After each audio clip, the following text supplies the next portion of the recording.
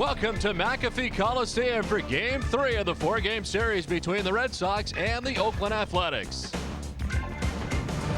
Hi again, everybody. I'm Don Orsillo. Welcome to Red Sox baseball. The Red Sox trying to snap a 3-game skid, and tonight they send Tim Wakefield to the mound. Tim Wakefield roughed up by the Yankees last time and roughed up this season by New York. Last time out, he ended up going 3 2/3, giving up 8 runs. The rest of the American League has been much more favorable for Tim Wakefield at 5-3. The ERA difference is staggering. Just 3 strikeouts in 3 starts versus the Yankees, 35 in 8 starts against the rest of the American League.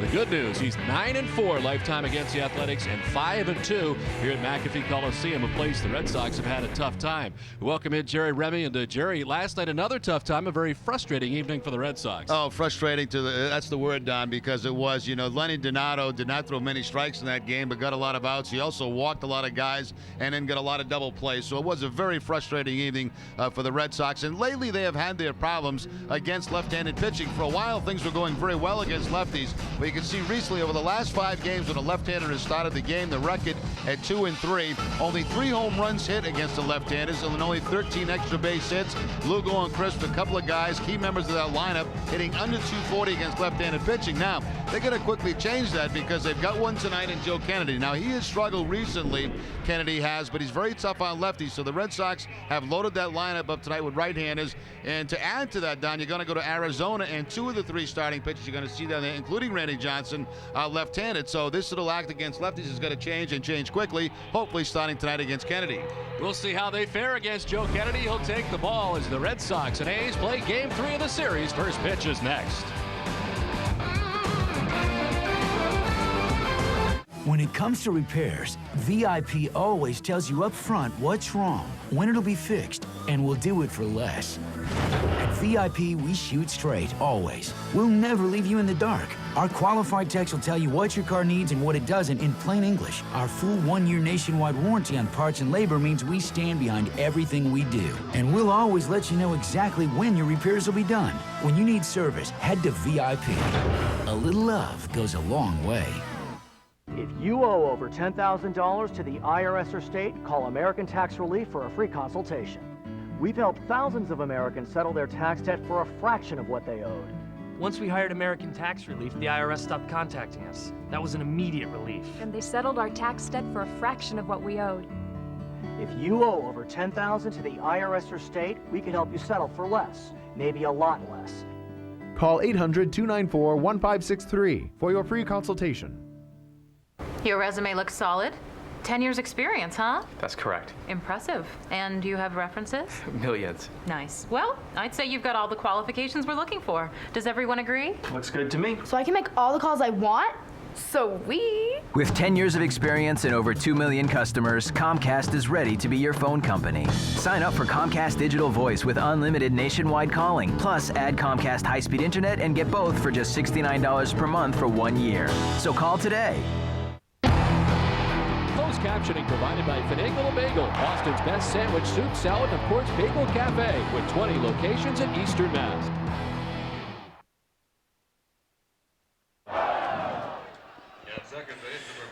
Boston Red Sox baseball on NESN is brought to you by Southwest Airlines, New England Subaru dealers, Foxwoods Resort Casino, New England Dodge dealers, Rico, and by New England Toyota dealers.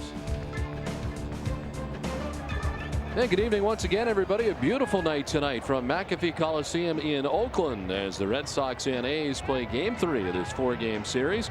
Crystal clear blue skies above McAfee Coliseum. Cool temperatures here again tonight. Red Sox trying to snap what has been a 3-game losing streak and dropping the first 2 games of this series.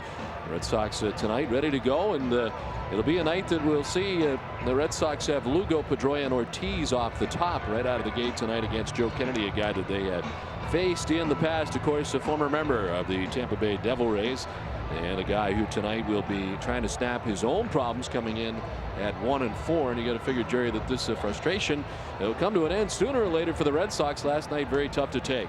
Well, last night was very tough to take because Lenny Donato walked a bunch of guys, but every time it seemed like the Red Sox got a base runner, there was a double play to end any kind of threat. Just a few moments ago in the Red Sox dugout, one of the light of moments is David Ortiz and Pedroia getting ready, and David losing it all over Pedroia. So I guess that's a little bit of taken as a rookie, I would say.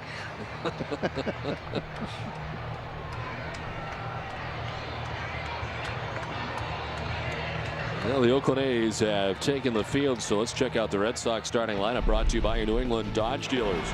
Julio Lugo at shortstop with Dustin Pedroia at second base. David Ortiz, a designated hitter.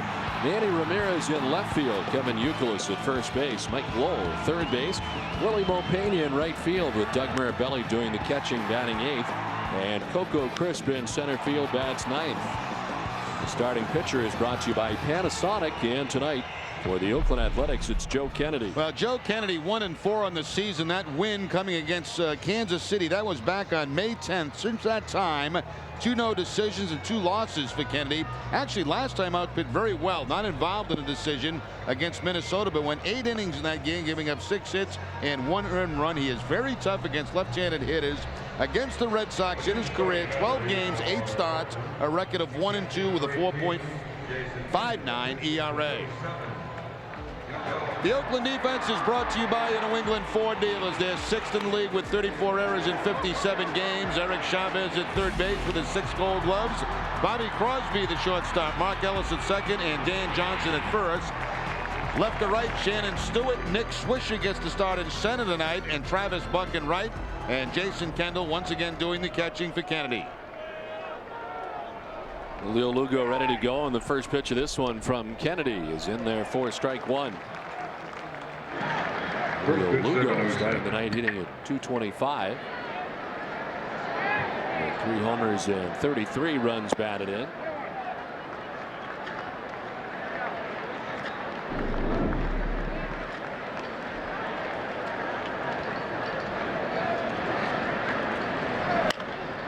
Lugo pops it up right side of the infield. Mark Ellis is there to make the catch for the first out. Umpiring crew, Dan Iasanya has the plate tonight for the umpires, with Ron Culp at first base, Dale Scott at second base, and Paul Emmel is the umpire at third. Where available, this telecast can be heard in Spanish by selecting the SAP button on your television remote. Enjoy the game. Buenas noches, amigos, and all our friends watching from Puerto Rico tonight.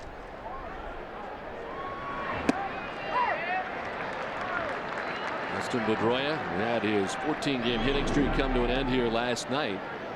It's at .329 with 2 homers and 16 runs batted in. Check swing, did he go? They'll check it first. No, says Ron Culpa. You know, actually, Kennedy got off to a very, very good start. The numbers should have been much better as far as wins go for him. He has struggled a little bit recently, but as I mentioned, a strong outing last time. Popped up, foul ground. Jason Kendall coming back and making the catch. So 2-away. Yeah, both outs appear to be on the changeup. The pop-up by Lugo, the foul ball out by Pedroia. Red Sox will see the fastball, curveball, slider, and changeup.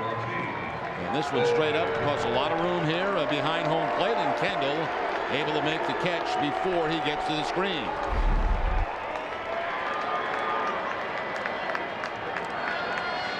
So 2 down here in the top half of the first inning, and it brings up David Ortiz. At .332, 10 homers and 41 runs batted in.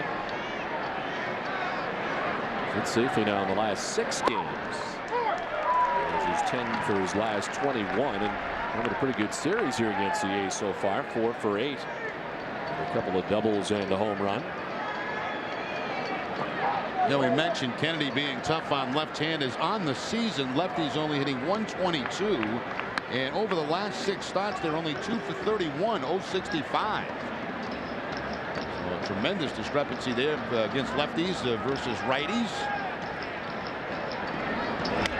Inside, and it almost hits Ortiz. It hops back out of the way. Well, that's what happens to a guy that spits on a rookie.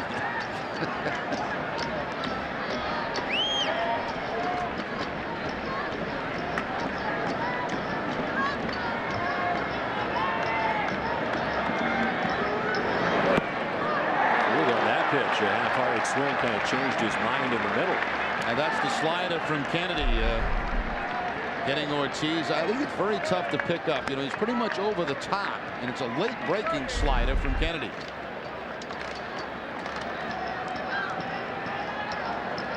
So 2 down, bases empty. And the 2-2 to Ortiz.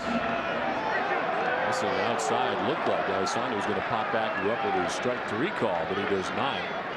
And it's a full count now to Ortiz with Manny Ramirez waiting on deck. You know, at this time of the game, right now, especially with the sun still shining on the backdrop, it's very tough to pick up the rotation of the baseball. That won't last very long. Ball 4, and Ortiz down to first base. That is the 40th walk of the season for David Ortiz. He is 3rd in the American League. Travis Hafner with 51, Nick Swisher with 41, and then Ortiz with his 40. There's Manny at 283 with 8 homers and 32 runs batted in.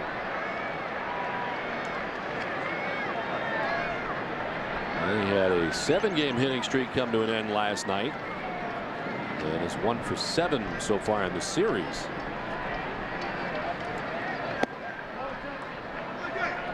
The key matchup is brought to you by Molson. Against Joe Kennedy, 429, 9 for 21. Facing 28-year-old Joe Kennedy. Takes the pitch inside. Kennedy now in his 3rd season with the Oakland A's. Last year, appeared in 39 games, had a 2.31 earned run average. And it was 4-1 for the year. Had some health problems last year, all kinds of back problems for him. He was on the DL from May 11th through August 14th of last season. That's why only the 39 games last year for Kennedy. But 3 seasons with Tampa Bay, the Devil Rays as a starter. And in his first year in the big leagues, had 7 wins for Tampa Bay, won 8 games in 2002, and then in his last year in Tampa Bay was a miserable 3-12 and 22 starts for the Devil Rays. Ball 4 and a 4-pitch walk to Ramirez. So the Red Sox have something going here in the first with 2 down. Now, walks have been somewhat of a problem for Kennedy. Came into the game with 27 walks and only 22 strikeouts. That's in the 62 2/3. So add a couple to that with 2 first-inning walks here to Ortiz and Ramirez. So 2 away, runners at first and second, and here's Kevin Youkilis at 341 with 8 homers and 31 runs batted in. Pitch for a strike over the outside corner. Youkilis has cooled off a little bit lately. He's 2 for his last 13 last 4 games.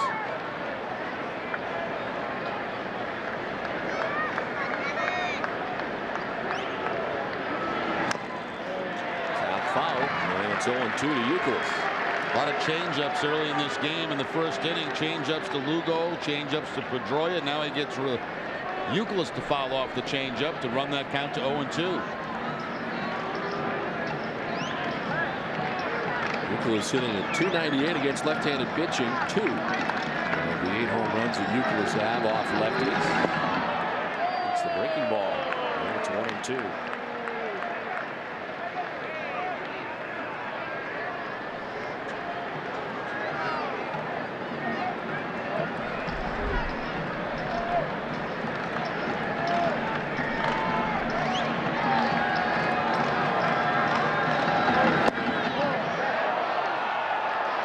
Up at 2-2 to Youkilis. Even with the 1 for 8 in the series against these Oakland A's, he has hit safely now in 25 in the last 27 games and hit at a .395 clip in the last 27 games. On a full count, Red Sox being patient here with Kennedy in the first inning. Rick Roll waits on deck. Sox trying to take advantage of some walks from the Oakland starters, something they were unable to do in last night's game.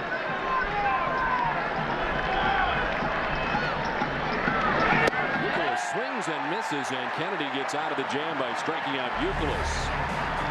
On to the bottom of the first from Oakland.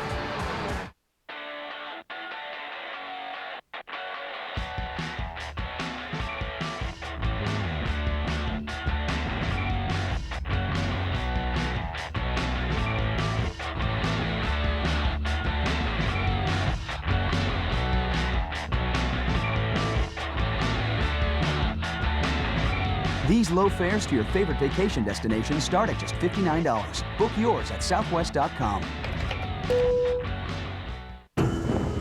It's designed to outperform your expectations, your sense of speed,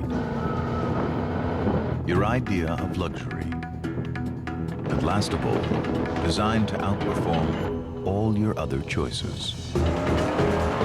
Presenting the Edmunds.com editor's most wanted sedan for under $45,000. The M. From Infiniti. Now lease an Infiniti M for $419 a month.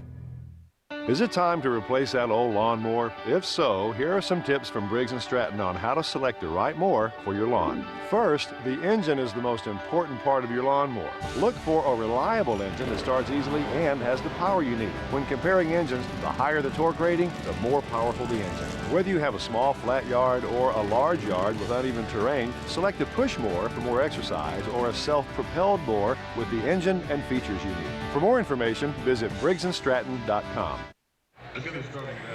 Back in Oakland, Red Sox unable to score in the first inning as Oakland come into bat here in the bottom of the first.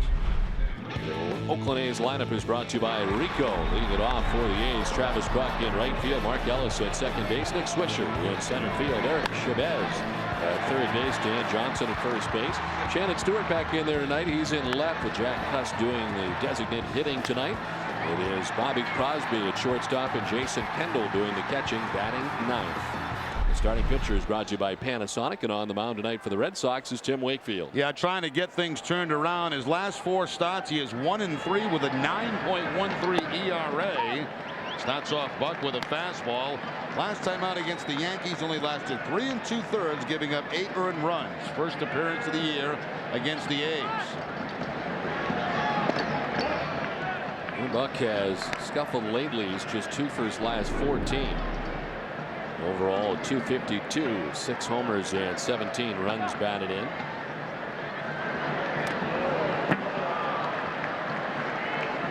The A's taking the first 2 games of this series have a record of 30-27. In tonight's action, they are 7 games back of the Angels. As they start play today, the Angels have lost today. As this pitch is outside, the Angels have been reeling off 5 straight wins. Losing today to the Minnesota Twins. Seattle in second place behind the Angels. It's Tim Wakefield now with a full count to Travis Buck. Last time out, Wakefield had 6 walks in that game against the Yankees.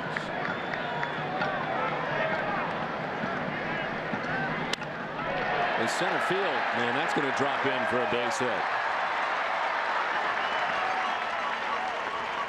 The Red Sox defense is brought to you by your Boston area Lexus dealers. They're currently 9th in the American League with 37 errors. Mike Lowell at third base, Julio Lugo the shortstop, Dustin Pedroia at second, and Kevin Youkilis at first. Left to right, Manny Ramirez, Coco Crisp, and Willie Mo Pena, and Doug Mirabelli doing the catching for Wakefield. A 3-2 fastball from Wakefield to Buck, and Buck takes it up the middle for the leadoff base hit. So Buck aboard to begin things here in the first inning. Here is Mark Ellis.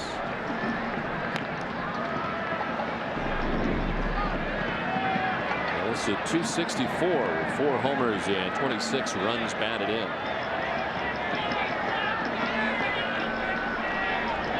Hitting 333 against the Red Sox this season. Yeah, he's hot. He's 9 for his last 16. And against Wakefield, he's a career .545 hitter.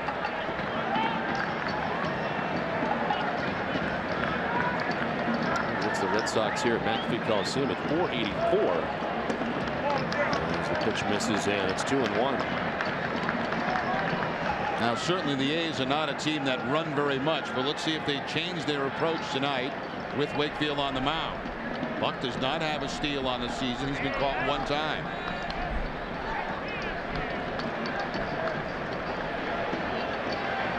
There he goes on the 2-1 pitch. It's a strike. Throw down is not going to be in time. Travis Buck steals second base. So even if you're not a base stealer or not a base stealing team, you're still going to run against the knuckleball pitcher. I believe this is a fastball from Wakefield, but still Buck's able to pick up the stolen base. His first.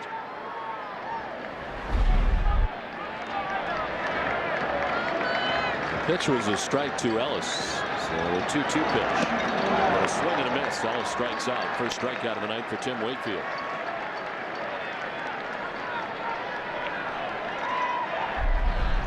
Back to the knuckleball for Wakefield, and he picks up the first strikeout of the night. Had 2 last time against the Yankees. The high in the season is 5, which he has done on a couple of occasions. So 1 down. Travis Buck in scoring position at second base, and here's Nick Swisher.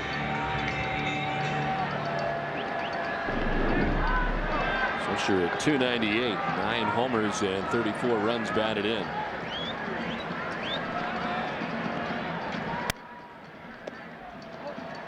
360 over the last 14 games for the A's. A career .231 hitter against Tim Wakefield.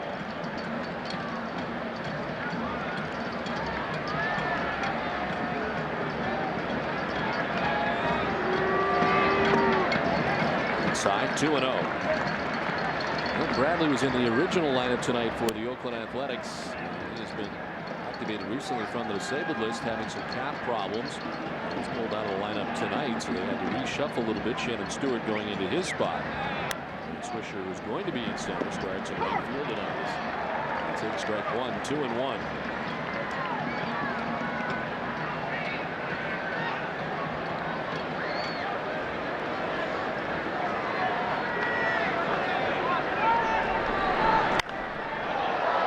Towards left field, sending Manny back a few steps. Manny's there to make the catch for out number 2. Time now for the Coors Cold Blast. Eric Chavez had a couple of home runs in the series. Well, this one is from last night, going the opposite way. Had the walk-off home run in the first game, and homering last night, part of the Oakland Athletics win. 2 down, Buck at second base, and here is Eric Chavez. 242, 9 homers, 28 runs batted in. Strike from Wakefield, who starts off ahead. Second time this season that Chavez has homered in back-to-back games. He's powered up lately. 4 homers and 7 RBIs in the last 8 games on this homestand for the A's.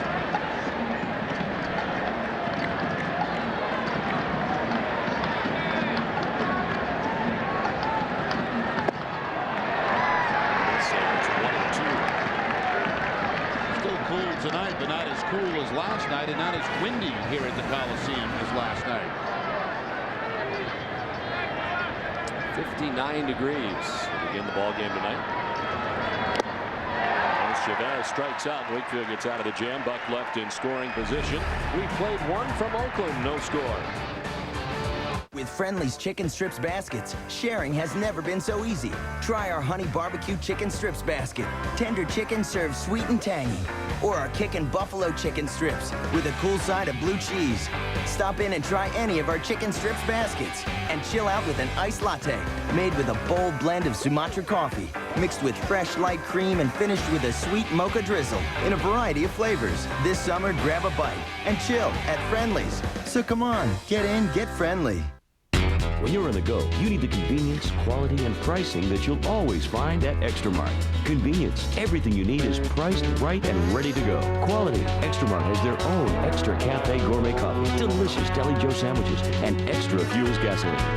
Great prices. Extra Mart features everyday low prices and value specials. All this month at Extra Mart, 32-ounce vitamin water is specially priced at just $2 for $3. In every corner of New England, Extra Mart is just around your corner. Charlie, Henry, wake up. Tom. You're wasting your time sleeping when you could be texting. Left hand on top, right hand, sending a picture message. Nothing says it like a text message. Dad. Text IM, Pix, and Flicks as much as you want to anyone on any network in the U.S. when you switch to the new Verizon Wireless Family Share Plan. Buy Dad an LG and make him an ESPN MVP. Only with VCast. Verizon Wireless.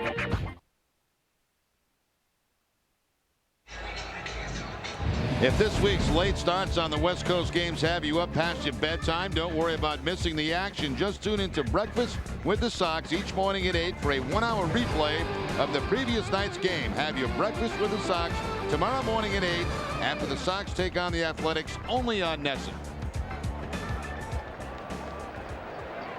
From Maine for the Sox, put us on. Well, you're on the New England Sports Network. Hey, you know, throughout the first pitch tonight, the kid that won the spelling bee contest? Yeah. He's from out here. By Danville. The shortstop Crosby to his left picks and throws, and on one pitch, Lowell retired.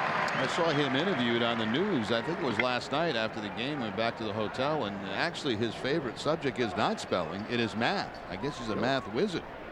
He also can spell very well, apparently. Evan O'Dorney from Danville.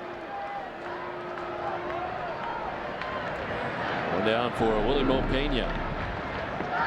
237, 4 homers, and 9 runs batted in.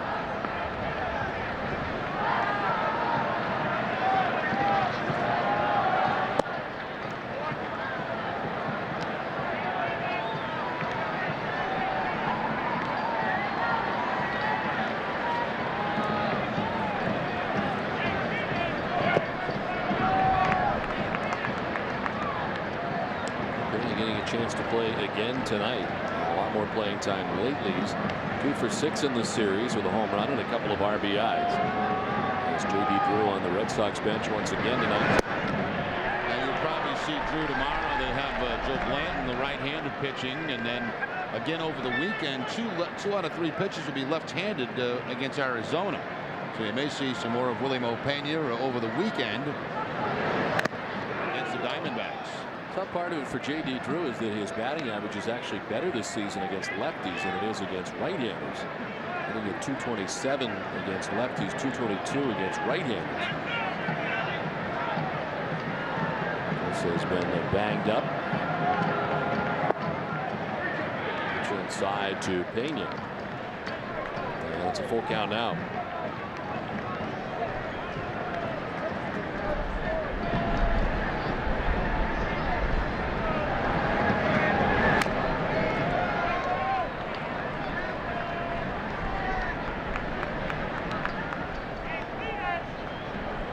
Are 6-2 on their 10-game homestand so far. They took 2 out of 3 from the Texas Rangers, 2 out of 3 from the Minnesota Twins, and have taken the first 2 games of the series against the Red Sox. Fouls it back to the backstop. We'll do it again. You know, we were talking, Don. This is a pretty tough stretch for Boston. You know, the 4 games here in Oakland. Arizona's been playing good baseball. Now you go home for Colorado and San Francisco interleague baseball, and then back on another tough trip. Atlanta, San Diego with very good pitching, and Seattle. To his left, Chavez picked it, but the transfer couldn't hold on to it. Reaching at first base is Pena. Well, we'll see how they score this. As Chavez, a Gold Glove third baseman, and a lot of times when a Gold Glover, the benefit of the doubt will go to the hitter. And in this case, it does, as it's a base hit for Willie Mo Pena.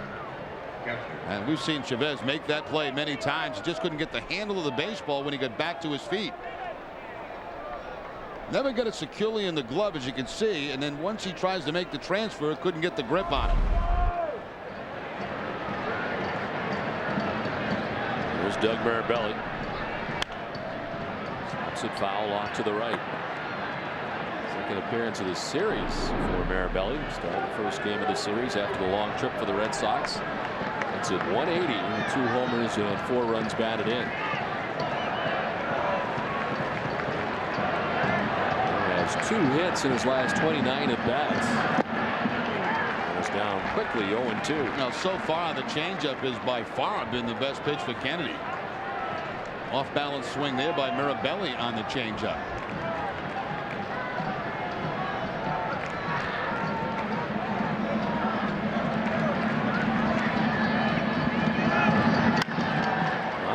third base. Chavez can atone for his bobble as he starts the double play. Red Sox gone in the second inning. Inning and a half done, no score. Ford F-150.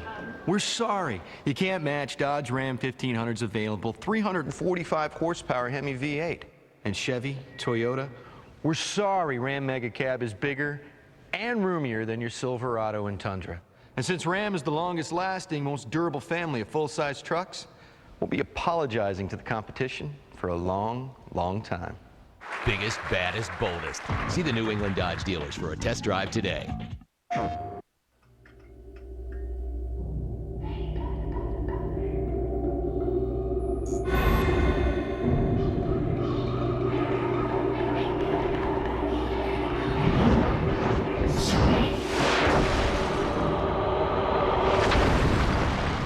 The most realistic baseball sim ever.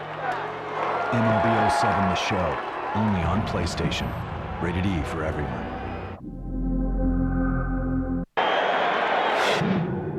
A 95-mile-an-hour fastball will reach home plate in 0.4 of a second. Watch every pitch in clear Panasonic motion. Panasonic Plasma for the speed of sports. Panasonic, ideas for life. Check on the runner at first. Swing and a miss to elevate on Swisher. It's the second strikeout for Beckett, 2 down. How about a side order Red Sox for your breakfast? Breakfast with the Sox. A 1-hour replay of West Coast games. Tickets are now on sale for the second annual Futures at Fenway doubleheader at Fenway Park on August 11th. The low-priced twin bill is presented by Filene's Basement and features Portland and Lowell clubs this year. See RedSox.com for details. Tim Wakefield with 2 strikeouts in the first inning. Ellis on a knuckleball. And the same to Chavez to end the first inning on the knuckleball.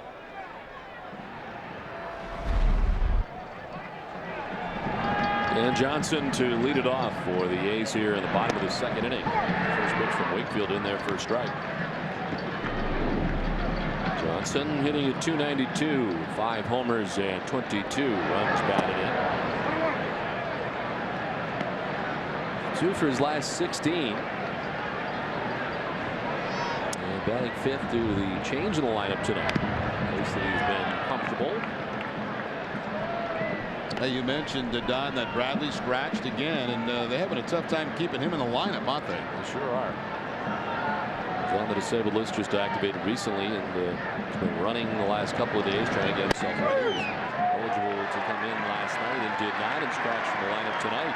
Third strikeout of the night for Tim Wakefield as he gets Dan Johnson. And again, the knuckleball, not a real good one, kind of flat, but it stays in that strike zone. Those are the kind you see guys swing at a lot, but the late action was almost like a breaking ball coming in to the left-handed hitter. 4 in a row retired by Tim Wakefield. And it brings up Shannon Stewart. Not in the original lineup tonight, but in there now with Bradley out of the lineup. Stewart at .271, 2 homers and 16 runs batted in. Hard hit on the ground at Mike Lowell. And those 2 out in the inning.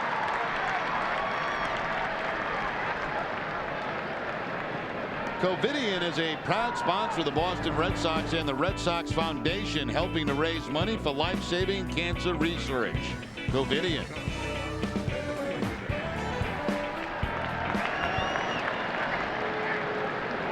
Wakefield with a very tough outing. Last time out against the New York Yankees, an outing that lasted only 3 2/3 innings and allowed 8 runs.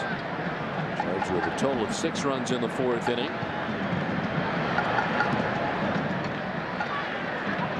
Lost 3 of his last 4 decisions, losing to Detroit and New York prior to his victory at Texas. And Jack Cust, DH with 8 home runs on the season so far. Yeah, before the stretch of the last 3 games for Wakefield, he was leading the American League in ERA.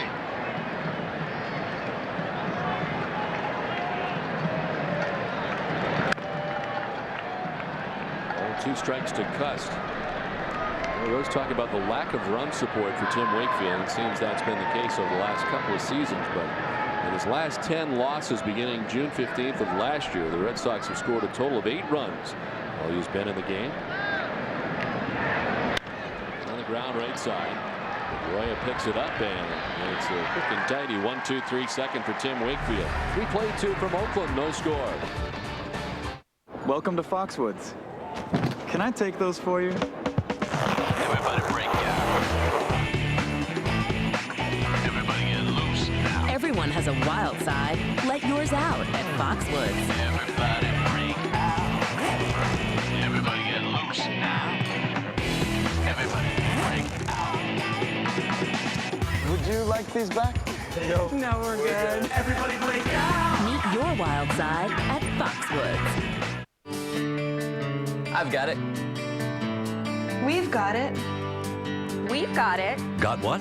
Health insurance. Massachusetts residents are now required to have it. And the state's Health Connector makes it more affordable and easier to get. I've got it.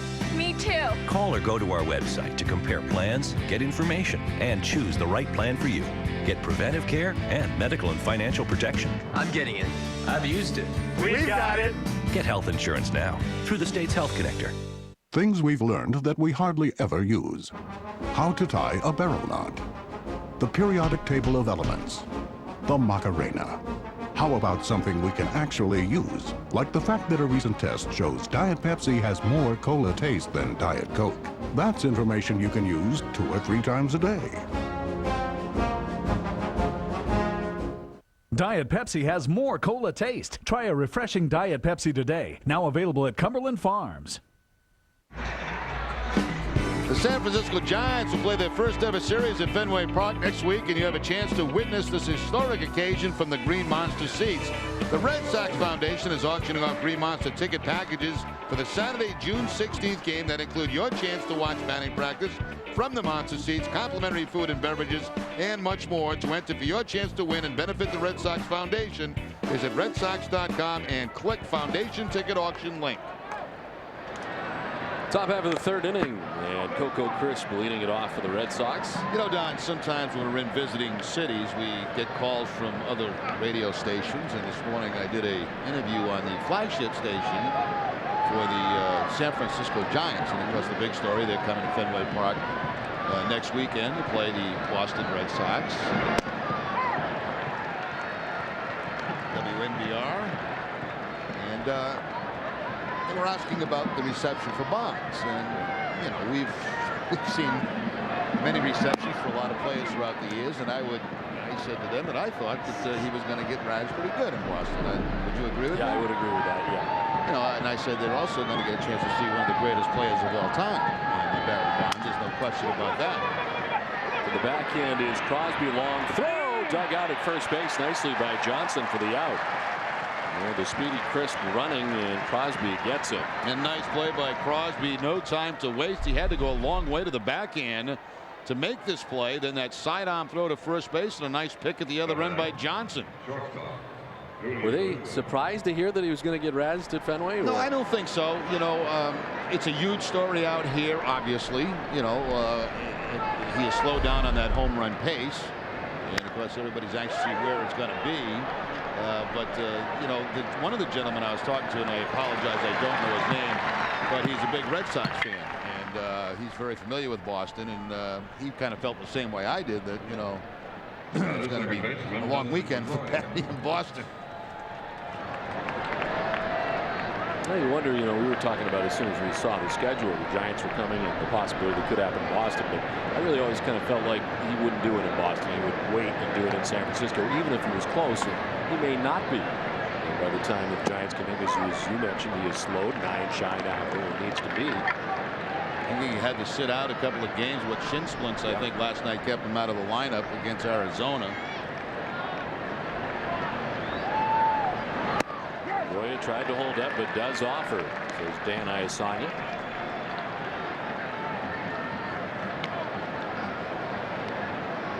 Roya fouled out first time up to the catcher Jason Kendall.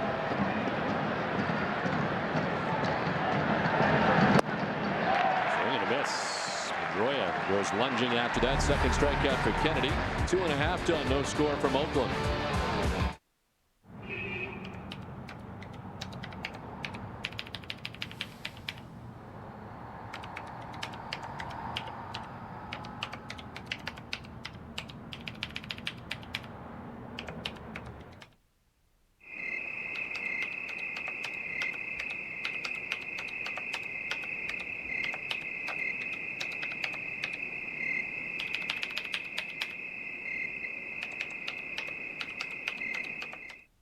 What does it take to earn AMCI's best-in-class certification for acceleration?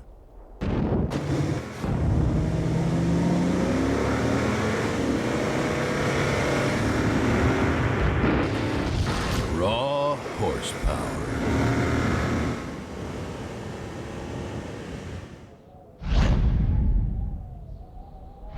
The all-new, full-size Toyota Tundra. The truck that's changing it all. Janet is so lame. Totally lame. She only brings McDonald's to bribe people to do her work. Ridiculous.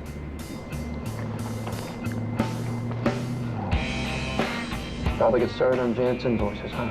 Yeah. The only thing better than a sausage McMuffin with egg? 2 of them for just $3. Yeah, that'll make you do things. Janet's dry cleaning. Janet's dog.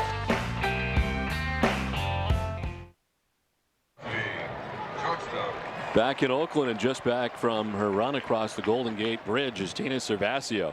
I do have my breath now, Don. Well, every batter has a different approach to a knuckleball pitcher. And a shortstop, Bobby Crosby, lets us in to exactly what he's thinking right now as he's looking out at Tim Wakefield.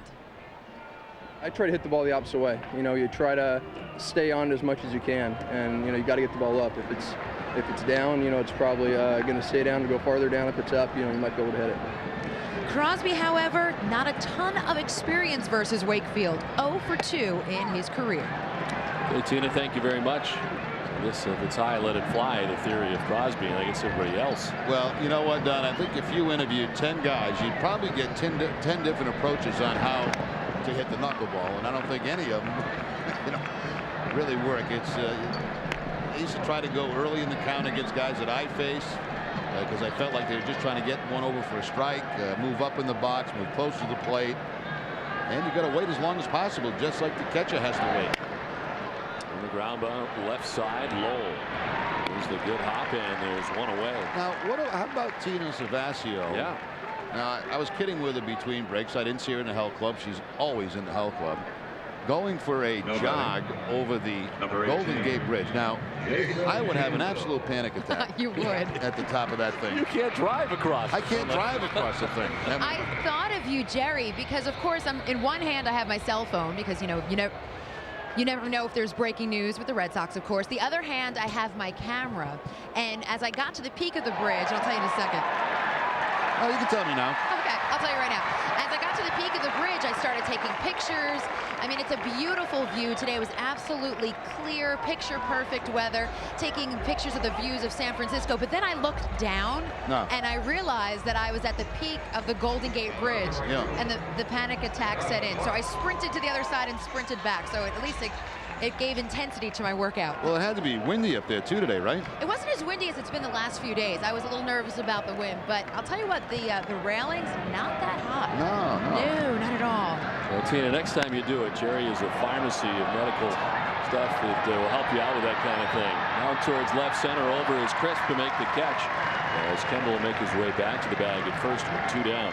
I couldn't imagine even doing that. I mean, no. And the reason you bring a cell phone in case you fall off, like when you're flying off the thing. You're not worried about Red Sox news? No, I would. No, if I was on top of that, the last thing in my mind would be Red Sox breaking news. I'd be worried about staying on that bridge somehow, and then 911 if I start to blow off. 2 down, Kendall at first, and Mark Ellis is the batter.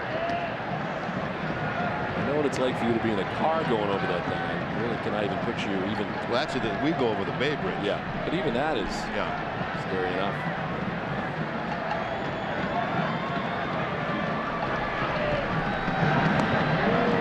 Swing and miss for Ellis. He's got 1 of 3 strikeouts tonight for Tim Wakefield.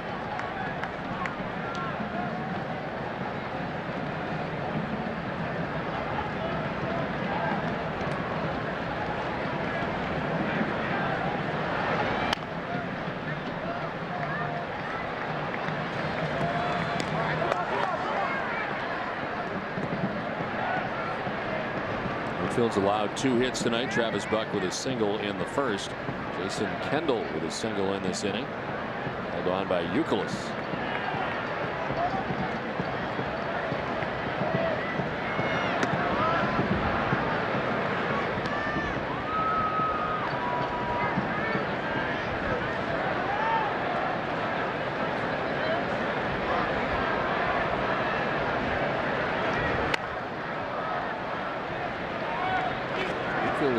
3 2/3 inning effort last time out was a tough effort for him.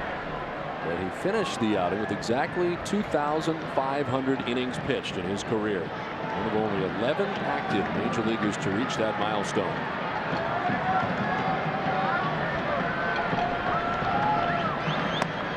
0-2 Ellis for the swing and a miss. He strikes out. 4th K for Wakefield. Second time he's gotten Ellis, who played 3 of those scored from Oakland.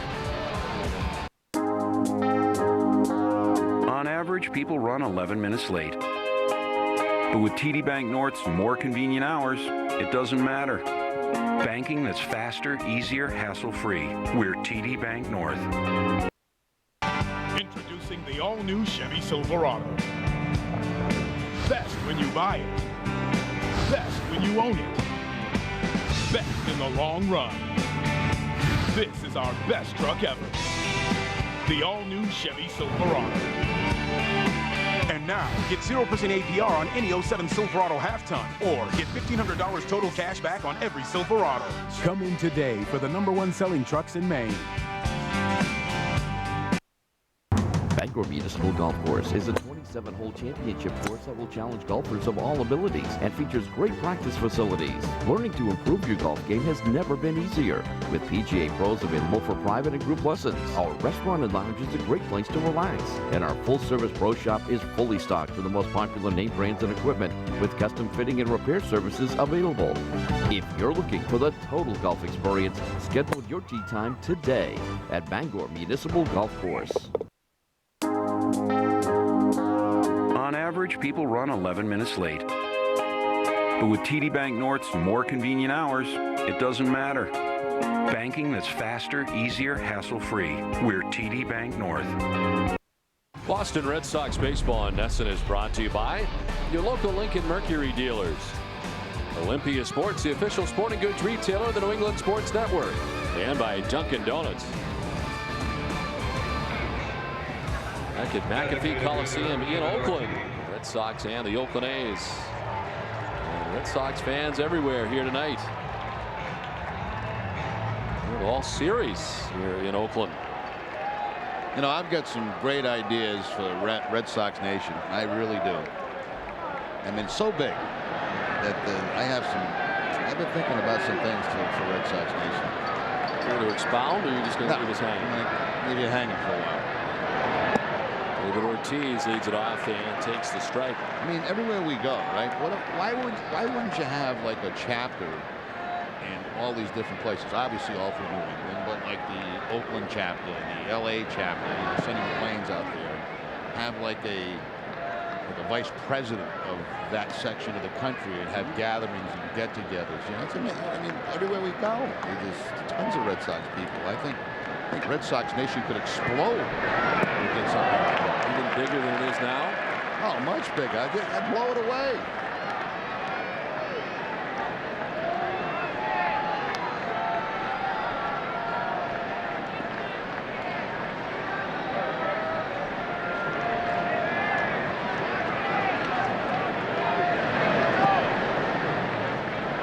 Missing, and it's 2-2 to Ortiz. You know, Remdog Nation, we've been selling shirts for chapters throughout the country. You know how many states we've already got? 35 states. Oh, that's right. The one you get your state name on there as well. 35 represented. 35 have already bought. Well, from different missing? states. We're getting to the bottom of this. Do some research. Ortiz with a swing and a miss and strikes out. Kennedy's third strikeout of the night. And Big Papi. Some words for J.N.I. Sonia on the way by. Well, both these guys are on target early in this game. A very good curveball here from Kennedy. Down and away from David Ortiz. And you can see why he's tough on lefties. I mean, that big breaking ball, the slider, and tough to pick up.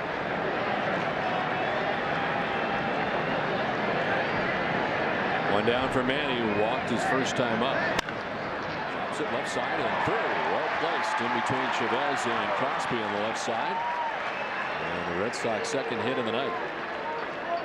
Looking for something to do before or after the game? Visit boston.com/events. Now packed with 4,000 local events and venues.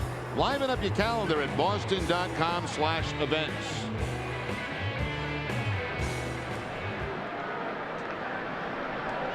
One out, one on here for the Red Sox in the fourth inning. And Kevin Youkilis struck out swinging first time up. Hits it on the ground and through into left field. Similar spot. And Youkilis has got a base hit. Red Sox have something going here with one down in the inning. Don't see that very often, do you? Youkilis jumping on the first pitch, but after striking out on the changeup back in the first inning, he jumps on that first fastball and almost a carbon copy of Manny Ramirez's ground ball base hit.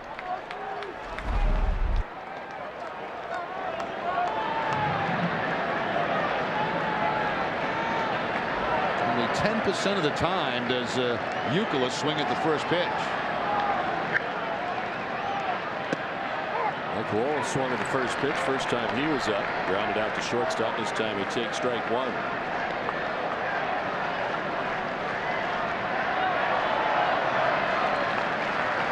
A tough outing for Kennedy last time out too, as he lasted just 4 2/3. Giving up 7 runs at Baltimore against the Orioles. This one on the ground to his left is Chavez to second for 1 on to first. Well, they turned 5 of them last night. They've turned 2 tonight. And the Red Sox are disposed of in the fourth. We're scoreless. Hey, boss. Do we have Aflac? Nah, we have something else. But if you're hurt and miss work, does it pay cash like Aflac does? Nah. Or let you spend it any way you want, like for gas and groceries? Nah. Or help with everyday bills like Aflac does? Nah. There's only one Aflac. Ask about it at work. Nice try, boss. Nah. It's designed to outperform your expectations, your sense of speed, your idea of luxury. And last of all, designed to outperform all your other choices. Presenting the Edmunds.com editor's most wanted sedan for under $45,000. The M. From Infiniti. Now lease an Infiniti M for $419 a month.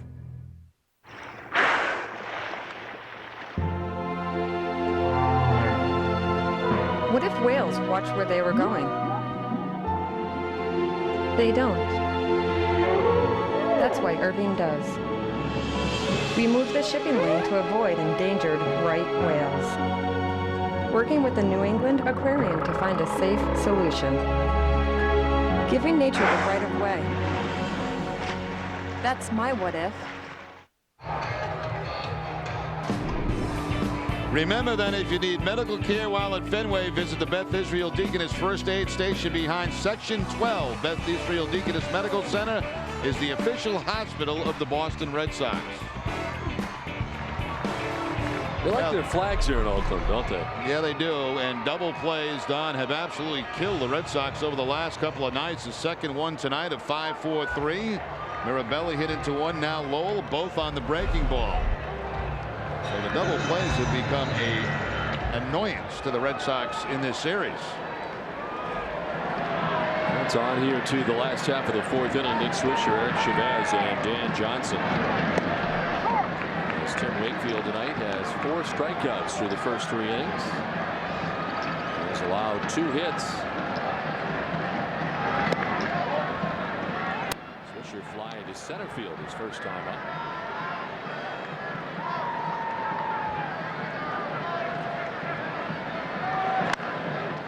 Side, Youkilis need help. Wakefield covers, and the out 3-1 to retire Nick Swisher. Now Youkilis still playing errorless ball at first base. Both of his errors on the season have come as a third baseman.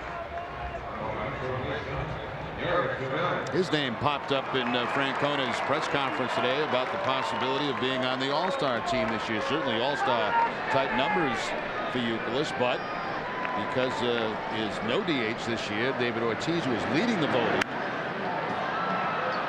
that pitch over his head? The Wakefield line, long run, and it will fall harmlessly between Pena, Pedroia, and Youkilis.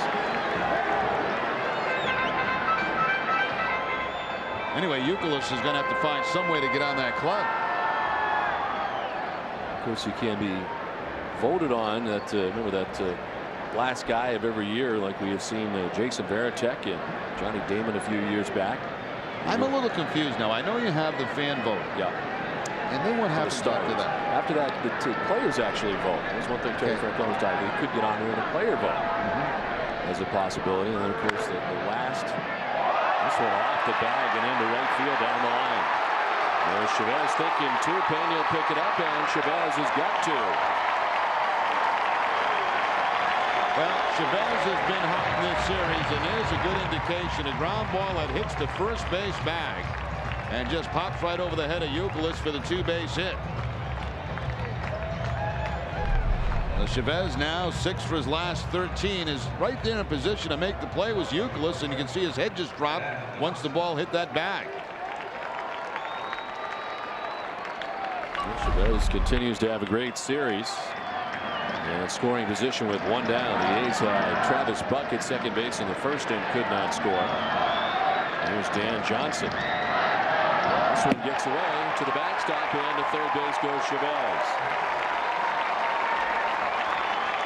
Wild pitch charged to Tim Wakefield. The easy route to third base for Chavez is the knuckleball gets by the backhanded attempt by Mirabelli. The infield in now for the Red Sox with one out in the inning.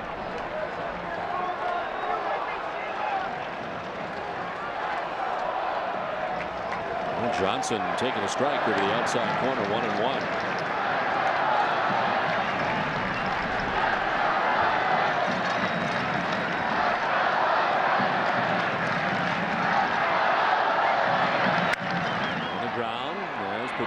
The runner back at third and fires to first for the second out. So the infield inning works there. Not off on contact at third base was Chavez, 2 down. Yeah, the Red Sox, having trouble scoring runs over the last couple of days, and early in this ball game, the 4th inning, infield pulled in, and it pays off. Ball gets by Wakefield, but Pedroia is right there. He'll check the runner at third base, no contact play, and then go to first base to get the out. Ball took kind of a bad hop too on Dustin as it came up over his left shoulder. So 2 down, and Shannon Stewart the batter. Stewart grounded out to third base first time up.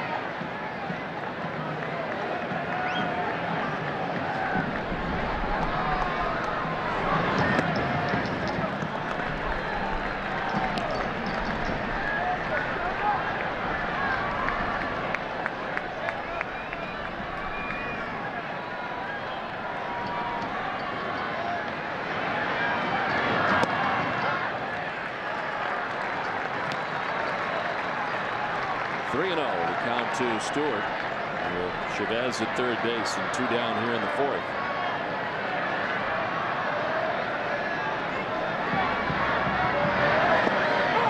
Stewart getting the arms out of the way, but that one gets in there for a strike.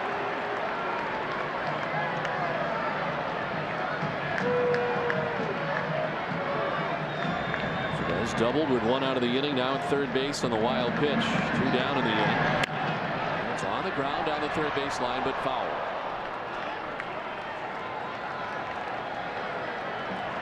Well, show your dad how much you care this Father's Day by giving him a Boston Bruins 6-piece stainless steel barbecue set. For more information or to purchase yours today, call 617-624-1928. Don. That sounds good. I think that's a great idea for your family, for you. Yeah, you love to barbecue. That would be great if you're listening.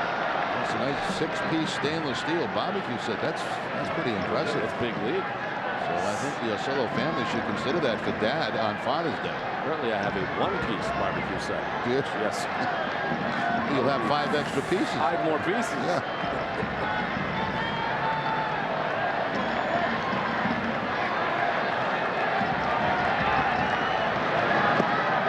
Ball 4.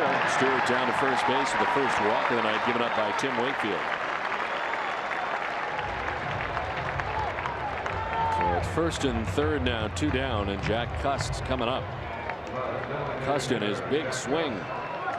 Grounded out to second base first time up.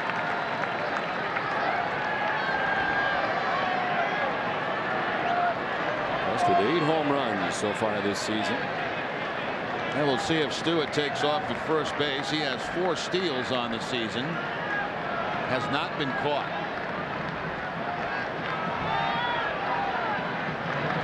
Cust lines it into right field, a base hit. From third comes Chavez. Stewart headed for third. He will be stopped there on the RBI double for Jack Cust. The Oakland A's took a 1-0 lead.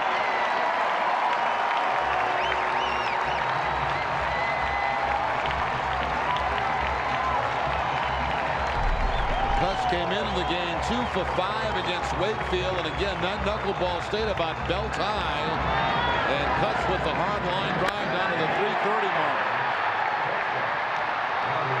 Pena chases it down. That will hold Stewart at third base, but the first run of the ball game goes to the Athletics. So second and third with 2 down, and Bobby Crosby the batter as he takes strike 1 from Wakefield.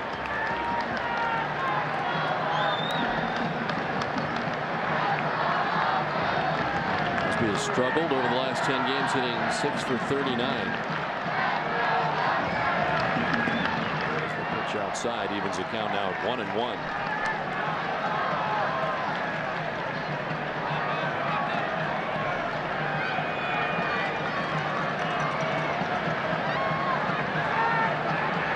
Stewart at third, Cust at second with 2 outs here in the 4th.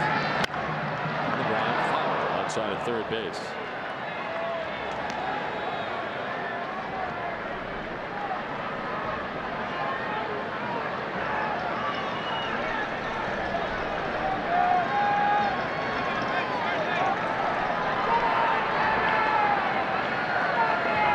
Trying to get out of any further trouble here in the last half of the 4th inning.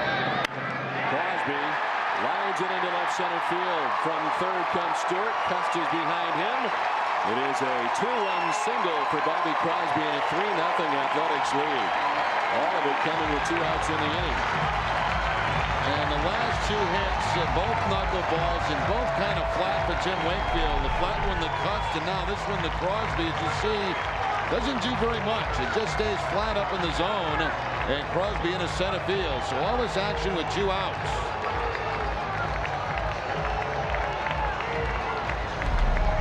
John Farrell, the pitching coach, headed to the mound to talk to Tim Wakefield.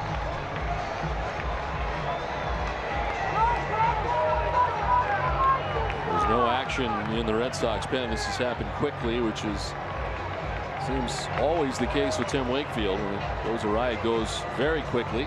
Now, you know, we've mentioned it many times. Tim Wakefield, knuckleball pitch is very hard to manage because, as you just mentioned, Don, you know, it can be sailing along like it did in the first third. Then you have these problems, and, you know, it can stop instantly. So it's not like a conventional pitcher where you can see that day doesn't have good stuff. His location's off. The velocity's not as good. It's so tough to predict with the knuckleball. Crosby at first base, 2 down. Jason Kendall, the batter, as Wakefield checks on him. Everybody has been running on him, so he's trying to keep Crosby close. Yeah, Crosby has 5 steals.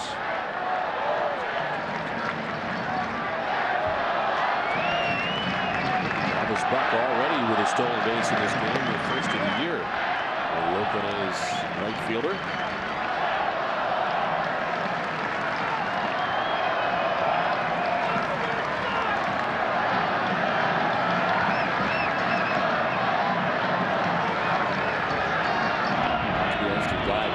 First that time.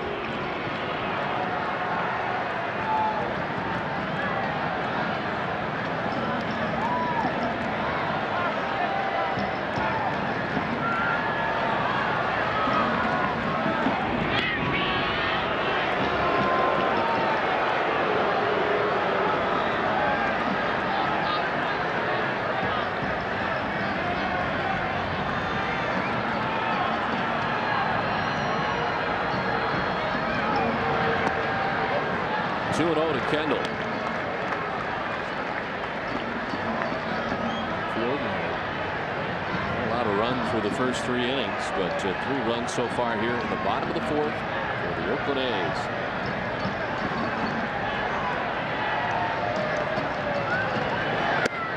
Kendall takes a strike. 2-1. Red Sox have lost 6 straight games at the Coliseum. 7 of the last 8 games for the Oakland A's beginning July 26th of last year. There goes the pitch. The throw is not going to be in time. Another stolen base for the A's. Crosby this time. And that time it was the fastball from Wakefield, so it gave Mirabelli somewhat of a chance. There's the fastball. Mirabelli quickly out of that crouch. A good throw, but just beating it with the head first slide is Crosby. He took a peek back. Not a real good habit to get into if you're not playing hit and run. A check swing by Kendall said foul. Still 2-2.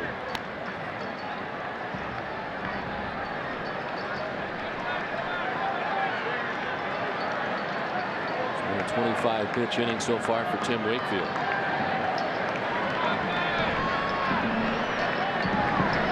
Kendall strikes out to conclude the inning, but the A's put a 3 spot on the board in the bottom of the 4th. We play for it. 3-0 A's. I am your idea. Color me. Get me noticed. Make me shout. And stand out.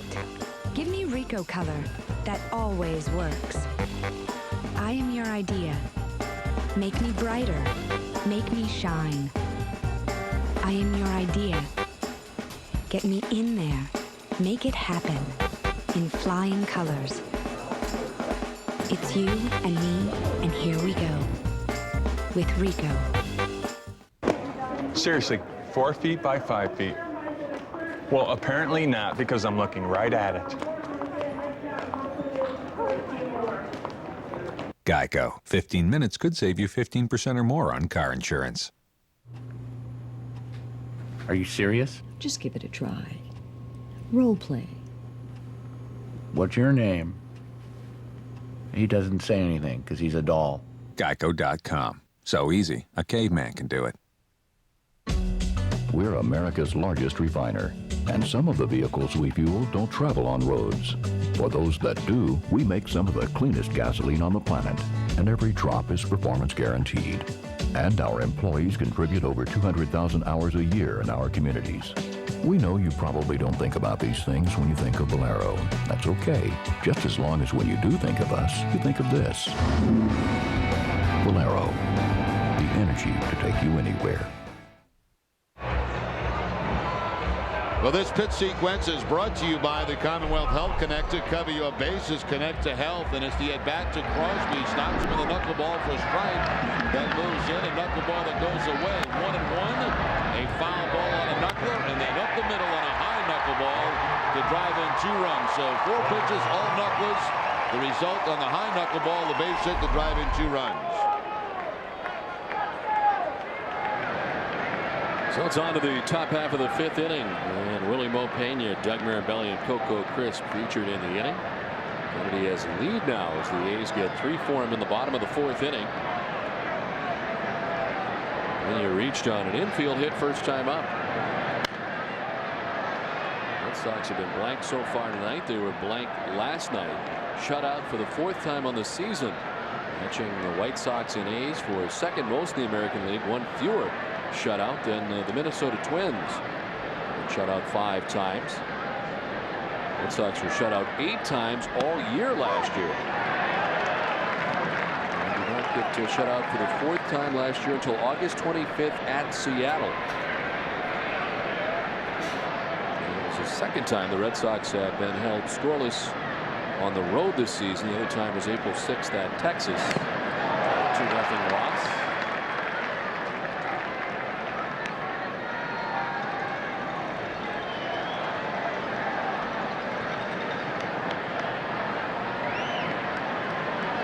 Giving up back-to-back base hits with 1 out last inning, but got Lowell ground into the 5-4-3 inning-ending double play. The double play's been big again tonight as the A's have turned 2 in the first 4 innings.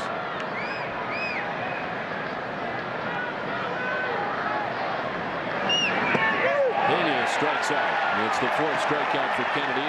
1 down here in the 5th. Pena questions that call. He thought it might have been a little bit high, but it looks pretty good as it breaks down below the letters. And we'll take a look at it on Sox Tracks. and right at the top of the strike zone.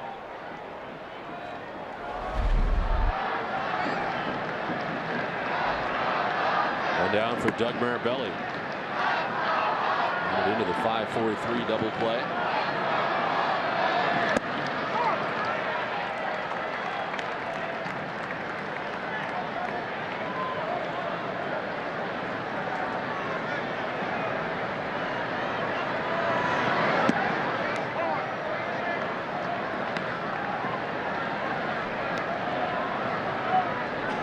Kennedy coming to the Oakland A's from the Colorado Rockies, along with Jay Watazik, who's just designated for assignment for Eric Burns at the time.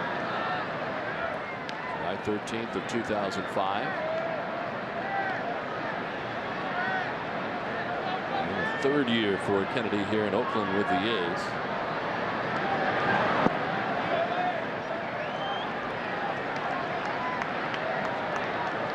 Play Profile brought to you by Sovereign Bank, the official bank of the Red Sox cable network.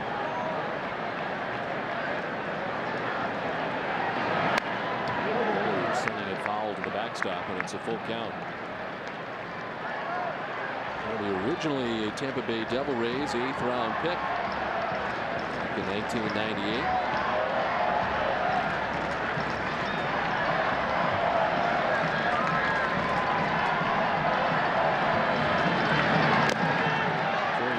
Problems with your back, you're willing to do just about anything to make it feel better. And last year he had the problems atop his back around the shoulder area. First him in the DL May 11th through the 14th, and he tried just about everything over the All-Star break.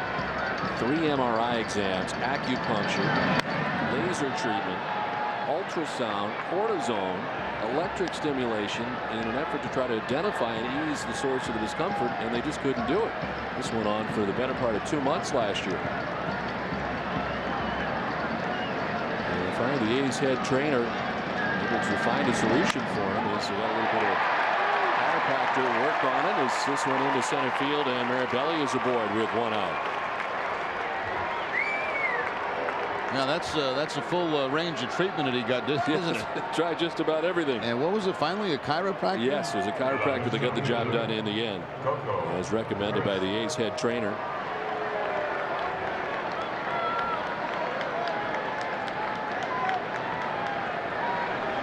You can see when he throws, he doesn't use a lot of leg action. A lot of it's upper body. You wonder if some of those things get considered as some of the problems that he's had. You know, a lot of pitchers use their legs to push off, and that's where they get a lot of their power from. But you can see Kennedy really does not use his legs very much. A lot of it's just coming from that upper part of the body. The frustrating part for the A's was the MRI showed nothing each time. No damage to the shoulder and upper back area. Motion. A lot of pitches see drop with that foot, that leg that's touching the rubber, but he's pretty much straight up and down.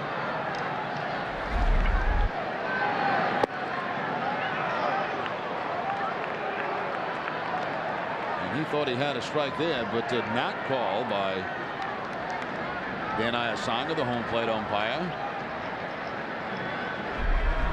See what Sox Track says. On the ground to third base. Chavez to the backhand. Is second for 1 on to first base. You gotta be kidding me. Another double play. The third of the night. And again initiated by Chavez. He started all 3. It's 3-0 A's. Having a half-ton with the most leg room and a fancy rear seat is great. But truckers want to know if it's still got some truck left in it.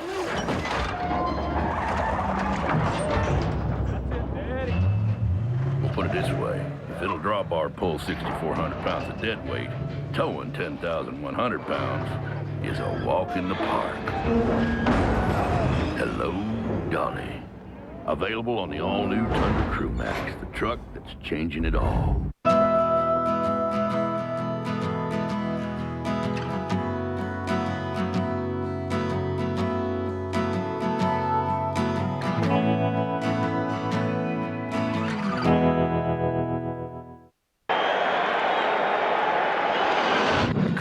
Spin up to 30 times a second and break as much as 17 inches. Watch every pitch in clear Panasonic motion. Panasonic Plasma for the speed of sports. Panasonic, ideas for life. Ouch! hurt. It should. Just $7.99? We'd be at least $16.99 at one of those hoity-toity stores. You know I'm all about value. We'd still be a steal at $12.99. At my Bob's, you're just $7.99. How about $9.99? Nope, just $7.99. At least we'll be in a nice home in no time. You don't have to take Bob's word for it. Ask your friends and neighbors who've already bought here. Come on down. Time now for the Panasonic Plasma replay so you can catch this again in crisp, rich, detail motion. And, well, the double plays again have been the story. 3 of them tonight. Marabelli first, 5-4-3. Then Lowell, 5-4-3. And to end last inning, Coco Chris, 5-4-3. Chavez gets rid of the ball so quickly. That helps Ellis turn that double play on the speedy Chris. See a pattern developing here, and it's not a good one. No, this has become a little bit tiring, these double plays. Well, Kennedy's certainly enjoying them. Wakefield not enjoying last inning as the Athletics scored 3 times. Buck leading it off here in the bottom of the 5th. A single to center in the first, stole a base, and then fly to center field in the 3rd.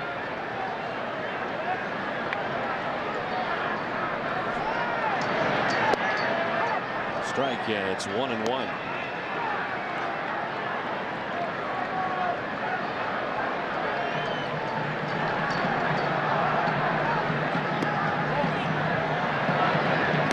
Wanted that one as he appears in at Dan Islanda. Islanda pointing that it was too low.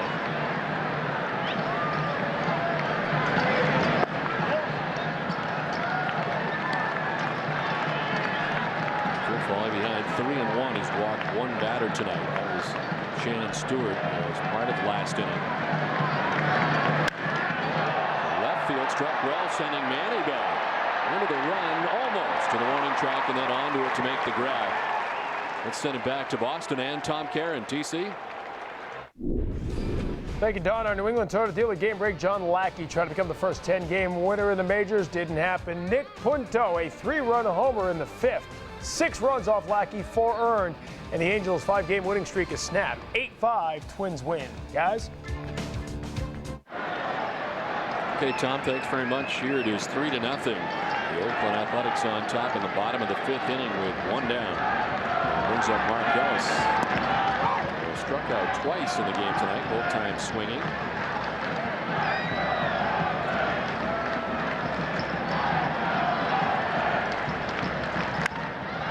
Drives this deep and far. Will it stay fair? Down the line in left, and a foul ball.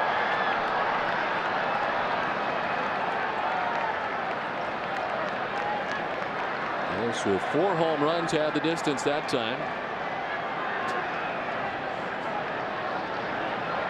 Exciting times for these guys.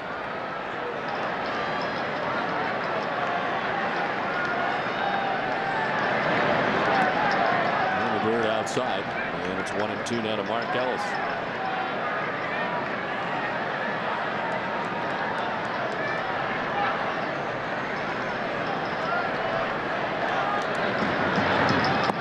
Now, prior to this game, Ellis had 39 plate appearances without a strikeout. That was the longest streak in the American League. But 2 strikeouts so far in this game for him.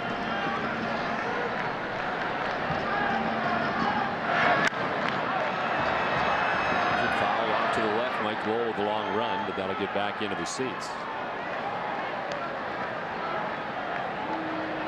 Mentioned Wakefield just 3 2/3 last time out. Tim has gone at least 6 innings in 8 of the last 11 starts. Season high is 7 innings and 6 different times.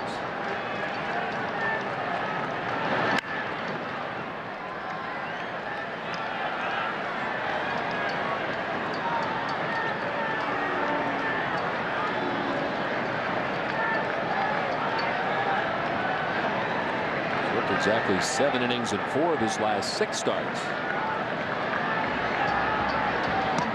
Swing and a miss, and Ellis strikes out for the 3rd time tonight. Wow, you know, he came into the game hitting .545 against Wakefield, as we mentioned, red hot in this series, but now 3 strikeouts. And some of the best knuckleballs Wakefield has featured tonight have been to Ellis.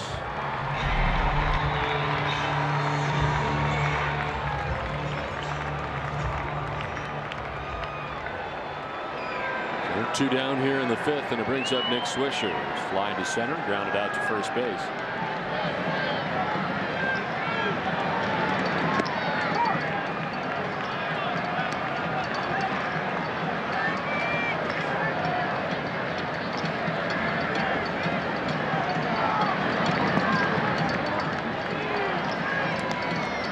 Strike to Swisher.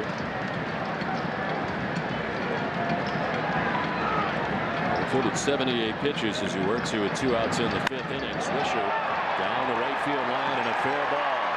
Back by the .330 marker. Swisher heads for 2. Pena's throw back into the infield is off the mark, and it's a 2-out double for Nick Swisher. Well, it was 2 outs last inning that became a problem for Wakefield. A 2-out double by Cust, and then the 2-out single by Crosby. After 2 quick outs to start this inning, the knuckleball again stays up in the zone, and Swisher down the right field line.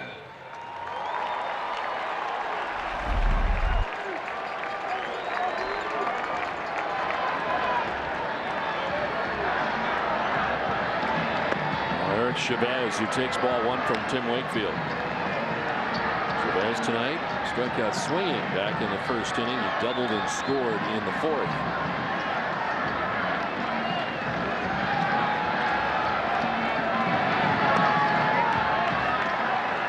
Falling behind 2-0.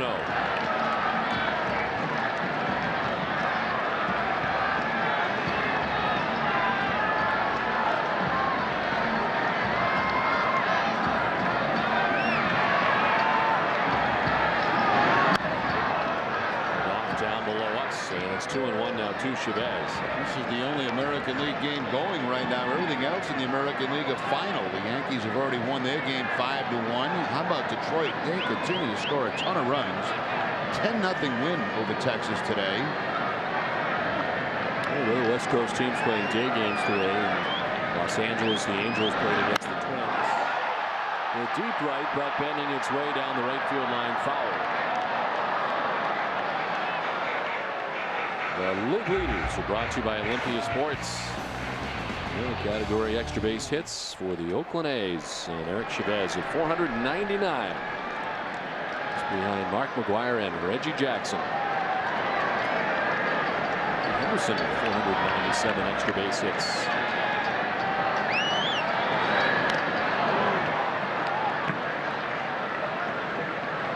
So he's getting a piece, and it's 2-2. Total of 22 home runs last year. It's not the most that he's hit in any season. The most he has hit is 34 home runs. He did that back in 2002 with the Oakland A's. So that's a former first-round draft choice by the A's. As Marabelli heads out to talk to Wakefield.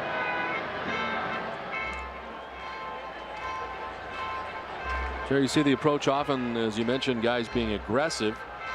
You wonder about guys that are patient. And it seems Wakefield sometimes will try to slide that fastball in or curveball in when he gets in hitters' counts.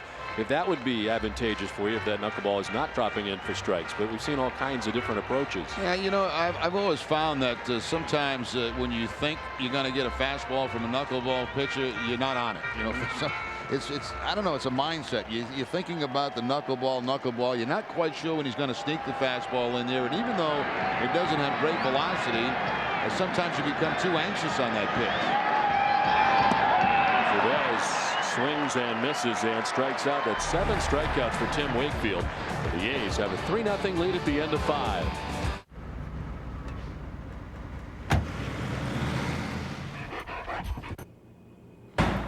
With convenient flights every day, Southwest Airlines gives you the freedom to do business out of town and still come home at night. Winston, I'm home! With 23 daily nonstops from Manchester and Providence to Baltimore, Washington, Southwest is taking low fares farther. You are now free to move about the country. So we've got the 3 shows, and then we have the signing at the summer book fair. Then we've got the 2 meetings after that. We got a situation here.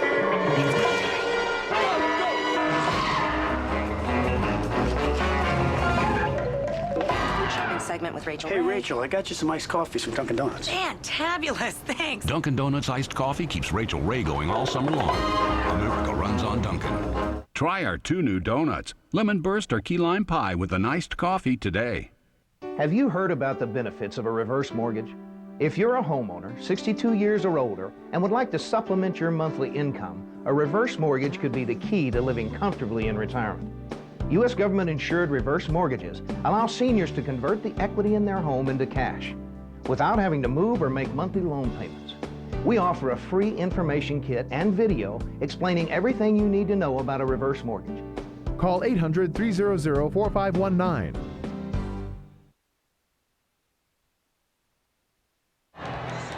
Turn non-winning $5 and $10 Red Sox instant tickets from the Mass Lottery into cash with every Red Sox victory in the $1 Million Double Play. Learn how to play at masslottery.com, and once you've entered, check the site after every Red Sox victory to see if you're a winner. Well, the pitching line is brought to you by Nissan as Joe Kennedy in here to the 6th inning. 68 pitches deep into his outing. He's not allowed to run. He's had the benefit of 3 double plays behind him in the game in 5 innings. Julio Lugo leading it off for the Red Sox here in the 6th inning. Lugo has popped out to second base and flied to right. At the end of the bat on the ground to first, and Dan Johnson is there at the bag for out number 1.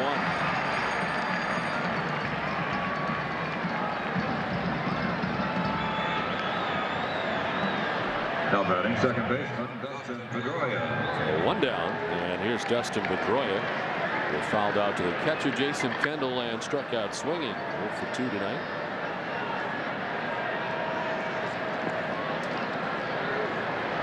Dustin was 0 for 1 with a walk last night. Was hit by a pitch. His 14-game hitting streak come to an end. It was the longest streak by a Red Sox rookie since Nomar Garciaparra's Red Sox rookie record. He had a 30-game run from July 26th through August 29th of 1997.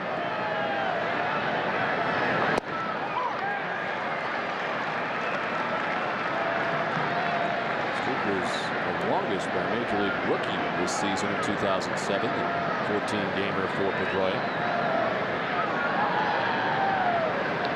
0-2 from Kennedy. Towards left center field. Struck pretty well. Back goes Stewart. Back there onto the track to reel it in. 2 down. The road to Fenway continues Monday night at McCoy Stadium as the Pawtucket Red Sox host the Ottawa Lynx live at 7 o'clock. Abe Alvarez takes the mound for the Paw Sox if rotation stays in the order. See the Stars of Tomorrow play today. That's Monday night at 7 only on NESN. We'll be home for that, Don. We have an off day on Monday. Abe Alvarez's name we haven't heard a lot of this year. Straps in now for a strike to David Ortiz. Of course, the Red Sox have used a Devern Handsack and Kason Gabbard, brought up from Pawtucket this season.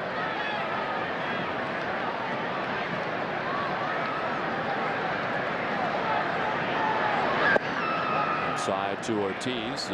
One more outing for Mike Timlin, and the Red Sox will be welcoming him back, it sounds like, on Saturday, from what Terry Francona was saying today. Yeah, which would a roster move would have to be made at that point, which would be very interesting. In the past, we've seen Javier Lopez go up and back quite a bit because he's got options, but Terry, he's been so good out of that Red Sox pen. It's tough to see that happen again. Yeah, I don't know how you could do that, Don. I mean, you know, he's come in and done a very nice job against those left-handers, and he'd be a tough guy to lose out of the bullpen. The strike evens the count at 2-2 now to David Ortiz.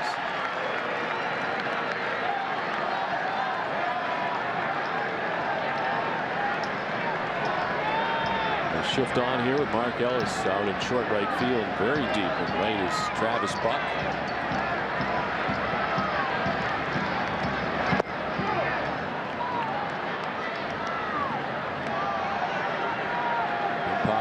walked in the first inning, struck out swinging in the fourth inning.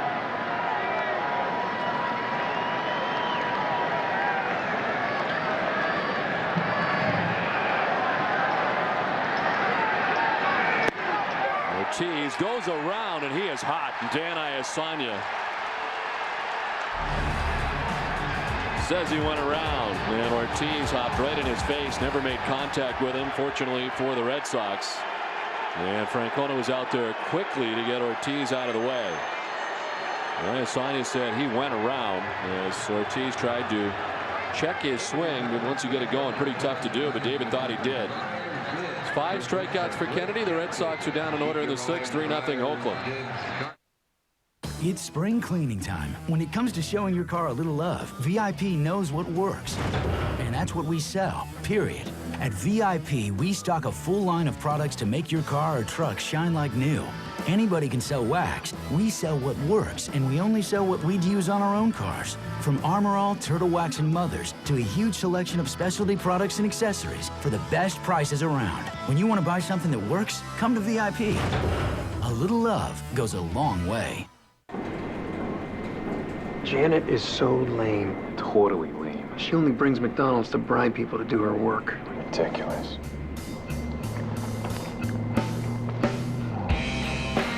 How they get started on Janet's invoices, huh?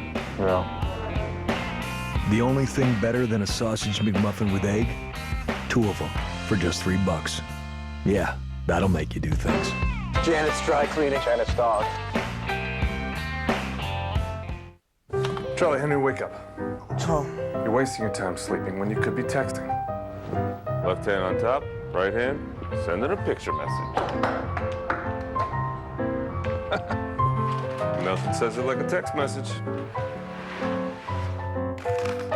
Dad. Text IM, Pix, and Flicks as much as you want to anyone on any network in the U.S. when you switch to the new Verizon Wireless Family Share Plan. Buy Dad an LG and make him an ESPN MVP. Only with VCAS. Verizon Wireless.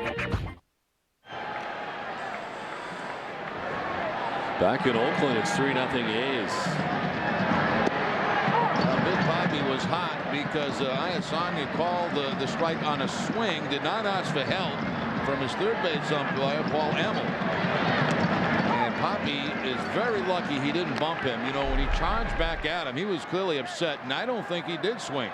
That was a clear check, and they couldn't believe that he had called him out. Now, the danger after that, as we'll get back to it in a second, and David charges, you just hope he does not make contact with that home plate umpire, because that's immediate ejection and probably suspension. But I don't think he ever did make contact with him, as he got very close. And then Francona came out to take up the argument.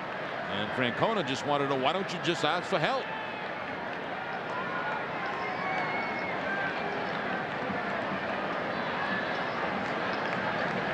Well, Big Poppy fortunate still to be in the game.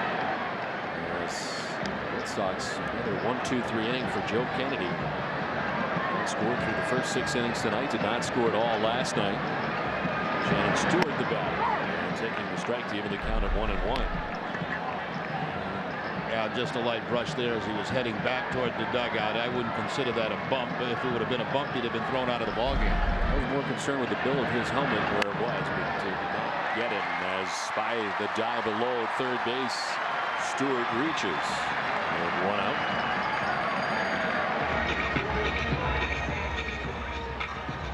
Well, there's been at least 1 hit in every inning for the Athletics, with the exception of inning number 2, when Tim had a 1-2-3 second inning.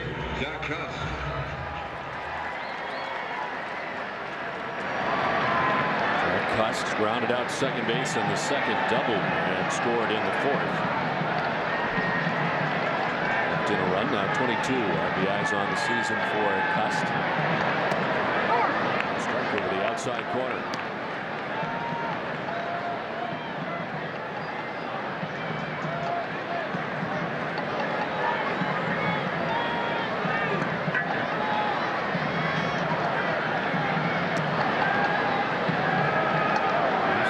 Stewart is taking off like everybody else has for the Oakland A's tonight.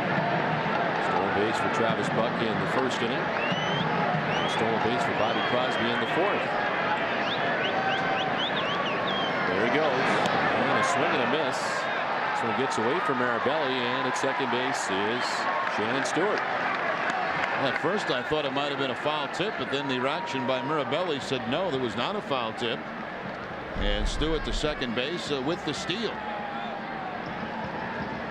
Yeah, clearly missed it, and right off the webbing of the glove of Mirabelli's, he gets kind of hung up with the home plate umpire. So 3 thefts tonight for the Oakland A's.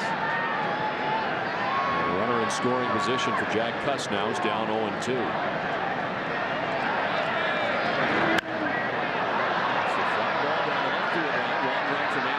Still going into foul ground, and will fall.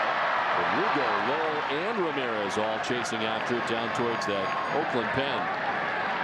Now the LoJack Caught Stealing Sweepstakes is back again for another season. Visit LoJack.com/caught stealing for details and to enter to win. LoJack, the only stolen vehicle recovery system operated by the police.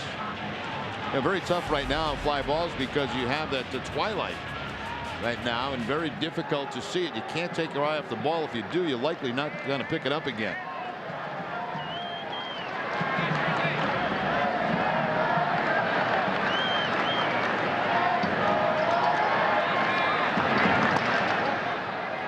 This takes ball 1, 1-2.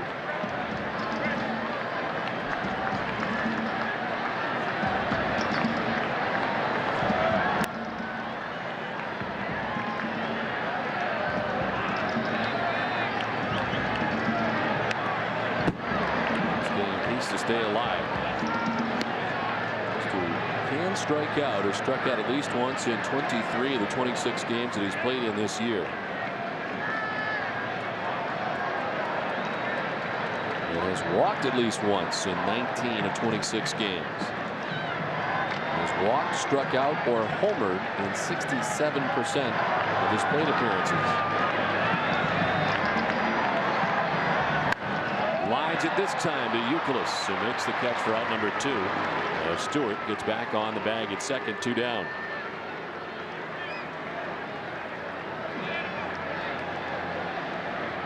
The batter, shortstop. So 2-away, and it brings up Bobby Crosby. Grounded out to third base in the third. Single, stole a base. With a single in the 4th inning, knocked in 2 runs.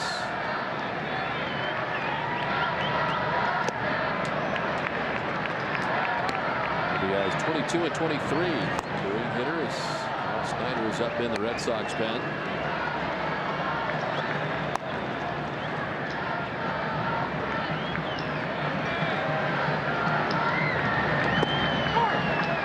Strike in. It's 0-2.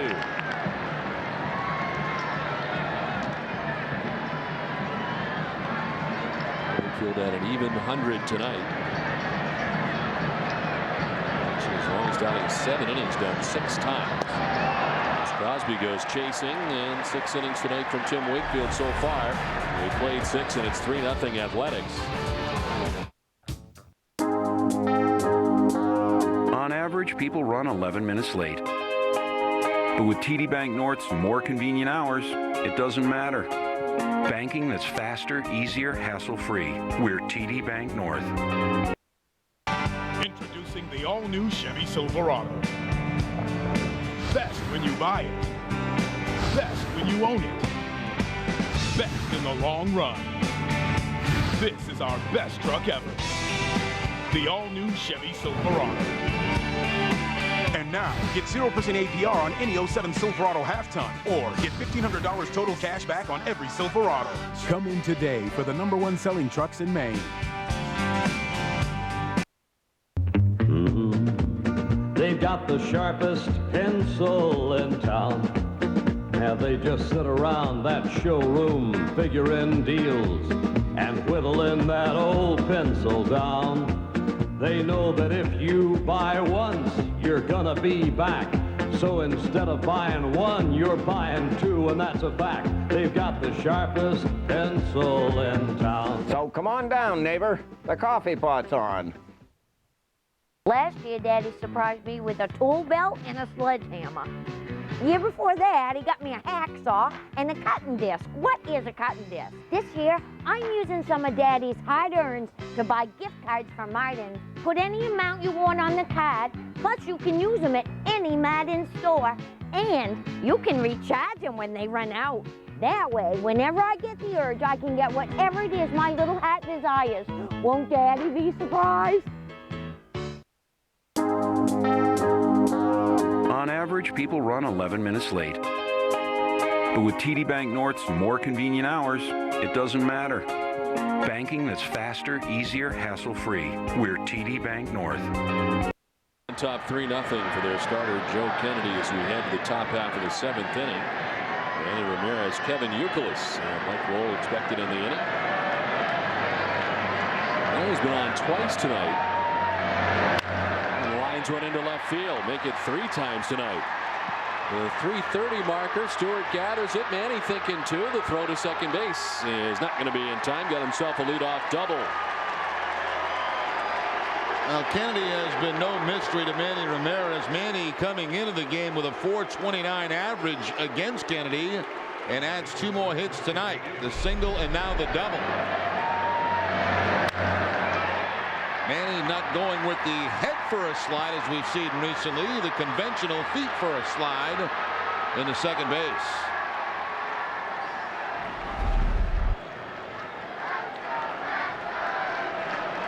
There's Youkilis with Ramirez at second base to begin the inning. Having struck out in the first inning, singled in the 4th, 1 for 2. A large number of Red Sox fans getting a chant going here tonight. Trying to get this offense going tonight.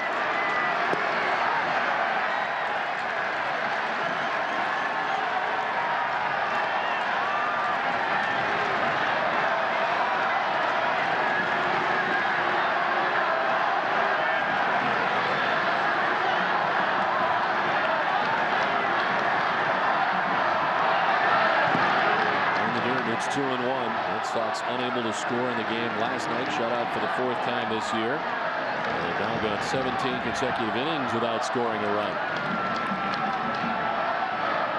Last time they scored, of course, dramatically in the 9th inning on Monday. Coming up with a couple of runs to tie the game 4-4. A game that eventually lost in the bottom of the 11th inning on the walk-off home run by Eric Chavez.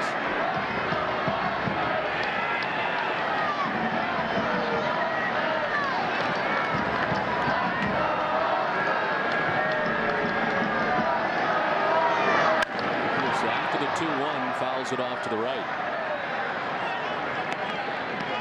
Youkilis has seen a lot of changeups in this game from Kennedy, and that fastball was pretty much by him when he made contact.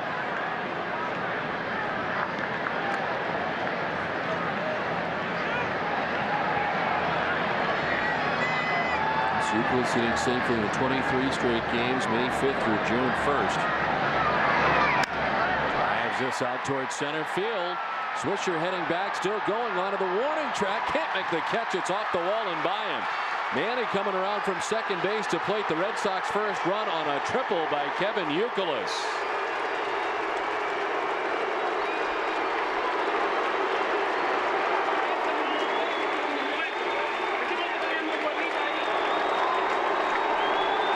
Well, for the first time in the game tonight, the Red Sox had their leadoff man on, and Youkilis, the second hitter, hits that curveball way over the head of Swisher.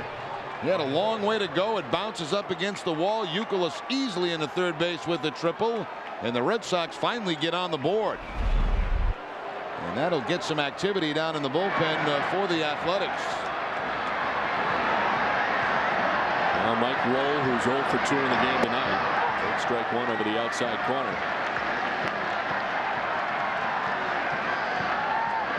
Roll grounded out to shortstop in the second, bounced into the 5-4-3 double play in the 4th. There are 3 double plays turned tonight by the Athletics. Oh, strike, and it's 0-2.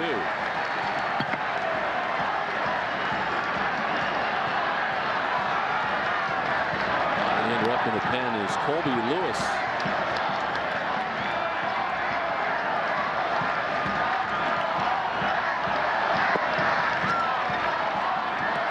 gets it started with a double to begin the inning. A triple by Youkilis scores the Red Sox first run in 17 plus innings.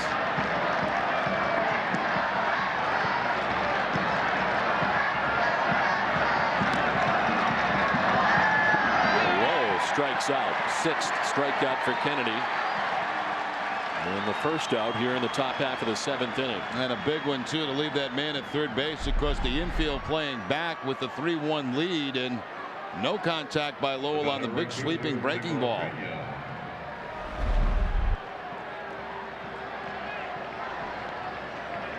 No chance for Willie Mo Pena. Reached on an infield hit to third base in the 2nd inning. And then struck out looking in the 5th, which he thought was high. Run up by Dan Isani. And he's starting off ahead.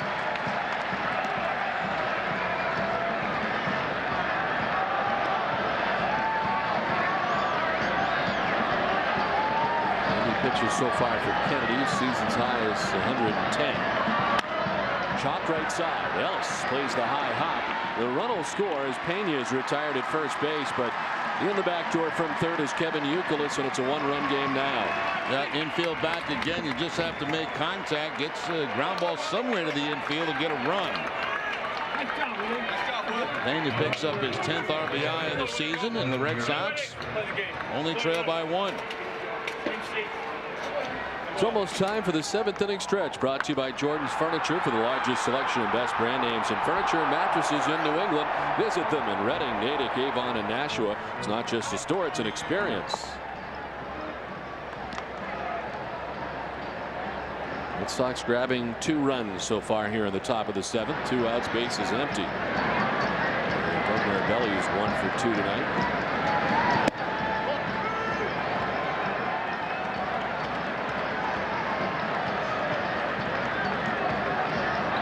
Tonight, just 3 for his last 35. Hit his last at bat to center field. Kennedy falling behind 3-0. He has walked 2 tonight, but nobody since the first inning.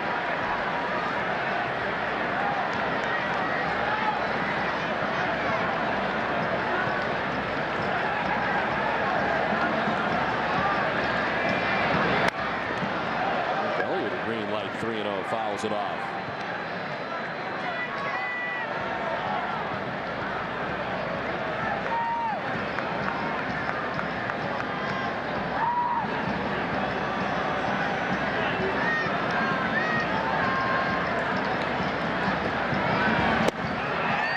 Full count now.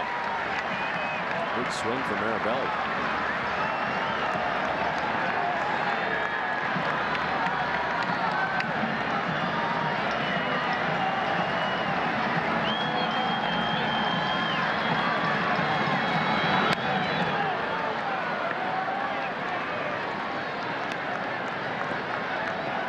Sox were held to just 3 hits last night, no runs.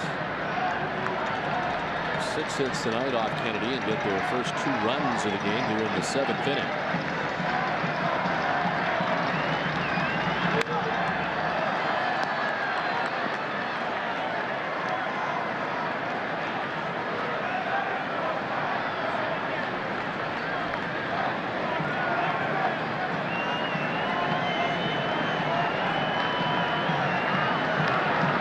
Payoff pitch. Mirabelli sends it into center field for a base hit. His 2nd hit of the night. And Doug's 2 for 3. Well, he fouled off a number of fastballs, did Mirabelli, after that count ran 3-0 on him, and then finally gets it looked to be a slider. Something off speed, and Mirabelli shoots it back past the glove of Kennedy and into center field for the base hit.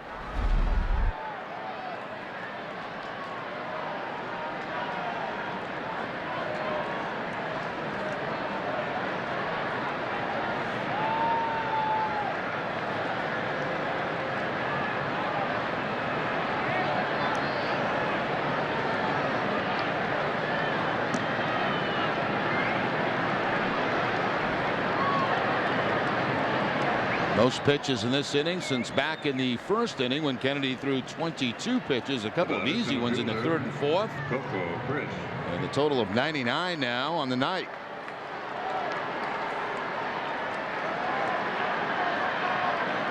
Two down, Marabelli at first base. Coco Crisp, the batter, is 0 for 2 tonight. Headed to third base. Chavez will go to second for the force out that ends the inning. Red Sox get 2 runs. And it's now 3-2 Oakland, 7th inning stretch. Time for a Sports Desk update with Hazel May. Don, thank you. Hi, everybody. Coming up tonight on Sports Desk, presented by FW Webb, home of Frank Webb's Bass Centers. Immediately after the ball game, no post-game show tonight. Post-game reaction from the Red Sox clubhouse for you. Plus, Randy Moss addresses the media for the very first time as a Patriot. We'll have a full report from Foxborough. I'll see you right after the last out. Back to Oakland after this short break. Because Geico sounds like gecko. That's it. That's the only reason I'm here. The fact is, if Geico sounded like some other animal, like, I don't know, a puma, sure enough, there'll be some adorable little cat sitting here talking about Geico's low rates. 15 minutes could save you 15% or more on car insurance. You can't even imagine the pressure. I mean, I've literally got like 2 seconds to capture your attention while simultaneously informing you that you could save hundreds on car insurance by switching to Geico. Quite frankly, I don't think it's even possible. 15 minutes could save you 15% or more on car insurance.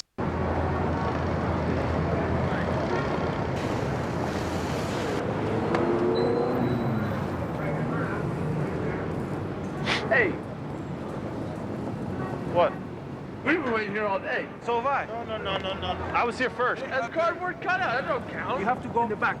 Introducing revolutionary performance headwear from New Era. Get it at Olympia Sports. No. It's okay. I'm the MVP. I get to go in first. It's designed to outperform your expectations, your sense of speed, your idea of luxury. And last of all, designed to outperform all your other choices.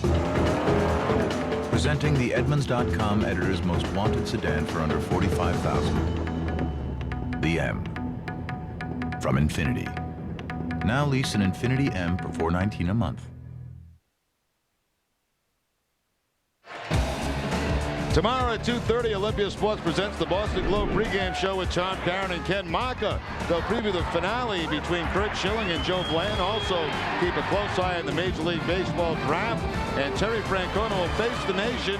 That's the pregame show tomorrow at 2:30, and it's all live in HD only on NESN.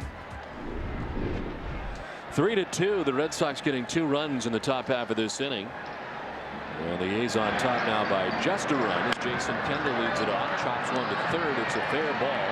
And Lowell throws low, but dug out by Youkilis for the first out of the inning. Well, as this inning starts, Wakefield getting a very quick out here in the bottom of the 7th. Okajima throwing in the bullpen for the Red Sox. Red Sox have been able to give Okajima and Papelbon a couple of days off in the first 2 games of this series.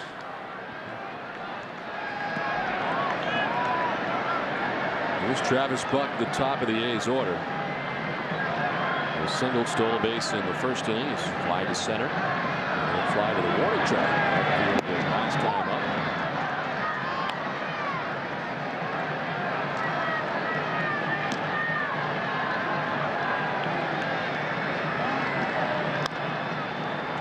Is it foul? And it's 0-2 now to Buck.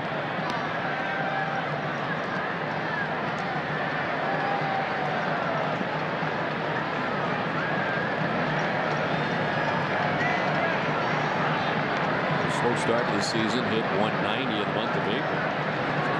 52 in Mays. He pops it up foul.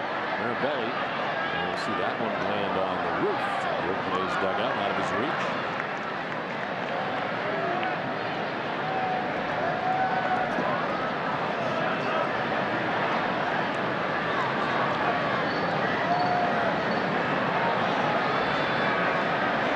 Through 118 pitches through 5 1/3 innings at New York against the Yankees back on the 28th of April. That's the most he's thrown in any outing this season. And start this inning with 101 pitches. And he retrieves the ball. And the ball comes back. Can't quite get rid of it. Now he does.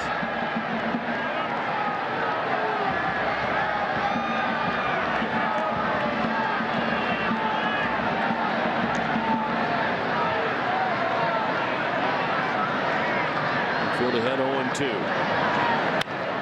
Ground by the mound, but at Pedroia. And there's 2 down here in the 7th. Let's check back in with Tina Cervasio. Don, you mentioned the MLB draft earlier. As we know, bench coach Brad Mills' son, Bo, is expected to go in the first round. He's had an interesting path to this point. He was actually drafted by the Red Sox out of high school in the 44th round, went on to be a freshman All-American at Fresno State, but then his sophomore year had a transfer because of some academic challenges. We looked around, we talked to Keith Folk and some other people, and Lewis and Clark seemed like a great fit. And so we were able to make contact with them up there, and they were thrilled to death to get a player of Bo's magnitude up there. And he went up there and played on a great year. And it was Keith Folk who went to Lewis and Clark, and Bo had an excellent year as a third baseman. He set an NAIA record with 38 home runs. Well, it's going to be a lot of fun tomorrow for the Mills, and hopefully for Brad Mills, that draft choice will come prior to the beginning of tomorrow's game. Terry Franco said that he hopes that happens. The first 15 or 16 picks should take place before the game. But they're hoping that Brad Mills will be able to watch it and be with his family at the time of the actual draft. The pitch in there for striking the count 2-2.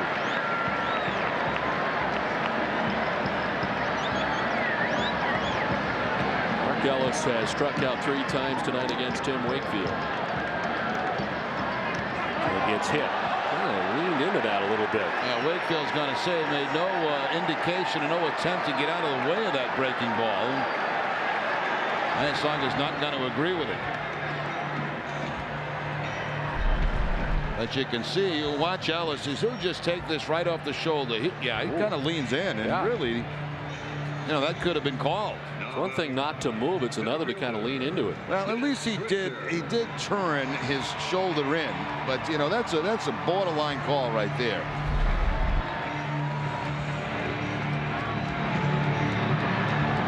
And John Farrell, the pitching coach, back out again and talked to Tim Wakefield with 2 outs.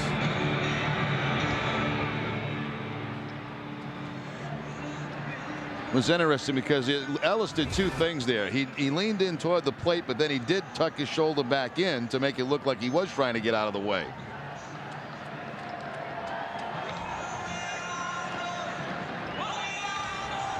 Boston Red Sox baseball on NESN is brought to you by Pepsi, Aflac, and by LP WeatherBest. 2 down here in the last half of the 7th inning. Mark Ellis at first base after being hit by the pitch. And a chance for Nick Swisher. As fly to center, grounded out to first, and double to right.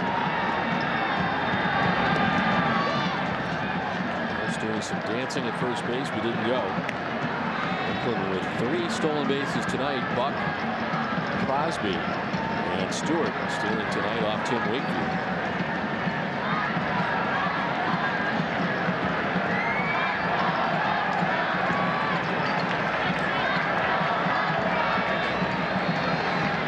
Is off this time, and the pitch is outside. Throw from Arabelli is not in time. Going to be close. The throw appeared to be there, but just beating it out is Ellis. 4th stolen base tonight for the A's. Yeah, the difference here is the ball bounces.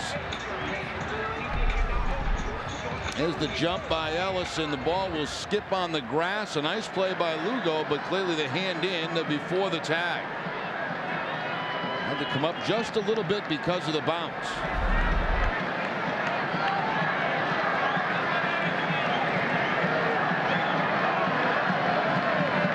In scoring position, a chance for the A's to pick up an insurance run here on top by 1 run in the 7th. And Swisher takes ball 3, 3-0. And Swisher looking down to see if he's got the green light on the 3-0 count.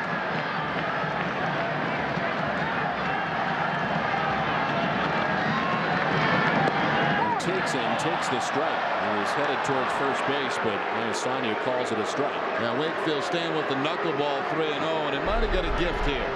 Take a look on Sox tracks, and it did appear to be up and out of the zone.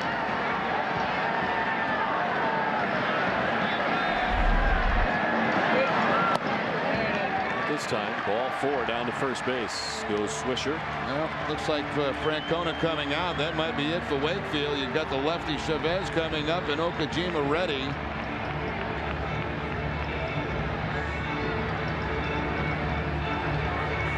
And Okajima headed in with 2 outs here in the 7th inning. Runners at first and second.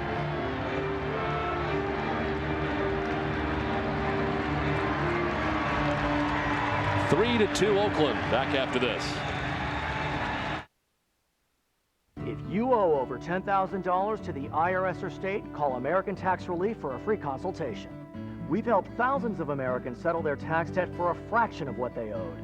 Once we hired American Tax Relief, the IRS stopped contacting us. That was an immediate relief. And they settled our tax debt for a fraction of what we owed. If you owe over $10,000 to the IRS or state, we can help you settle for less, maybe a lot less. Call 800-294-1563 for your free consultation. Have you heard about the benefits of a reverse mortgage? If you're a homeowner, 62 years or older, and would like to supplement your monthly income, a reverse mortgage could be the key to living comfortably in retirement. U.S. government-insured reverse mortgages allow seniors to convert the equity in their home into cash without having to move or make monthly loan payments.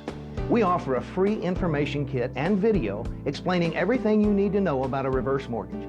Call 800-300-4519.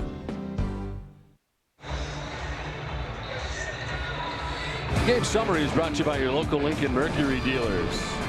Jack Cust back in the 4th inning, able to double the driver in the first A's run of the night, put him on top 1-0, a 2-out RBI. There'd be more though. Bobby Crosby with a single to drive in 2, and put the A's on top at the time 3-0. Red Sox started creeping back after 17 innings without a run. The Red Sox will get 2 in the 7th, and it starts with a triple by Youkilis to drive in Ramirez for the first run of the night. Youkilis would score the second run on the ground out by Willie Mo Pena, and the Red Sox down by a run. Tim Wakefield. Evening is over as Wakefield departs. Still responsible for runners at first and second with 2 down here in the 7th. And the new pitcher is Hideki Okajima. 27th appearance for Okajima. He is 1-0 on the season. His last outing coming in that Yankee series on the 3rd inning in a 3rd against New York. 2 hits and 1 earned run allowed. 28 strikeouts in 28 in the 3rd innings for Okajima. He was well rested after being worked hard in that Yankee series. Rick Chavez, who doubled in the 4th, is 1 for 3 tonight. 2 strikeouts against Tim Wakefield.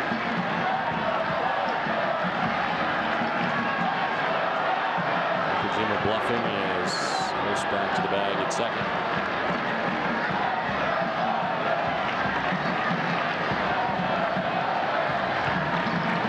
This at second, Swisher at first. 2 down here in the 7th.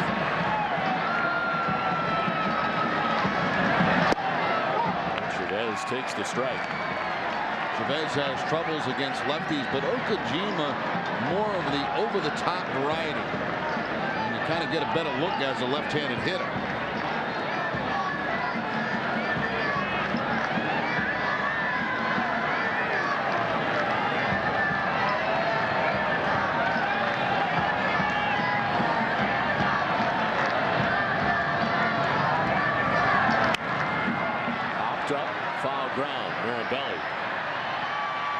Makes the catch that ends the inning. The A's strand 2.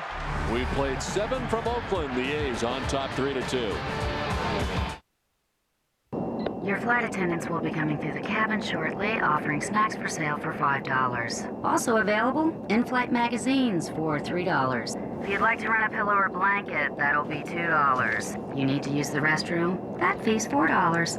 If you need anything else, feel free to push that call button for a minimum fee of $1. How far are they going to go? For 35 years, Southwest Airlines has offered low fares with no strings attached.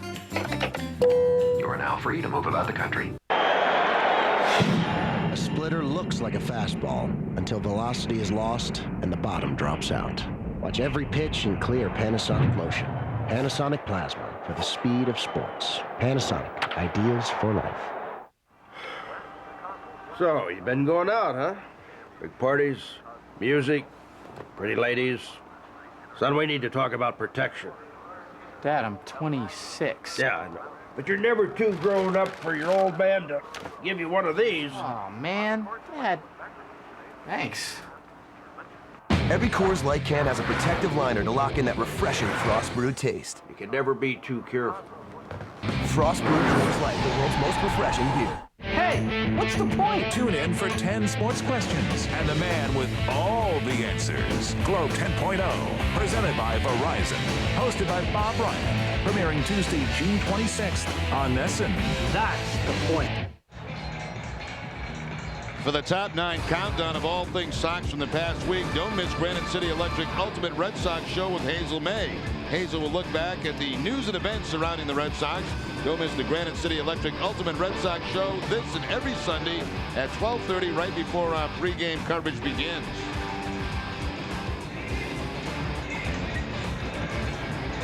As we head into the top of the 8th, this call to the bullpen is brought to you by your New England Ford dealers. Have you driven a Ford lately? The pitcher is Colby Lewis. 7th appearance for Lewis. He was called up on May the 22nd and had a start that day against Chicago. He pitched last night against the Red Sox, a third of an inning in that ball game. Colby Lewis, left hand is 8 for 11 against him. Of course, it's Lugo Pedroia starting off, then Ortiz. They do have Marshall losing in the bullpen, so I don't think Lewis will be facing Ortiz. Lugo is 0 for 3 tonight as he was popped out to second, flying to right, and grounded out to first base. We'll take strike 1 from Lewis.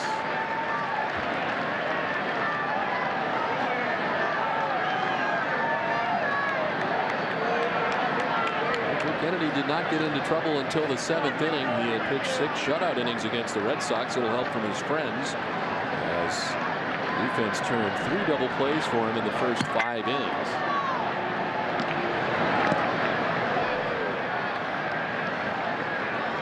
Kennedy ends up going 7 innings, giving up 7 hits. The 2 runs which came in the 7th inning. RBIs for Youkilis and for Pena. Walked 2 and struck out 6. Walks for Kennedy, both of them coming back in the first inning, so he didn't walk anybody after the first. Before last night, the last time a Red Sox team saw Lewis was back in 2003 when he was a member of the Texas Rangers.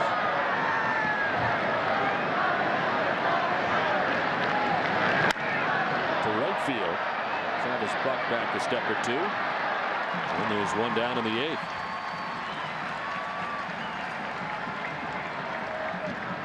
You'd have to guess this is going to be a mix and match finish, wouldn't you think, for Bob Guerin? I thought so last night when Bob Guerin told us that we would not be seeing Alan Embry, who came on to end up getting the save last night, but I can't imagine that they would go back to Embry. It would be 4 games in a row. Apparently Guerin checking with Embry before last night's game, and Embry said he was all right, so he did go with him last night after saying he would likely not use him. The mixing and matching starting in the pen as Casilla is up as well now in the pen. I think you probably see Lewis against Pedroia. You probably see Marshall against Ortiz, and then maybe Casilla after that as Manny, and then followed by a bunch of right-handers. Ball to strike now to Pedroia. And now Francona really giving it to Ayasanga from that Red Sox dugout. He said that pitch was too high, and he's been thrown out of the game. Gone. You had the Ortiz situation. You had. Oh, he said something that ticked off Pete Tito. You know, I've never seen him this high.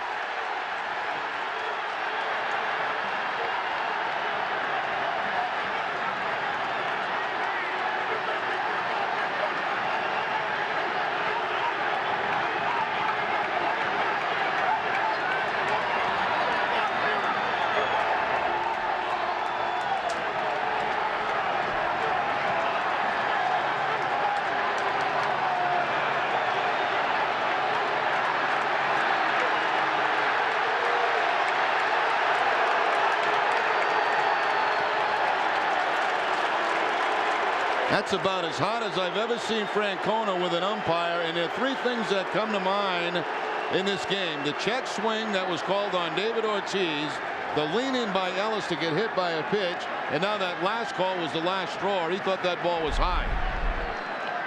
It's the curveball from Lewis, and from the dugout immediately Francona was yelling about it, that it was high, and he's still giving it to him on the way out the door.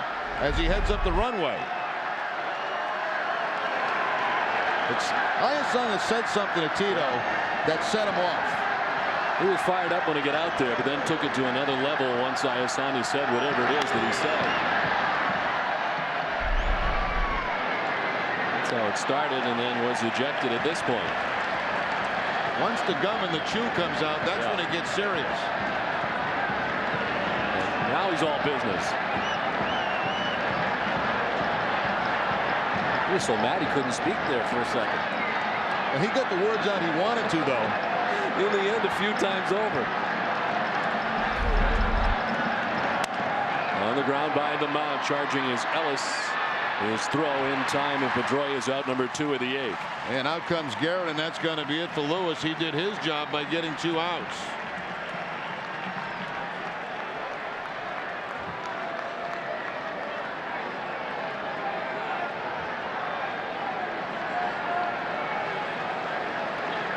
So Marshall is headed out there. 2 outs in the 8th. Ortiz will be next, and he'll face the left-handers coming in. 3-2 A's.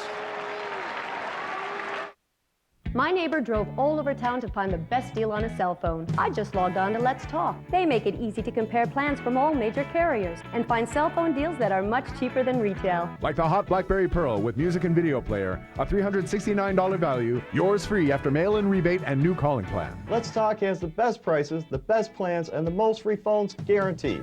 Log on to 25letstalk.com or call now to order your BlackBerry Pearl. Let's Talk, the smarter way to shop for cell phones. So log on or call now. Hello? Mrs. Anderson, this is Mark Brown. I'm from the collections department of... Hi.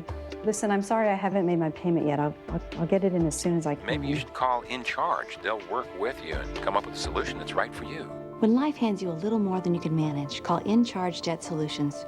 We're a nonprofit company that puts people back in control by helping them manage their debt.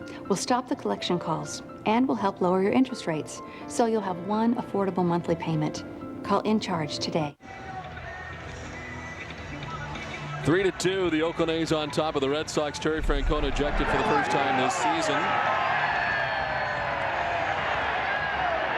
Well, he's thrown out immediately for arguing balls and strikes, and then it really gets heated.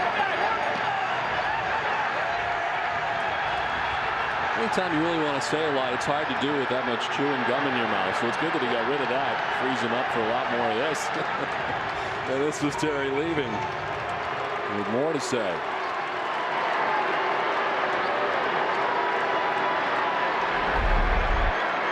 Well, Big Papi ready to face Marshall into the game after his 2 outs and nobody on here in the 8th.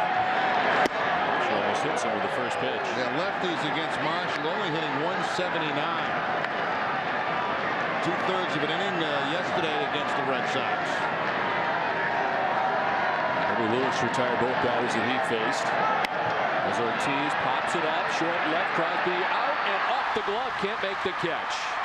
He got back there, and it's Chavez with the shift on who gets back there, and it goes off the top of his glove, just out of his reach, and a hit for Ortiz. Yeah, it looks like he had it lined up. He was in that shift position over at shortstop. He tries to make the over-the-shoulder catch as it's slicing away from him and can't do so.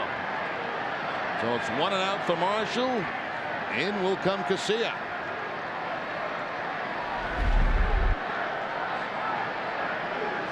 So Marshall's done. 3-2 A's. Another pitching change from McAfee Coliseum. Casilla on his way in. If you owe over $10,000 to the IRS or state, call American Tax Relief for a free consultation. We've helped thousands of Americans settle their tax debt for a fraction of what they owed. Once we hired American Tax Relief, the IRS stopped contacting us. That was an immediate relief. And they settled our tax debt for a fraction of what we owed. If you owe over $10,000 to the IRS or state, we can help you settle for less, maybe a lot less. Call 800-294-1563 for your free consultation. Have you heard about the benefits of a reverse mortgage? If you're a homeowner, 62 years or older, and would like to supplement your monthly income, a reverse mortgage could be the key to living comfortably in retirement. U.S. government-insured reverse mortgages allow seniors to convert the equity in their home into cash without having to move or make monthly loan payments. We offer a free information kit and video explaining everything you need to know about a reverse mortgage. Call 800-300-4519.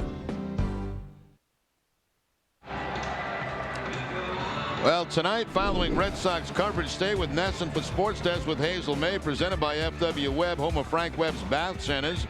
Among the topics tonight, Pats wide receiver Randy Moss talks for the first time. Jason Giambi asked by Major League Baseball to meet with George Mitchell. And the Jets have expressed interest in Asante Samuel. That's Sports Desk with Hazel May tonight, following Red Sox coverage, live in HD, only on Nesson. Good pitcher Santiago Casilla. Third appearance. He's made one of those against the Red Sox. Picked up a win in the game one of this series. Just called up from AAA Sacramento on Sunday. Brought in to face Manny Ramirez with David Ortiz at first base. 2 down here in the 8th. And he's been on base 3 times tonight. A walk, a single, and a double. And he scored a run. I was thinking about Francona, you know, and a lot of ejections last week for Major League managers. I saw Dusty Baker on a Baseball Tonight interview about being ejected from games, and it's so true. You get so riled up, and sometimes it takes like a half hour to get your breath back. You think you're having a heart attack. You can't see, you can't breathe, you can't do anything. You got to be careful.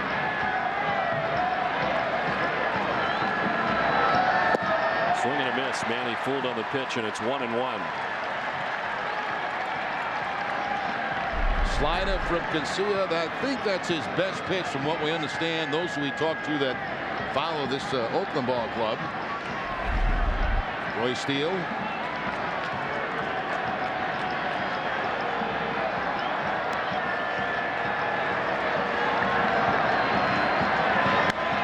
Foul back to the screen. 1-2.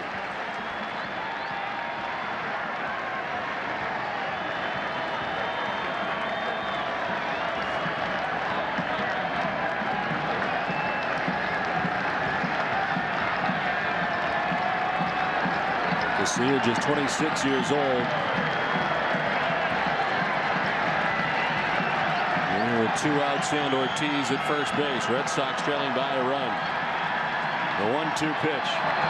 Manny drives it in the air towards left center field. In comes Stewart and over to make the catch. It ends the top of the 8th. Red Sox lead Big Papi at first. It's a 3-2 A's lead after 7.5. AMCI's best-in-class certification for combined acceleration and braking isn't just handed out.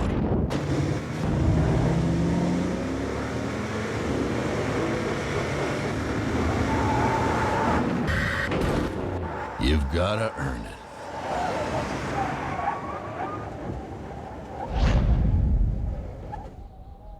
The all-new, full-size Toyota Tundra. The truck that's changing it all.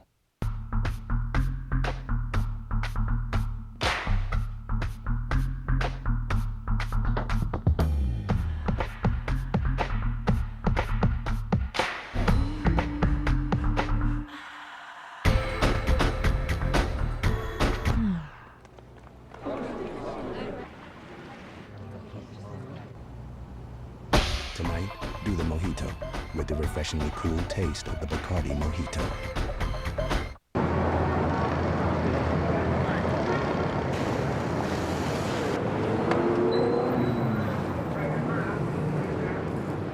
Hey! What? We were waiting here all day. So have I. No. I was here first. That's cardboard cutout. That don't count. You have to go in the back. Introducing revolutionary performance headwear from New Era. Get it at Olympia Sports. No. It's okay. I'm the MVP. I get to go in first.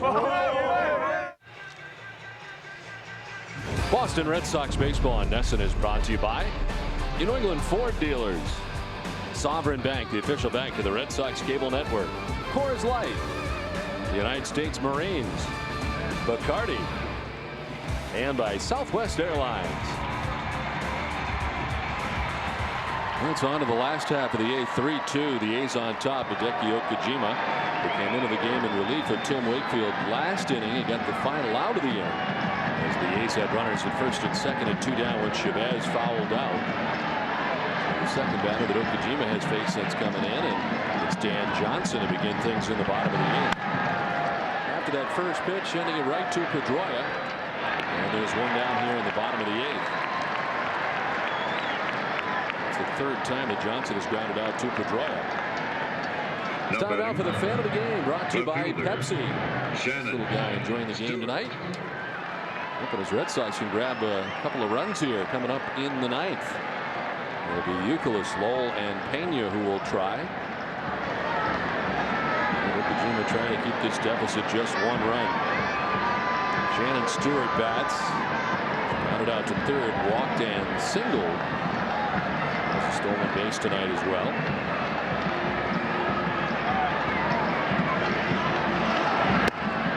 Line on Wakefield tonight. He went 6 2/3, giving up 7 hits, 3 runs. Walked 2, struck out 8, and is on the hook. As Wakefield came into tonight's action with a record of 5 and 6.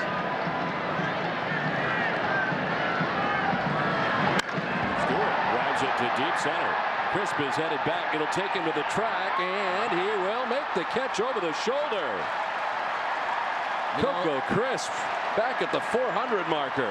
And he always looked in control of this play right from contact. It almost looked like he had it timed perfectly. It was just a question of whether he's going to have enough real estate. Gets a great jump. You see him just kind of gliding after it, and the basket catch before he hits that wall. Nice play by Coco Crisp. He looked in total control of the long fly ball right from contact. Another great play by Crisp defensively. He has been outstanding defensively this season. He's had his problems offensively, but it's certainly not carried into the field with him. As Jack Cuss bats and takes the strike.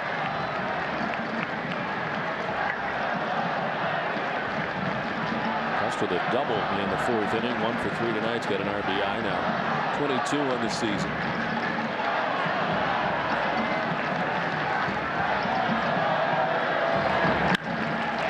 Into center field, a base hit.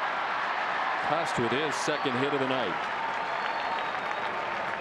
He got on top of that high fastball, didn't he? About let a high to Cuss, and he hits that line drive right back up the middle. Topspin line drive. Now batting shortstop Bobby Crosby. So 2 down, Cuss at first, and here's Bobby Crosby. A big 2-out, 2-run single in the 4th inning. With the A's on top 3-0 at the time.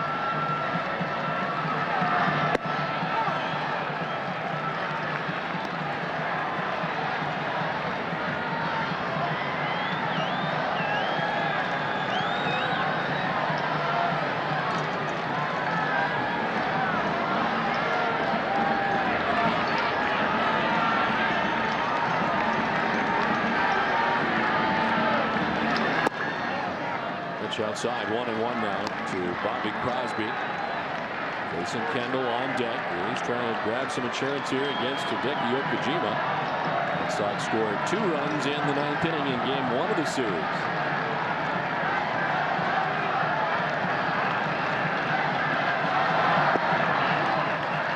Two and one.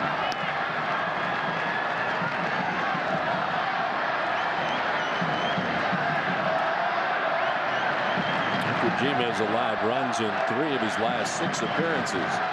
Giving up 3 earned runs in the last 6 2/3 innings. And run average up from 0.42 to 1.27, which is still 3rd best among AL relievers. To third base, the hop off the lip of the grass for Lowell, who fires to second to get Custom to end the inning. We head to the 9th inning. Red Sox expecting Youkilis, Lowell, and Pena, trailing by a run. Welcome to Foxwoods. Can I take those for you? Everybody break out. Everybody get loose now. Everyone has a wild side. Let yours out at Foxwoods. Everybody break out. Everybody get loose now. Everybody break out. Would you like these back? No. No, we're good. Everybody break out. Meet your wild side at Foxwoods. When you're on the go, you need the convenience, quality, and pricing that you'll always find at Extra Mart. Convenience. Everything you need is priced right and ready to go. Quality. Extra Mart has their own Extra Cafe Gourmet Coffee, delicious Deli Joe sandwiches, and Extra Fuels gasoline. Great prices. Extra Mart features everyday low prices and value specials. All this month at Extra Mart, 32-ounce vitamin water is specially priced at just $2 for $3. In every corner of New England, Extra Mart is just around your corner. Your witness, Bob. Isn't it true that there's no such thing as free if you have to buy something to get it? I take the fifth. Are your delivery people required to give 5-star service? Absolutely. Do they completely assemble and set up the furniture and remove cartons and debris? Well. Are they required to let the customer talk to the home office before they leave to ensure customer satisfaction? Look for trouble? Are you nuts? Maybe I am, but that's the Bob's way of doing things. You be the judge.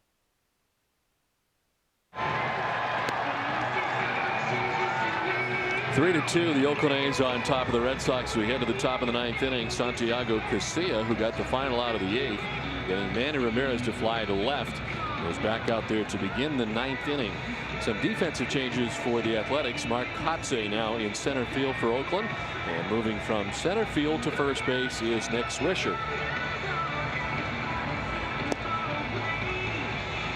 Leading off for Boston, first baseman Kevin Youkilis. Kevin Youkilis will lead it off for the Red Sox against Santiago Casilla. A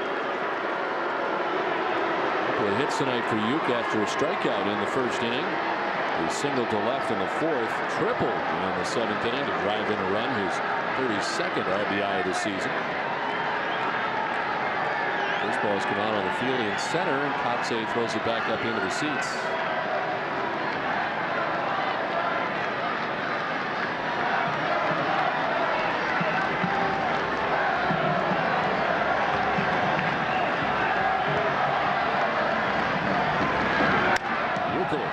The first pitch a few times tonight. Sends one out to center field, and Kotze is there for out number 1. A little unusual for Youkilis. He's out number 1 of the 9th.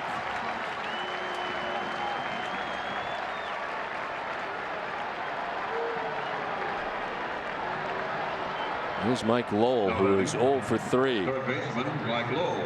He's bounced to short, grounded into a 5-4-3 double play, and struck out swinging. Game hitting at 330.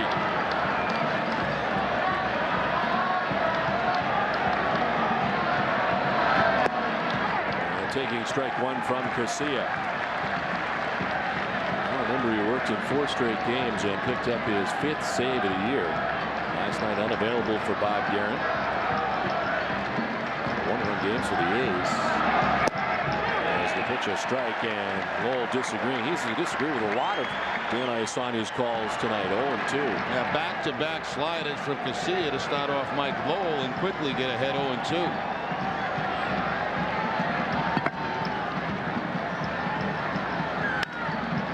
And a shortstop, Crosby. 2 down in the 9th. Willie Mopena has been called back. Looks like J.D. Drew out to hit for Pena.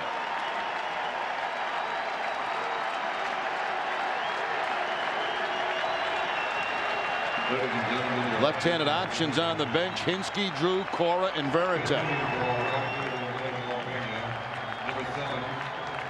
You know, on Monday, he snapped an 0 for 10 drought. The 2nd inning single, but still just 4 for his last 35 in the last 10 games. Hitting at .224, 2 homers, and 17 runs batted in.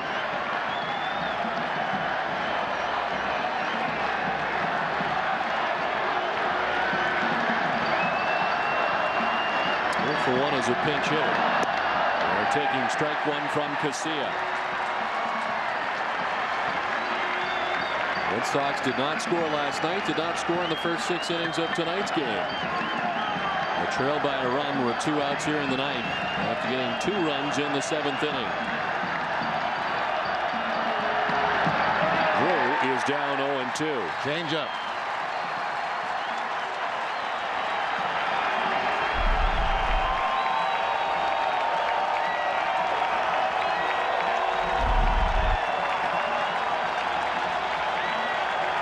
The 0-2 pitch. Drew Takes the ball high, 1-2. He's 0 for 1 this season, but in his career, 253, 4 pinch hit home runs.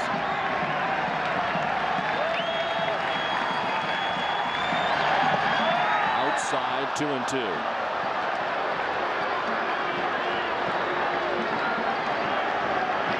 Last home run was April 22nd against the Yankees, a drought of 31 games.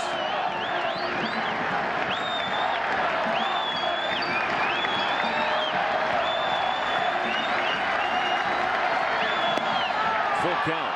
Drew had been down 0-2, but Casilla having trouble putting him away.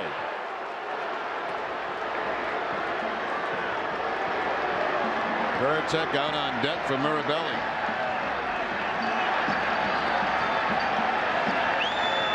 3-2 the count. The JD Drew 2 down in the 9th.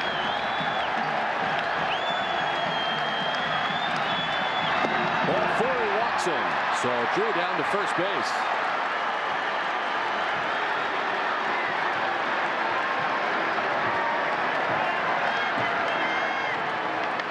Tying run on now for the Red Sox, and Veritek will bat for Doug Mirabelli, who had a couple of hits tonight. Mirabelli was 2 for 3. Number 33, Jason Veritek. Veritek has been 2 for 2 pinch hitting this season. He hits at 275.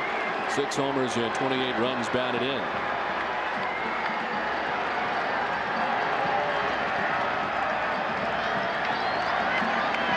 Swisher holding on Drew at first base. Veritek gets a fly ball to center field, playable for Kotze.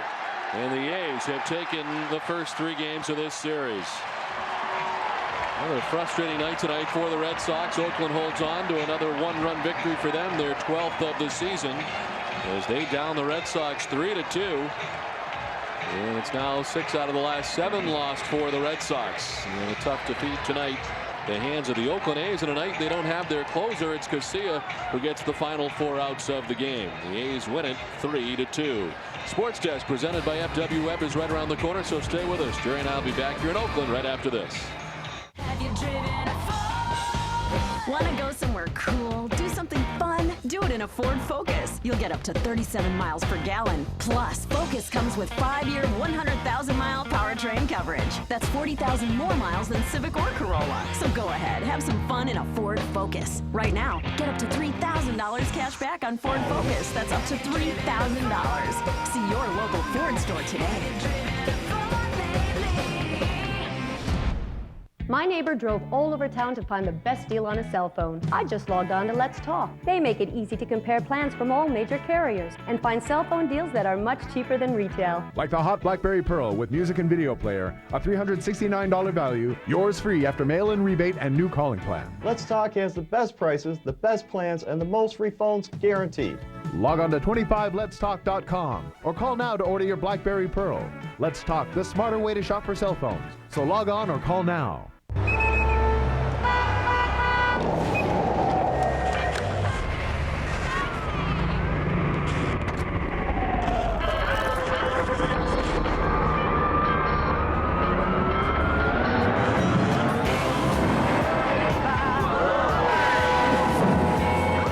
At the end of a long, hot day, grab the beer that starts out cold and ends up refreshing. Frost Brewed Coors Light, the world's most refreshing beer.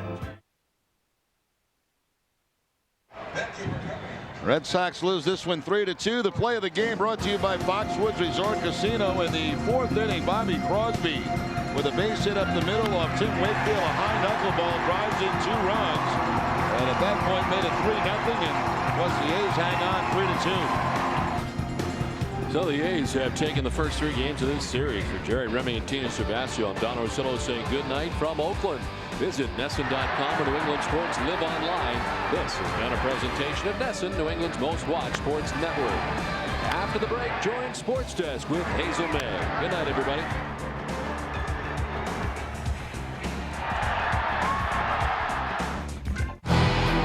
Closed captioning for Red Sox baseball on NESN is brought to you by Aflac. Ask about it at work. Like I said, we live in a society where the individual ego and the group dynamic are in constant struggle. Response? Yeah, I have a response. What?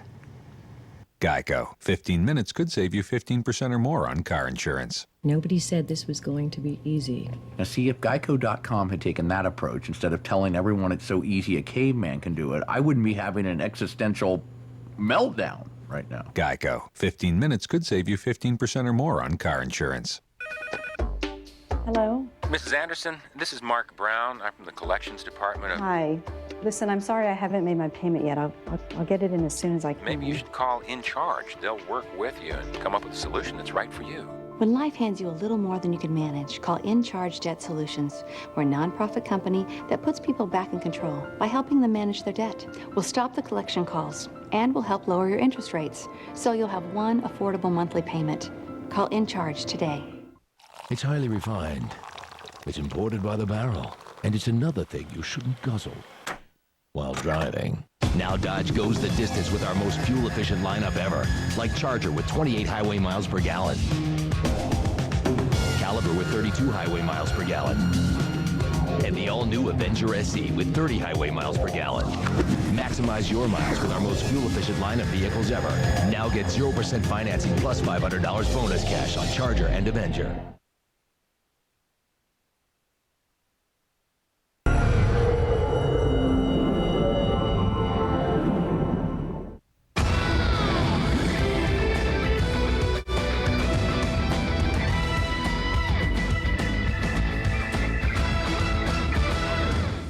My biggest thing was, coming in with a locker right beside Tom's, and right next to right of me is Vinny Testaverde. So, I think that's where the butterflies came in, was just really getting in the locker room and meeting the guys. But once we get out in the field, that's really where you get your freedom at. He had butterflies, but it didn't keep Randy Moss from speaking his mind. Hi, everybody. Welcome to Sports Desk, presented by FW Webb, home of Frank Webb's Bat Centers. I'm Hazel May. We'll get to Oakland and check in on the Red Sox in just a moment. But first, can the Patriots take a talented wide receiver with a reputation of having a questionable character and get the most out of him? After all, he's on a Patriots squad where a team-first mentality is held at a premium. Guess only time will tell. After a 7-year career in Minnesota, followed by a short 2-year stop in Oakland, both ending in ugly divorces, the Pats believe, and Moss is convinced, this is the perfect marriage. Here's Catherine Tappan. The anticipation couldn't have been greater on Wednesday afternoon at minicamp in Foxborough as Randy Moss got set to address the 60-plus media members on hand to hear how the wide receiver feels about being a New England Patriot. And he made sure to tell everyone, don't get used to seeing me doing this. We'll start it off. Who got the first one, man? Hey, I don't really like to do interviews because that's not my job. My job is to catch touchdowns and help the team win. Looking long, wide open Moss! So, I don't really plan on, being too much in front of this mic all year. So take it how you want to take it. But speaking for the first and possibly last time, Randy did tell us a lot about himself and his expectations for this season.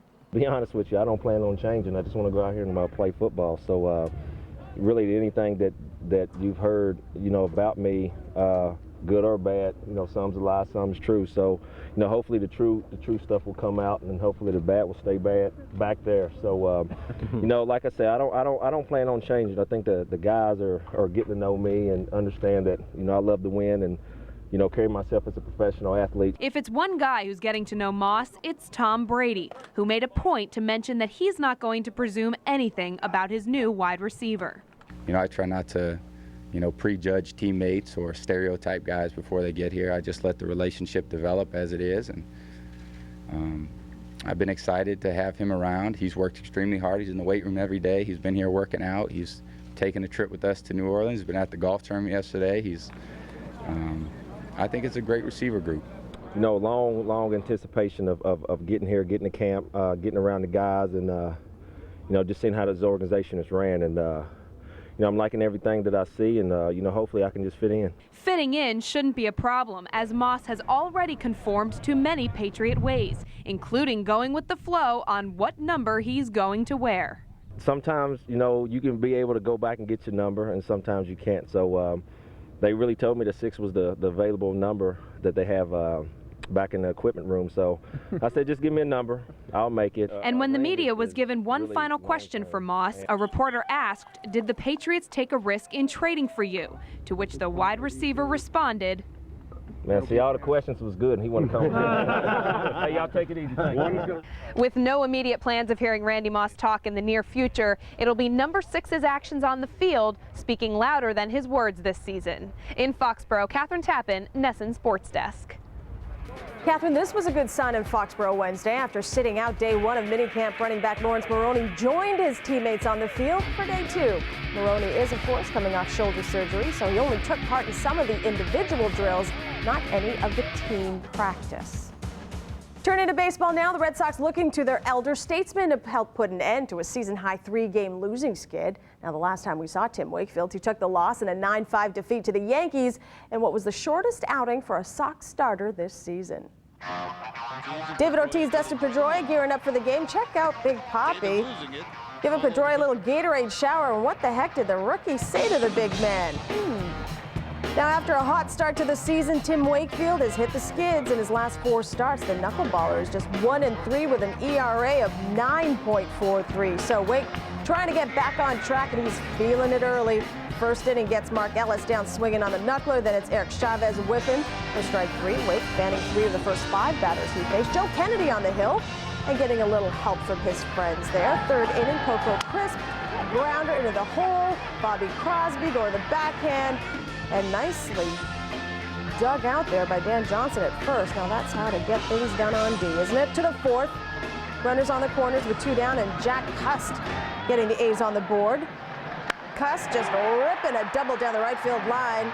That'll plate Chavez. Shannon Stewart advancing to 3rd, and again the A's strike first. 1-0 Oakland, but they're not done. Next up, Crosby, and he is all over that high knuckler. Base hit. Stewart and Cust both come around to score. The A's open up a 3-0 lead. Meanwhile, it's looking like a bad case of deja vu for the Sox. 5th inning, man on for Coco. Something tells me we've seen this before. A's turn the easy 5-4-3 double play. Their 3rd twin killing of the game. Remember, Oakland turned 5 double plays on the Sox the night before. And what looked to be a check swing here, and Big Papi lets the ump know just what he thinks about that call.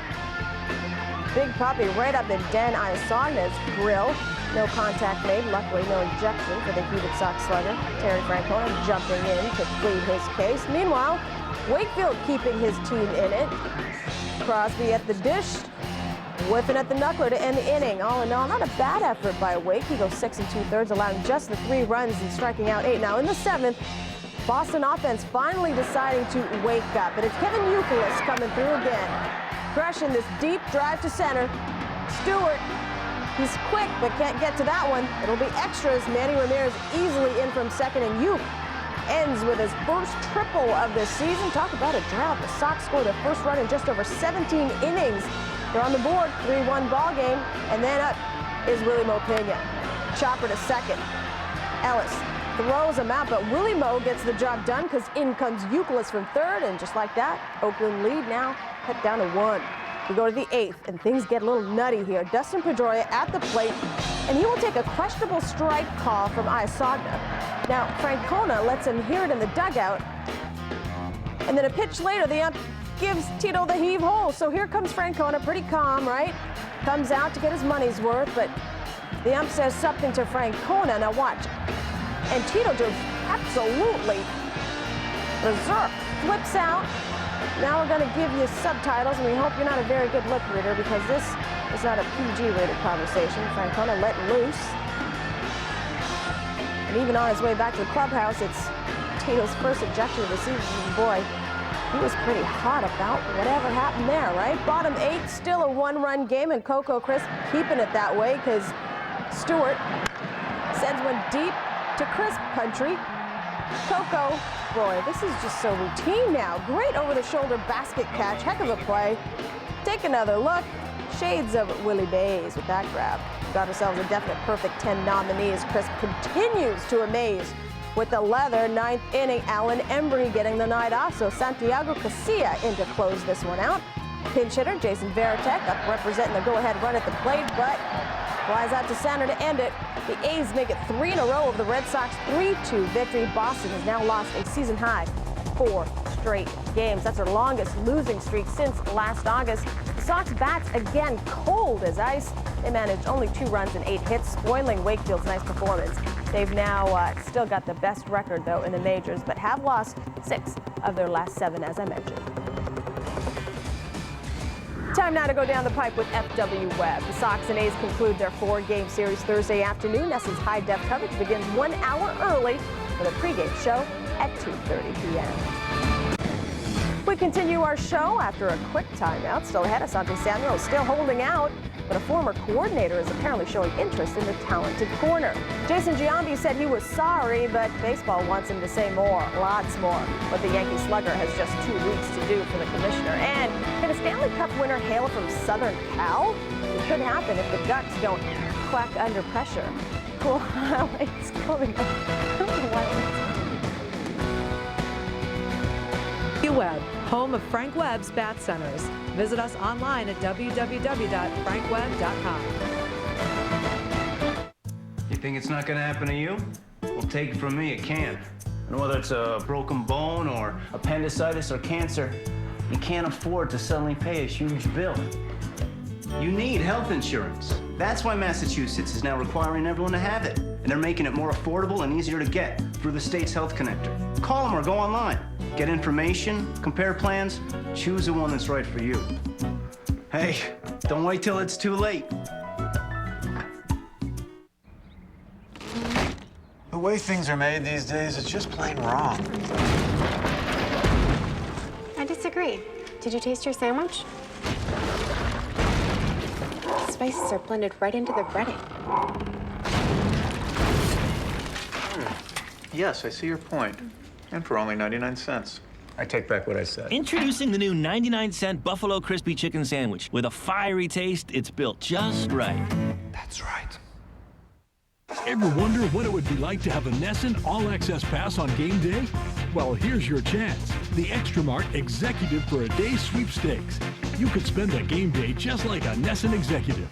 Tour the ballpark, scout batting practice from the field, meet the NESN announcers, watch NESN's pregame show live on Yucky Way, and watch the ball game in VIP luxury. Visit your local Extra Mart or enter at extramart.com for your chance to be an executive for a day. Hello? Mrs. Anderson, this is Mark Brown. I'm from the collections department of... Hi.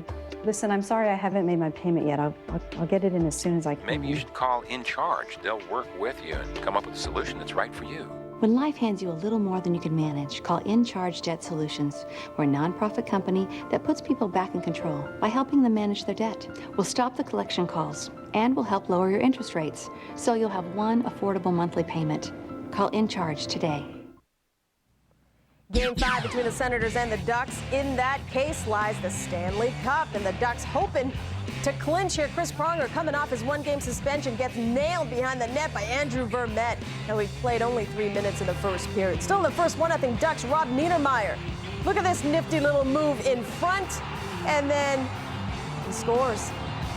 2-0 Ducks, number 5 for him. Second period, 2-1 Ducks. Chris Phillips behind his own net, loses the puck, and it goes off Ray Emery and in. Now, in soccer, that's called an own goal. Now, in Canada, it's what's up with that, eh? 3-1 Anaheim. Senators coming right back. Daniel Alfredson, short-handed, but steals the rubber, and he will go all the way himself, fighting off the defenseman. And Alfie, little flick shot upstairs, 3-2 Ducks, but you know what? They were still polishing the cup for the Ducks. Third period, Scott Niedermeyer from the right point, redirected in front by Moen, and it's a 5-2 Ducks lead, and they don't look back. Anaheim wins the game 6-2. They pick up their first Stanley Cup in club history. Scott Niedermeyer, he was named the playoff MVP. That's his 3rd cup. Teemu Selanne, after 16 years, finally wins his first. The Anaheim Ducks are your Stanley Cup champs. And this is unbelievable. It was so close yesterday, or last year, but this is an unbelievable feeling that now I see why everybody wins it and they want to go back and do it again, because this is fantastic. It'll be something I'll never forget. It was, you know, you can't even dream of that stuff, I don't think. you know, we've had a lot of fun spending these 2 years competing together. And I know my brother's played hard for a long time and wanted to be able to do this. And just to be a small part of it, to be able to help him achieve that and watch how well he played, it doesn't get any better. What an unbelievable feeling. I've been waiting this long time, and I'm so proud of these guys. Good for Teemu Selanne. Back to baseball news, and you scratch my back and I'll scratch yours. In a nutshell, that's what Baseball Commissioner Bud Selig is telling Jason Giambi when he told the Yankee slugger that he had 2 weeks to cooperate with Senator George Mitchell's steroids investigation. The slugger's level of cooperation will determine Giambi's discipline for admitting he took performance-enhancing drugs, even though Giambi refused to use the S word. Steroids, not snitch. Of course, Giambi caused quite a stir when he apologized for, quote, using the stuff back in a published interview with USA Today May 18th. He then met with lawyers from Major League Baseball, and Selig has been deliberating on punishment ever since. If Giambi agrees to the meeting, he would be the first active player known to cooperate with the 15-month-old investigation. Yankees at White Sox, Javi Vasquez warming up. He's facing his former teammates here. Top 3, 1-0 Yankees. Bases loaded for Alex Rodriguez. And he turns on a shot that's deep to left. Johnny Damon and Derek Jeter will score. Now watch the play at second. A-Rod trying to get greedy. Gets called out and he goes berserk. Now he thinks he's safe.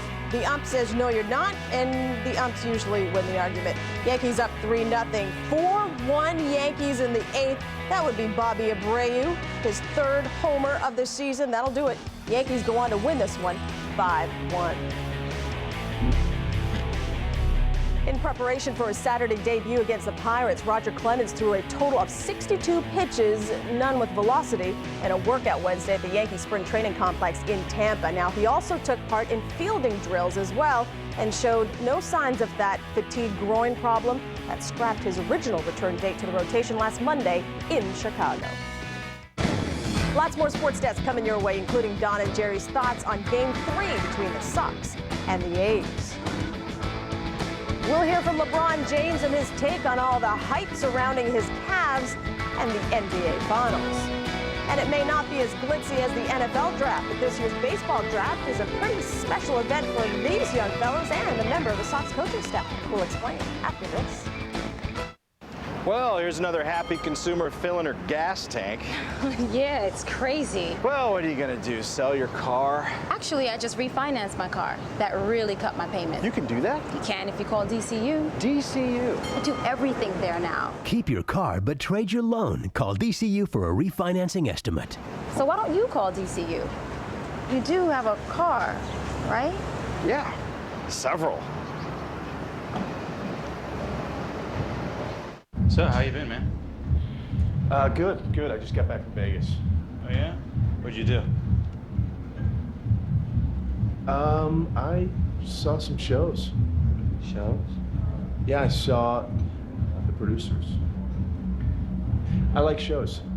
That's kind of my thing.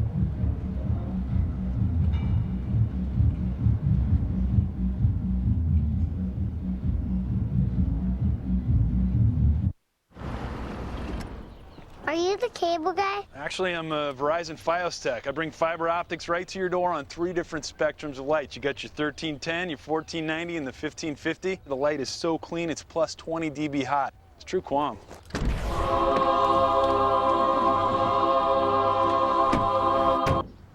Nice truck.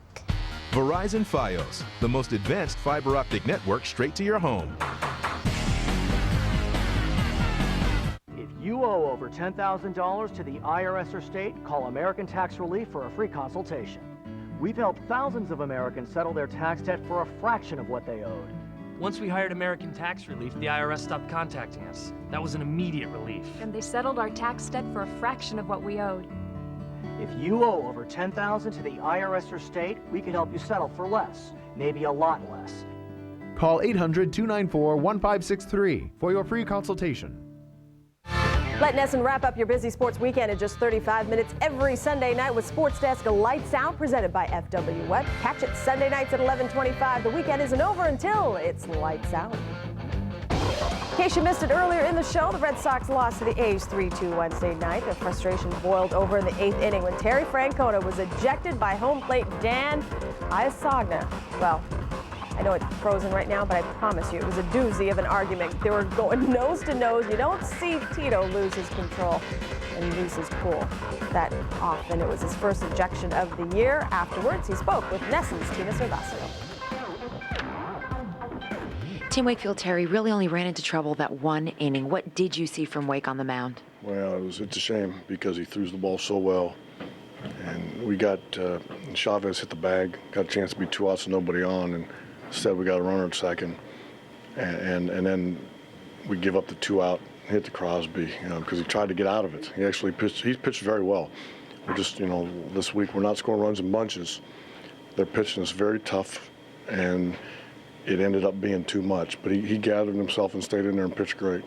Terry, this is your 4th season now as Red Sox manager. Fans probably never saw you as upset as you were tonight. What happened? Oh, I don't know. I just didn't agree with the call. It happens sometimes. That doesn't have anything to do with the outcome of the game, or not great for my blood pressure all the time, but it's not necessarily a call. It's sometimes the way, the reaction you get when you go out there. That'll go away tomorrow. All right, good, Terry. Thank you. Back to the Patriots. Disgruntled cornerback Asante Samuel could be jetting off to New York. According to the Boston Herald, the Jets inquired about Samuel but declined to disclose their level of interest. Samuel has yet to sign the 1-year, $7.79 million franchise offer from the Pats, instead holding out for a long-term deal with the club. And Samuel enjoyed his best season as a pro in 2006, tying for the league lead with 10 interceptions. And now he wants the Pats to show him the money. Earlier in the week, Samuel said that he will not be present at Foxborough anytime soon, admitting, quote, "I'm not coming to camp. I'm not showing up until the 10th week. I feel unappreciated. The way they're treating me is just wrong." Red Sox bench coach Brad Mills will have more than a vested interest in baseball's amateur draft Thursday. His 21-year-old Lewis Clark College third baseman son, Bo, is projected to go high in the first round, a far cry from when he was picked in the 17th round of the '79 draft by the Expos. Let's hear now from the proud papa. We're proud of Bo at the age he is, and he's done a lot, worked a lot, and he's had a great year, and he's put himself in this position to be a top pick in this year's draft, and I'm excited for him. I'm proud for him, and it's going to be fun. The Red Sox don't have a first-round pick this year, but they do have 2 compensatory sandwich picks, number 55 and 62. Catherine Tappan asked the Sox Director of Amateur Scouting, Jason McLeod, just what kind of players the team is looking for. Really, we're going to try to take the best player that we have lined up on the board, the player that we feel can make the most impact on our organization. We're looking for a player that has a high ceiling to them. So, we want to bring in talent that we feel can exceed that of just being a kind of an extra outfielder or an extra utility type player. I mean, we're going to look for someone that we feel can provide impact for us. New England has a couple of prospects to watch out for. Matt Harvey, who pitches for Fitch High School in Groton, Connecticut, has a plus 90 mile-per-hour fastball, a wicked curve, and the makings of a first-round pick. And why not? The 6'4" right-hander is the #1 ranked high school prospect in the nation. Lefty Jack McGeary has the majors in sight as well. The 6'3" lefty from Roxborough Latin High School in West Roxbury is also considered a potential first-round selection. He's been compared to all-star lefties Tom Glavine, Andy Pettit, and Mark Burley. Baseball America has ranked him as the 24th best prospect available in the draft. And we want to wish both Matt and Jack much luck. Time to take another break in the action. When play resumes, we'll hear from LeBron James and Tim Duncan on the eve of Game 1 of the NBA Finals. And Randy Moss returns. More terrific sound bites from his first press conference as a New England Patriot. More from Moss with Sports Desk continues. Sports Desk is brought to you in part by Prism Consultant, located in Quincy, Massachusetts, helping businesses lower operating costs through energy conservation. I've got it. We've got it. We've got it. Got what? Health insurance. Massachusetts residents are now required to have it. And the state's Health Connector makes it more affordable and easier to get. I've got it. Me too. Call or go to our website to compare plans, get information, and choose the right plan for you. Get preventive care and medical and financial protection. I'm getting it. I've used it. We've got it. Get health insurance now through the state's Health Connector.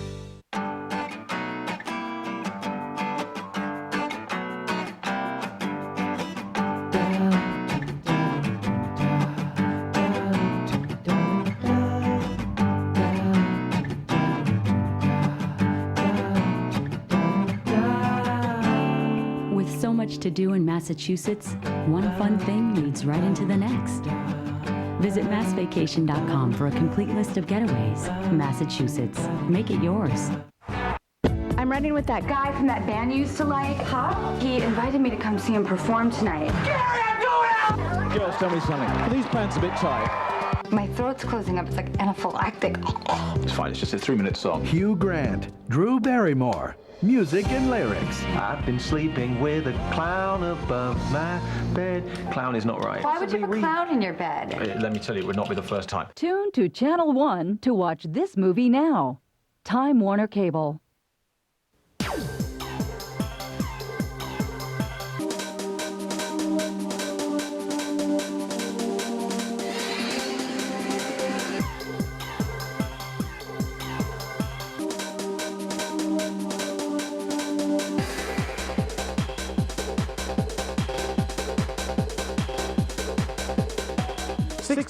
Hammond Street, Bangor is the home of the sports arena and BangorTickets.com. The Orlando Magic have agreed to release Billy Donovan from his 5-year, $27 million contract he signed just last week, clearing the way for Donovan to return to his job as coach of the Florida Gators. In a statement released Wednesday, the Magic said, quote, "We have the legal right to hold Billy to the contract he signed, but with him having a change of heart about leaving college basketball, we want him at the University of Florida." LeBron James and his Cavaliers practiced for the final time Wednesday before tipping off against Tim Duncan's Spurs in Game 1 of the NBA Finals. Now, forget the fact that James has led this team to its first championship game in franchise history, but with 4 wins, the Cavs would give the entire city of Cleveland their first major sports title in almost half a century. So, no pressure for the 22-year-old, right? To everybody else, it might not be the next game or just the next playoff series, but to us, it really is, and that's how we've approached every game in this postseason, from round 1 all the way to the Eastern Conference Finals and now to the finals. But that's how we approach it. We don't try to make it more than what it is. It's a basketball game, and we have to approach it like that with our same mindset we've been doing throughout this postseason. It's wonderful for the NBA. It's wonderful for NBA fans. I think there's a lot of hype behind these finals, and that's great for us too. We're not worried about who gets the hype or what gets the hype. We're about winning 4 games. We've got the hype. We're stepping up to our final at-bat here on Sports Desk when we return. More from the Patriots' newest receiver and how he feels about joining a championship-caliber team. And Moss might know a thing or two about this guy. Find out why Dante Culpepper may be sacked by the Dolphins. All the fishy details for you after this.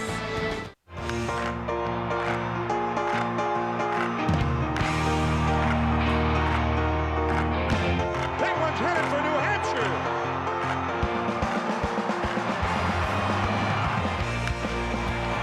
Number 4 in a row.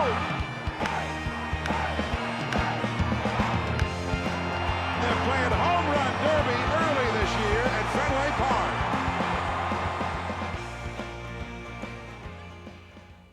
Park. Have you heard about the benefits of a reverse mortgage? If you're a homeowner, 62 years or older, and would like to supplement your monthly income, a reverse mortgage could be the key to living comfortably in retirement. U.S. government-insured reverse mortgages allow seniors to convert the equity in their home into cash without having to move or make monthly loan payments. We offer a free information kit and video explaining everything you need to know about a reverse mortgage. Call 800-300-4519. My neighbor drove all over town to find the best deal on a cell phone. I just logged on to Let's Talk. They make it easy to compare plans from all major carriers and find cell phone deals that are much cheaper than retail. Like the hot BlackBerry Pearl with music and video player, a $369 value, yours free after mail-in rebate and new calling plan. Let's Talk has the best prices, the best plans, and the most free phones guaranteed. Log on to 25letstalk.com or call now to order your BlackBerry Pearl. Let's Talk, the smarter way to shop for cell phones. So log on or call now. Hello? Mrs. Anderson, this is Mark Brown. I'm from the collections department. Hi. Listen, I'm sorry I haven't made my payment yet. I'll get it in as soon as I can. Maybe you should call In Charge. They'll work with you and come up with a solution that's right for you. When life hands you a little more than you can manage, call In Charge Debt Solutions. We're a nonprofit company that puts people back in control by helping them manage their debt. We'll stop the collection calls and we'll help lower your interest rates, so you'll have one affordable monthly payment. Call In Charge today.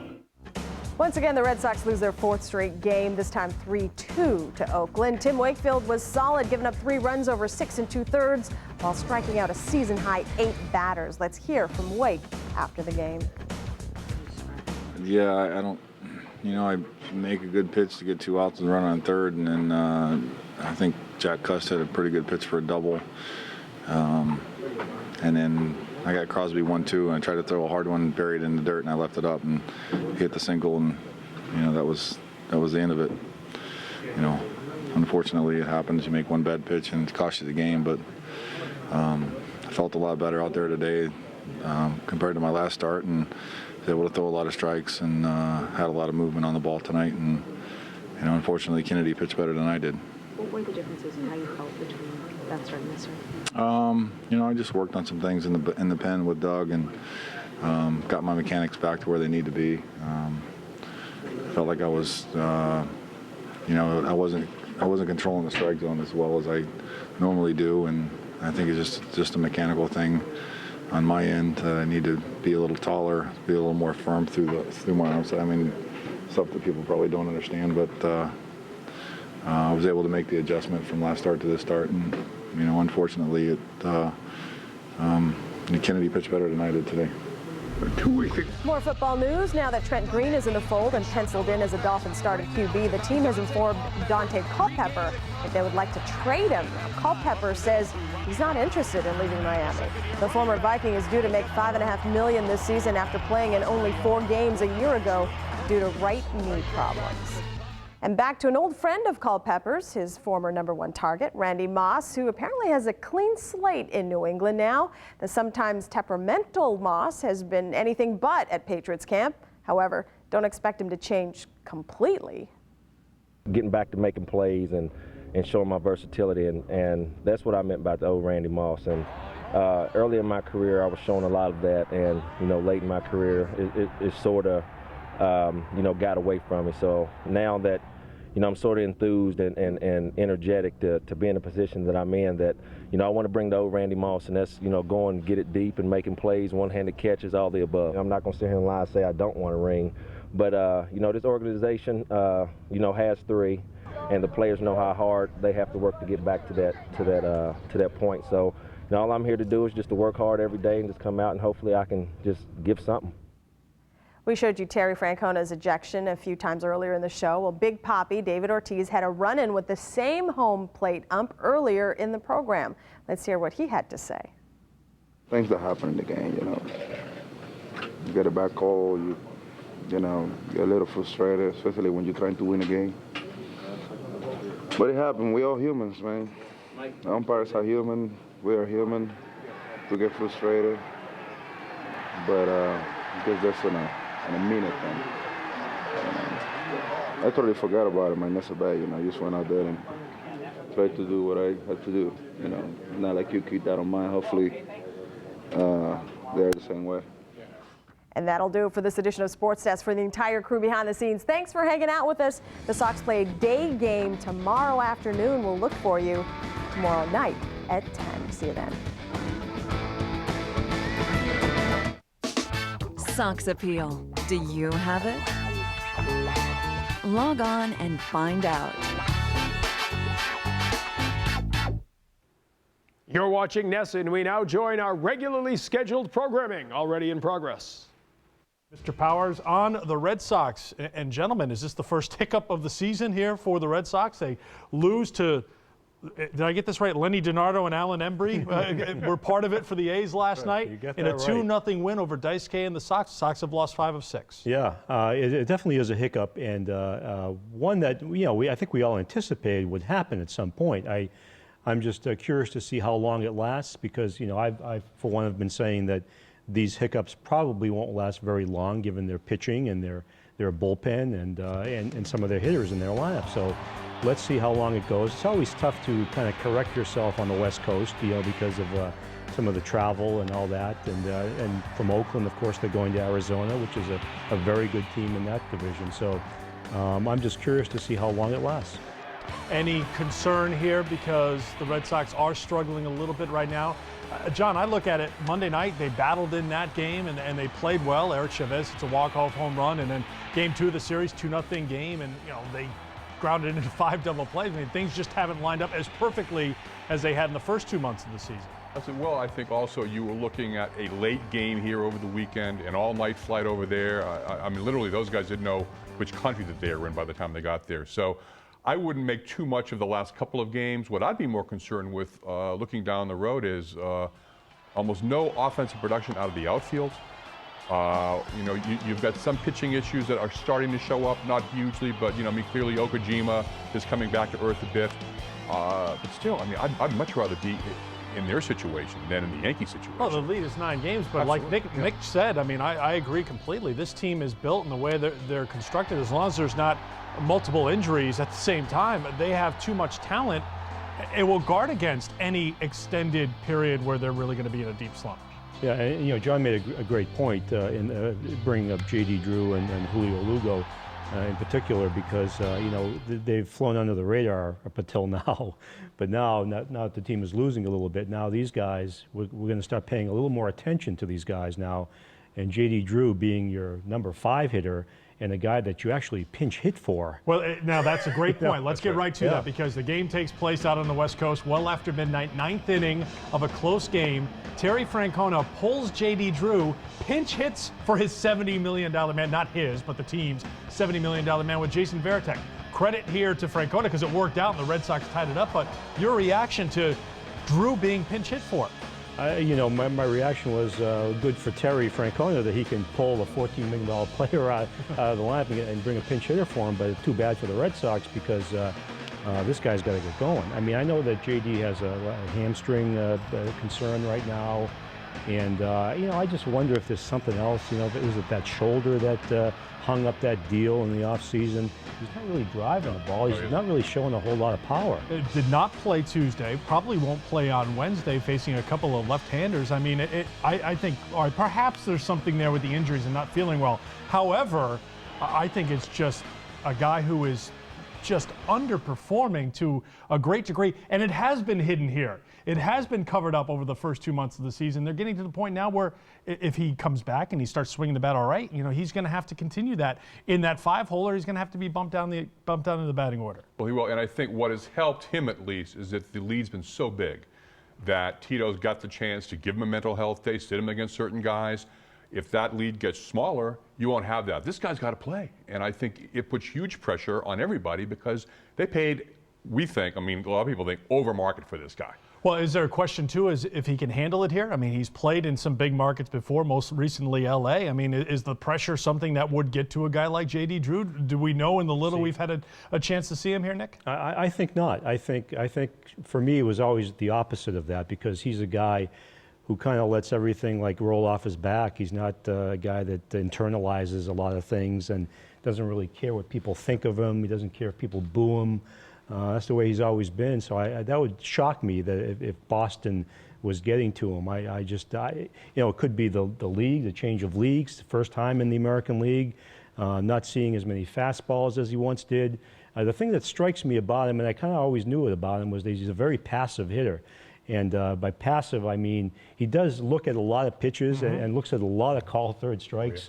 And so maybe he's getting used to the pitchers and where they throw and all that. But time to get going here. No question about it. Daisuke Matsusaka, let's turn back to pitching. Pitches last night. Pitches pretty well, just a couple of mistakes. Better than he had done the last time out. And here's a guy who throws 130 pitches, though. And I think this is filed under, well, what is Daisuke Matsusaka? Is he going to be a guy who you look at 130 pitches and say that's too many? That's going to be something that catches up to him in August or September? Or the Red Sox adapting to his wiring and wanting to go deeper into games like we saw last night? Well, I think in Japan, 130 is just kind of getting warmed up. So he is within the Japanese pitching culture doing what he's supposed to. There's also a feeling that you don't want to leave him mess for the middle relievers. their idea of a quality start is 9 innings. And I think, too, Francona and the Red Sox needed Matsusaka to go pretty deep in that game because the bullpen has been worked pretty hard here over the last week or so. I mean, there have been guys that Francona had to stay away from, Nick, including Papelbon and Okajima. You're wondering when Timlin's going to come back and what effectiveness he's going to have, but this bullpen's a little tired at the moment. Bullpen's tired, and Matsusaka, I think the Red Sox were trying to Americanize him early on, and I think now they're just letting him be what he is and what he wants to be. And a guy who can go deep into a game and throw a lot of pitches. I wouldn't change a thing there. As far as the bullpen goes, I think that I'm sure that as we speak, they're looking for a third guy in the bullpen, a guy beyond Okajima and Papelbon, another guy you can bring in. Is Timlin that guy? Well, I don't know. I'm not sure he is, at his age and what he's been through with his shoulder, with the tendonitis and everything. I think they really want another guy in that role, and that's going to be hard to find, but because everybody's looking for that guy. But they seem to have some chips that they can maybe trade for a guy like that. We saw Josh Beckett last year and the transition to this year where he's one of those guys you could put on a short list for the Cy Young Award right now. I mean, here we are in early June. Are there any comparisons to Matsusaka that you've seen, and you're around the team quite a bit, and we've all been watching this, Matsusaka here in his first year as he transitions to the American League in this kind of baseball that we saw maybe in Beckett last year, that, Beckett really had to learn how to pitch a little bit, and Matsusaka seems to be a guy who wants to pitch, but are there some transition issues that, parallels can be drawn between the two on? I suppose so. I suppose that's a very good comparison, actually. Obviously, with Josh, it's more National League, American League. With Matsusaka, it's a different country, different professional baseball league, but that's a great point. And, I think that Beckett also had those similar stretches like Matsusaka where he dissolved a little bit in games. Matsuzaka hasn't given up the extent of the home runs that Josh did. He has been prone to some big innings. Yeah, he has. Yeah. So yeah, that's a good comparison right there. But there are no concerns, I think, when you look at what Matsusaka has shown and certainly what Beckett has shown this year. Those are your two guys who are going to pull this team. Kurt Schilling's still trying to figure it out, and he looks like he's going to be a guy who can certainly contribute. You got tonight's starter Tim Wakefield, who, well, right now the jury's out on Wake in many ways because he has hit a real down part of his season after having such a great start. Well, I think that was the issue. People were kind of joking, last week or before, if the playoffs start now, who do you leave out of the rotation? But you know what? These things tend to settle themselves. We still haven't talked about Lester. I think what you're seeing about Matsuzaka is the guy we thought we would see after he was getting used to America. I mean, that is an enormous change. No question. For anyone here who's ever been over there. And pressure, yeah. Oh, huge. Let alone lifestyle and everything like that. And you factor that in, and it's been great. All right, run support. And we talked about, J.D. Drew hasn't been able to do it. Julio Lugo's name was thrown out. What would the odds have been 1 month ago if I said, you know what, Dustin Pedroia is going to hit leadoff at some point in June? On Monday, he was the leadoff hitter, and he deserved to be there. Lugo was getting a day off, and Pedroia has just been hitting the ball hard. He's not striking out. The speed is another conversation altogether. But here's a guy who went from should he be in the lineup to leading off for the Red Sox. He's an interesting topic because throughout spring training, I talked to a lot of scouts, GMs around the league. Nobody likes this guy. I mean, nobody likes this guy. I mean, he has nothing above average in terms of skills, and yet there are people who will tell me, watch him because he'll grow on you. He'll just keep doing things, and that's what he's done. He's grown on all of us. I think he's very much like a Jody Reed or a Marty Barrett. If I can go back to the old days, if he can be that kind of player, then they have a very good player here for a long time. And combine what he's done with what Kevin Youkilis has done, and you've got guys who've been very good after a slow start from Pedroia, very good and consistent in helping the Red Sox and give a little unexpected boost, certainly when it comes to Pedroia in the offense. All right, we're going to talk a little football when we come back here on Sports Plus. Focus in on Tom Brady, back to work and fielding all sorts of questions in Foxborough this week. Direct from Nesson Studios, straight from Yankee Way, 1 hour before the game. Olympia Sports presents the Boston Globe pregame show on Nesson. Welcome back to the Boston Globe Sports Plus. The Patriots back in business. It's the mandatory minicamp down in Foxborough, and all the attention has been focused on, well, not just one person, but many people. But we're going to focus our attention right now on Tom Brady, who has a couple of new receivers, including Randy Moss, to throw to. But the questions in the offseason with Tom Brady are circling around, well, what's it going to be like to be a father? What's it like dating a supermodel? Are you wearing a Red Sox or a Yankee hat the next time the paparazzi takes a picture of you? These are some of the questions that Tom Brady had to focus on down in Foxborough this week. You wish that it all comes together, and I think the thing about it is everyone's got to find a spot, and we got to figure out what Randy's good at and what Dante's good at and what Wes is good at, and try to adapt our offense to their style as well. Just as much coming in for those guys to understand our system, we need to understand what they can do as well. I think we've learned a lot already in 6 days of practice. I think we've learned about the work ethic of these guys and the attitude, and I think it's a very unselfish group. And they've all been a lot of fun. I mean, I've had a great time thus far with those players. I think you realize you have high expectations, but you realize what it takes to get to those to that level too. So, Coach Belichick, I remember a few years ago, one of the best speeches he ever gave us was before the 03 AFC Championship game when we played the Colts. And I don't know if I've ever told this story, but their tight end, Pollard at the time, they had played Kansas City, they had played Denver, and I guess they didn't punt in like 2 games, and they were coming to play us. And he said, Pollard said after that game, the way we're playing, they ought to just give us the ring. And Coach Belichick pulled his Super Bowl ring out, and he said, you know what? I know what this, our 01 championship ring is. I know what this is all about. And, no one gave me this ring.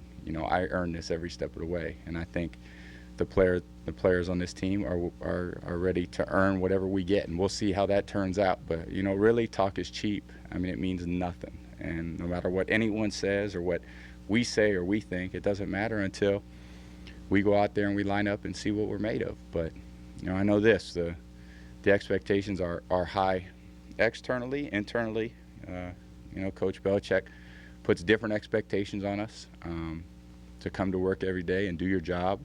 And be attentive and work hard and put the team first. And that's what this team, hopefully we establish our own identity in that sense. Yeah, I don't want to talk about that much, guys. I mean, let's try to stick to, why I'm up here.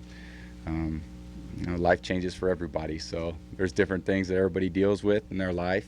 You guys deal with, I deal with. And I'm excited about this season. I'm excited about this year, and as with life and maturing, come other challenges as well. So just looking forward to seeing what this team's all about and looking for a great year.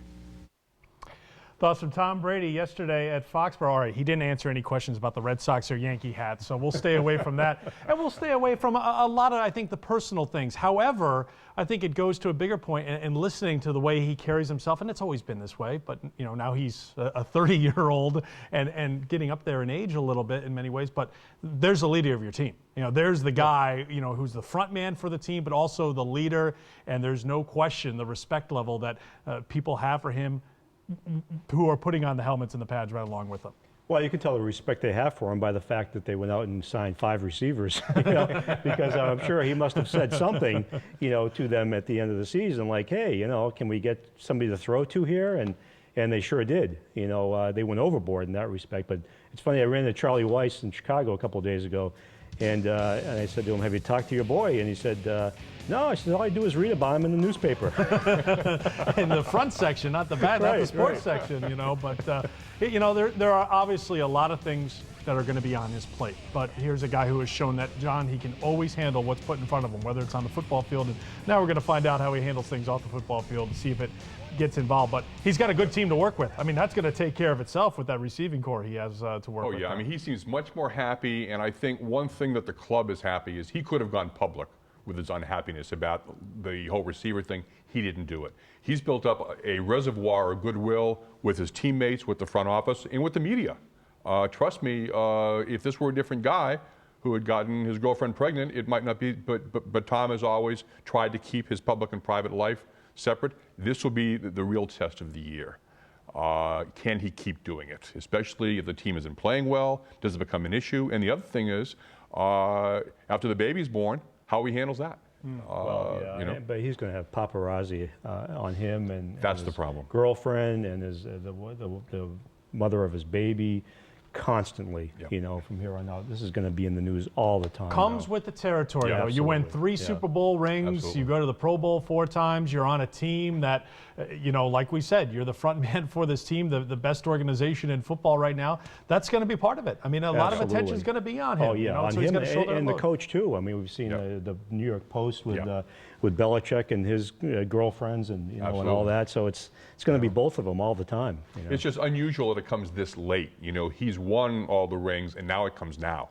Normally, it comes earlier when you're doing all that stuff. But I don't think there's any question. Do you have any question whether or not with Belichick or Brady or Randy Moss or whomever, any of the external pressures or things that are brought up, that's impossible for that to break in and affect the way they're going to go about their business? No, I agree with that. I don't think anything will seep in. I think they have another concern, and that's Asante Samuel. I think that's the biggest concern they have, because not having him, he's your shutdown corner. I mean, not having it is almost like. Well, he could be like a Roger Clemens thing, come in week 10, and then just like that. I don't buy that one for a second. I'll tell you that. There's no way he's going to hold on to week 10. All right, when we come back, Bob Ryan will weigh in on the NBA Finals as LeBron James continues his climb up the NBA superstar ladder. Direct from Nesson Studios, straight from Yankee Way, 1 hour before the game. Olympia Sports presents the Boston Globe pregame show on Nesson. NBA Finals set to start on Thursday in San Antonio. The Cleveland Cavaliers in the finals for the first time taking on the Spurs. The Spurs are favorites, but the way that LeBron James has been playing, maybe the Cavs deserve some recognition, and maybe some people think the Cavs can give San Antonio a run. Is Bob Ryan one of those people? He weighs in on the NBA Finals. Let's talk about LeBron's development in 1 week. Going back to the first 2 games of that series when he was criticized after game 1 for passing the ball on the last shot attempt, and then the second game criticized for not making a shot and hoping to draw a foul in the second. At the end of that game, they lost each of those games by the same score, 79-76, and at that point no one was crowning LeBron king of anything. 1 week later, of course, he is now the heir to Jordan and anyone else who's ever played the game after that spectacular performance in game 5, and a very, very savvy performance in game 6 when he did not have a chance to shoot that much, and he still showed you who he was with 14 rebounds and a whole bunch of assists. This is the guy that people always thought he was going to be. The question was would he be a closer? That was the big issue at the end of the games 1 and 2. LeBron can't close. Well, I think we now know that LeBron can close. When you score 25 straight points against a quality opponent throughout the end of regulation and 2 overtimes and score 29 of the final 30 points in a pivotal game of a playoff series, you can close. So now he has a new and much more difficult challenge, which is, of course, to try to get his team past the best quality two-way team in basketball, the San Antonio Spurs. The Spurs have a noted defender in Bruce Bowen, but Bruce Bowen's forte is quickness, not strength. LeBron will overpower him if Bruce Bowen allows him to get the ball anywhere and say from the foul line in and anywhere in any kind of a post-up position if that's what LeBron chooses to do. Bowen's task will be to try to keep the ball out of LeBron's hands by overplaying, and that means that whoever else the Cavs have in the backcourt is going to have to be alert to such things as backdoor plays and so on and so forth. Spurs will defend him better than most people, but I do caution you, if you think that they're going to totally shut him down. He did have 44 and 36 in 2 games against them this year, so that they may probably not have an individual who can match up to him directly, but that's not what they're all about anyway. The Spurs are not about individual anything at any point in any time, whether they have the ball or they don't have the ball. They're about team, they're about helping each other, they're about maximizing each other's strengths and minimizing their weaknesses. And of course, they do have the best all-around player in the game today in Tim Duncan. Look, Duncan's the best all-around big man in the game. Duncan can play center, he can play forward. In my opinion, he now jumps up to my all-time team as the other forward next to Larry Bird. I think, and he really is, whether he's a forward or a center, is immaterial. He's a quality front-court player. And he's been there, he's got 3 rings. He will beat you at the offensive end, he'll beat you at the defensive end. The only weakness he has is free throws, as we well know, and he's streaky with that. Some games he's horrendous, and you want to play hack a Tim. It's a strategy, but it's not going to work over a 7-game series. I'm a believer in experience. experience factor, particularly with this team. These people have now been together long enough to know each other's moods and know each other's moves and moods as well as you can know. And they've got the best threesome in basketball in terms of having a big man, a mid-sized guy, and a point guard. And that, of course, is Tim Duncan, Manu Ginobili, and Tony Parker. And they're utterly symbiotic in their relationship with each other on the court. And they do have this experience. They've got experienced players. They have Robert Horry. They have Robert Horry. Does he have any arrows left in that quiver, any more big shots to deliver? I bet he has at least one. They've got Brent Barry, who's a terrific shooter. They've got experience. They've got Michael Finley, who's going to be very hungry because this is his first chance to play in the finals. Just nothing not to like about this team. And really, if the Cavaliers win more than one game, I think they've done very well for themselves. I think this will be a 5-game series, and the only reason I don't think it'll be a 4 is the format. Although I guess I shouldn't say that. I think the Cavaliers will win game 3 at home, and if they don't win that game at home, they might even win game 4. And that's where the format comes in. This horrendous 2-3-2. Don't get me started on that. But I do think the format works in their favor to give them a chance of avoiding a sweep. Spurs in 5 is my vote as well. I think that's what Bob said. He was talking about symbiotic relationships and quivers, but I think Spurs in 5 is where Bob is going with that. And you'll see Bob Ryan on the Globe 10.0 starting on June 26th right here on NESN. When we come back, time for the sound off with John and Nick after this.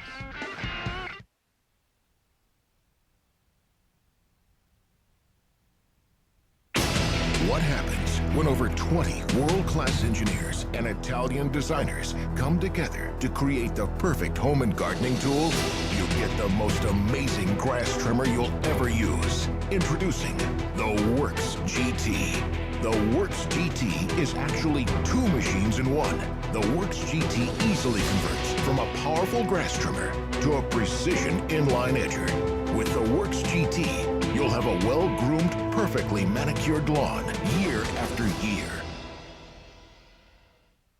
Forget the messy mixing of gas and oil. Quit untangling all those extension cords. No more struggling with pole starters. The incredible cordless Works GT starts with a simple push of a button and goes anywhere you want to go right now. No more sore back and muscles. The Works GT easily adapts to the job, so you don't have to. Unlike ordinary trimmers, the head tilts a full 90 degrees. You can easily and quickly reach under bushes, play equipment, or anything else. You'll never again worry about that awkward bumping to set the line. With the Works GT, if the line breaks, it automatically feeds out line to the right length. Ordinary string is round and dull. The Works GT uses a revolutionary braided double helix line to give you a sharper cut for a healthier, better-looking lawn every time. And best yet, anyone can use the Works GT.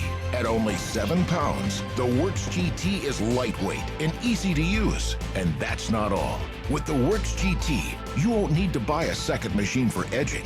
The Works GT easily converts to a precision edger. Integrated twin wheels guide the machine to a perfect cut every time.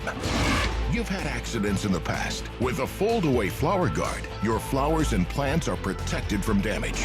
Ordinary machines are long, awkward, and difficult to store. The Works GT is fully collapsible for easy storage and can easily be transported in your vehicle. With the lightweight, convenient, and easy-to-use Works GT, you'll never again refuel a gas tank or run out of extension cord before you run out of yard. Each Works 18-volt battery is powerful, long-lasting, and can be recharged in less than an hour. Spinning at a whopping 8,200 RPM, the Works GT gets the job done right. The award-winning Works GT is solid and built to last, season after season. Your yard will look better than ever with the Works GT. If you want a well-groomed, well-manicured lawn, the Works GT is the perfect tool for you. Hi, I'm Robin Hartle. And I'm Van Potter. And like you, we both love a great-looking lawn. In fact, the appearance of your yard says a lot about who you are to your friends, neighbors, and relatives. To have a well-groomed, well-manicured yard, you need a good grass trimmer and a good edger. On this program, we're going to show you how the patented Works GT is the perfect tool for both trimming and edging your yard. We're also going to show you that there is no other tool that you can buy anywhere else that is more convenient to use or that will get the job done better or easier than the Works GT. It's so versatile. It can edge, it can trim. You have 2 tools in one. Instead of having to go out and buy a trimmer and an edger, you've got both in the same machine. You can take this tool anywhere on your property and get professional looking results without a lot of stress and strain. The best thing about the Works machine is that I get it done when I want it done, and I don't have to wait around for my husband to get home and finish it up. Look at how nice this cuts. If you're tired of mixing gas and oil or struggling with gas-powered machines that won't start, If you're tired of tangled extension cords, or if you're tired of heavy, awkward machines that are difficult to use, then you need the Works GT. The cordless Works GT is the powerful, lightweight trimmer that goes anywhere you want to go. the Works GT is the most versatile trimmer you can own. No matter how tall or short you are, Now, this is where I like it. okay, you can easily adjust the Works GT to fit your individual comfort, and this is about where I like it. Both the shaft and the handle are fully adjustable. You can't do this with ordinary trimmers. And watch this. Here's something else ordinary trimmers can't do. With the Works GT, you can easily tilt the trimmer head like this. You have a full 90-degree range of motion, or any place in between, so you can get that perfect angle every time. Check this out. Because it's so simple to adjust, and you can't do this with ordinary trimmers, you can easily trim under bushes, decks, outdoor furniture, play equipment, or other hard-to-reach places. If you have uneven or sloping areas in your yard, it's not a problem with the Works GT. Trim anytime, anywhere you want. The Works GT adapts to the job so you don't have to. No tired legs, no back pain, no hassle. And the Works GT is very lightweight. In fact, it's under 7 pounds. That's less than a gallon of milk. It feels balanced and comfortable. With gasoline-powered machines, the engine is in the back. That means that all the weight is in the back. You're constantly straining your back and your arms while you trim. But there's something else that you've got to see. Oops. But look, it still works. Robin, can I borrow your shoulder? Sure. Now, I'm a big guy and certainly no ballerina. The Works GT is strong and durable. Made with aircraft aluminum and heavy-duty ABS, the Works GT is built to last season after season. No more buying a new trimmer every other year. Let me show you another cool feature of the Works GT, a fold-away flower guard that protects plants and flowers while you're getting the perfect trim with the Works GT. Look at this. The line won't ever extend beyond the flower guard. And that'll keep a lot of guys like me out of the doghouse. Well, before I got my Works GT, my electric trimmer would chop up my cedar fence. But thanks to the flower guard on my Works GT, my cedar fence stays looking great. Now, here's one of my favorite features of the Works GT. Watch this. You simply straighten the head all the way down, turn the handle, and now you have a true inline edger. The Works GT is a true inline edger, complete with wheels to make edging your yard fast, accurate, and easy. Okay, here's one of my favorite features of the Works GT. If this line breaks, it automatically feeds out to the right length, all by itself. If you've ever worked with ordinary trimmers, you know how annoying it is to keep bumping that trimmer head on the ground to advance the line. Well, you'll never have to do that again with the Works GT. Glad to hear that. The Works GT uses a special braided double helix cutting line. Notice that it has sharp edges.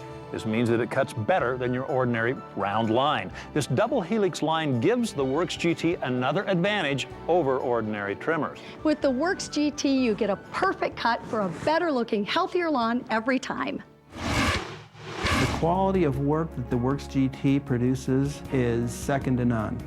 It has plenty of power. I can't think of anything else that I would expect from this machine than what it delivers. The ease of this machine is amazing. No gas, no flooding, no pulling. For women, I totally think this is the only way you can get involved in trimming your yard, trimming and edging. And we have worked in our yard for years and years, and I have never been tempted to get involved with a gas trimmer or edger, never once. With the Works, you can get out and edge your yard, go around your flowers, go around your shrubs. I'm just overall very impressed with the whole machine. There's almost nothing the Works GT can't do. Trim those edges by the fence that the mower can't reach. Remove the growth under the tree in the backyard where there's no power outlet. Easily trim around bushes or obstacles in your yard. Reach under the deck or play equipment without getting on your hands and knees. Get a perfect edge alongside the driveway. Edge and trim stubborn grass between concrete slabs, bricks, or pavers. And since the Works GT is so lightweight, anyone can use it. You'll use your Works GT all the time. Season after season, you'll enjoy a beautifully groomed and manicured lawn. Real estate appraisers tell us that a well-manicured yard can add from 10 to 15% to the value of your home. There's never been a trimmer to compare to the Works GT. Here's how you can order your very own Works GT right now. Forget the messy mixing of gas and oil. Quit untangling all those extension cords. No more struggling with pole starters.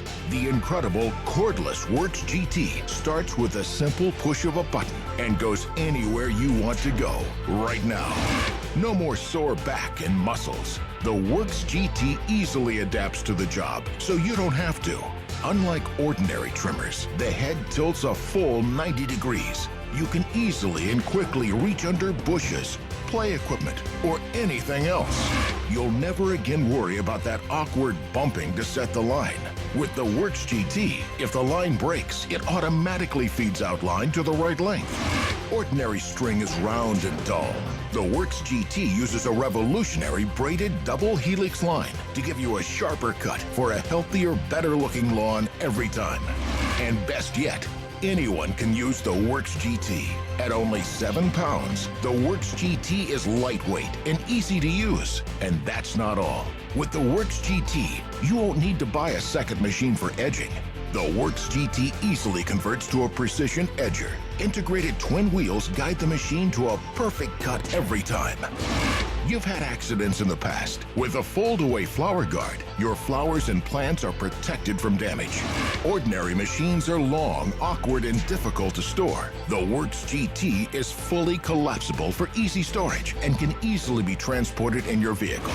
With the lightweight, convenient, and easy-to-use Works GT, you'll never again refuel a gas tank or run out of extension cord before you run out of yard.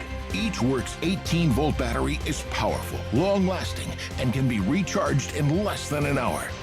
Spinning at a whopping 8,200 RPM, the Works GT gets the job done right. The award-winning Works GT is solid and built to last, season after season. Your yard will look better than ever with the Works GT. If you want a well-groomed, well-manicured lawn, the Works GT is the perfect tool for you.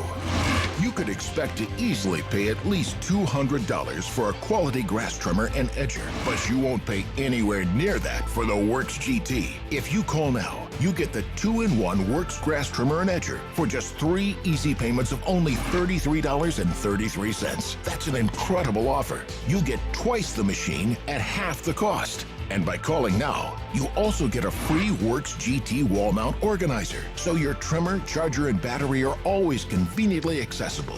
But we're not done yet. If you call now, you not only get a full 2-year warranty, but you'll also get a lifetime supply of line.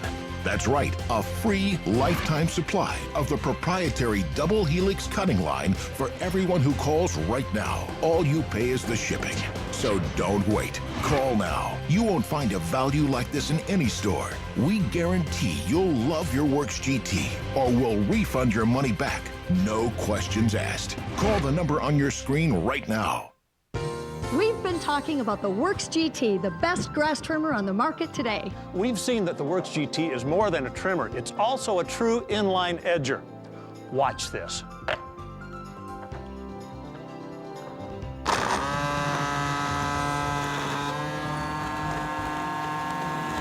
Cool. With the Works GT, you get 2 machines in 1 tool. When it comes to trimming and edging the lawn, there's the Works GT way and there's the other way. Previously, I dreaded doing the lawn because I looked forward to plugging in the cord, unraveling it, worrying about it getting wrapped around shrubs, getting caught around corners. But now, I know that I don't have to deal with that sort of thing. I can just get it out, go right to work. My trimming is done much quicker. I don't dread doing yard work anymore when I use the Works GT. Who Who needs the hassle of gasoline trimmers or electric trimmers with extension cords? Cordless is easily the better option. The battery-powered Works GT is quick, easy, lightweight, convenient, and environmentally friendly. The Works GT lets you get rid of all those extension cords and forget the hassles with the gas and pull starting. You trim the easy way with the Works GT, and you spend your time enjoying your yard and doing the things you want to be doing. The Works machine is very light, very easy to use. I love the guide. There's none of this pulling ropes to get it started. There's not wondering if it's going to die or the string's going to break.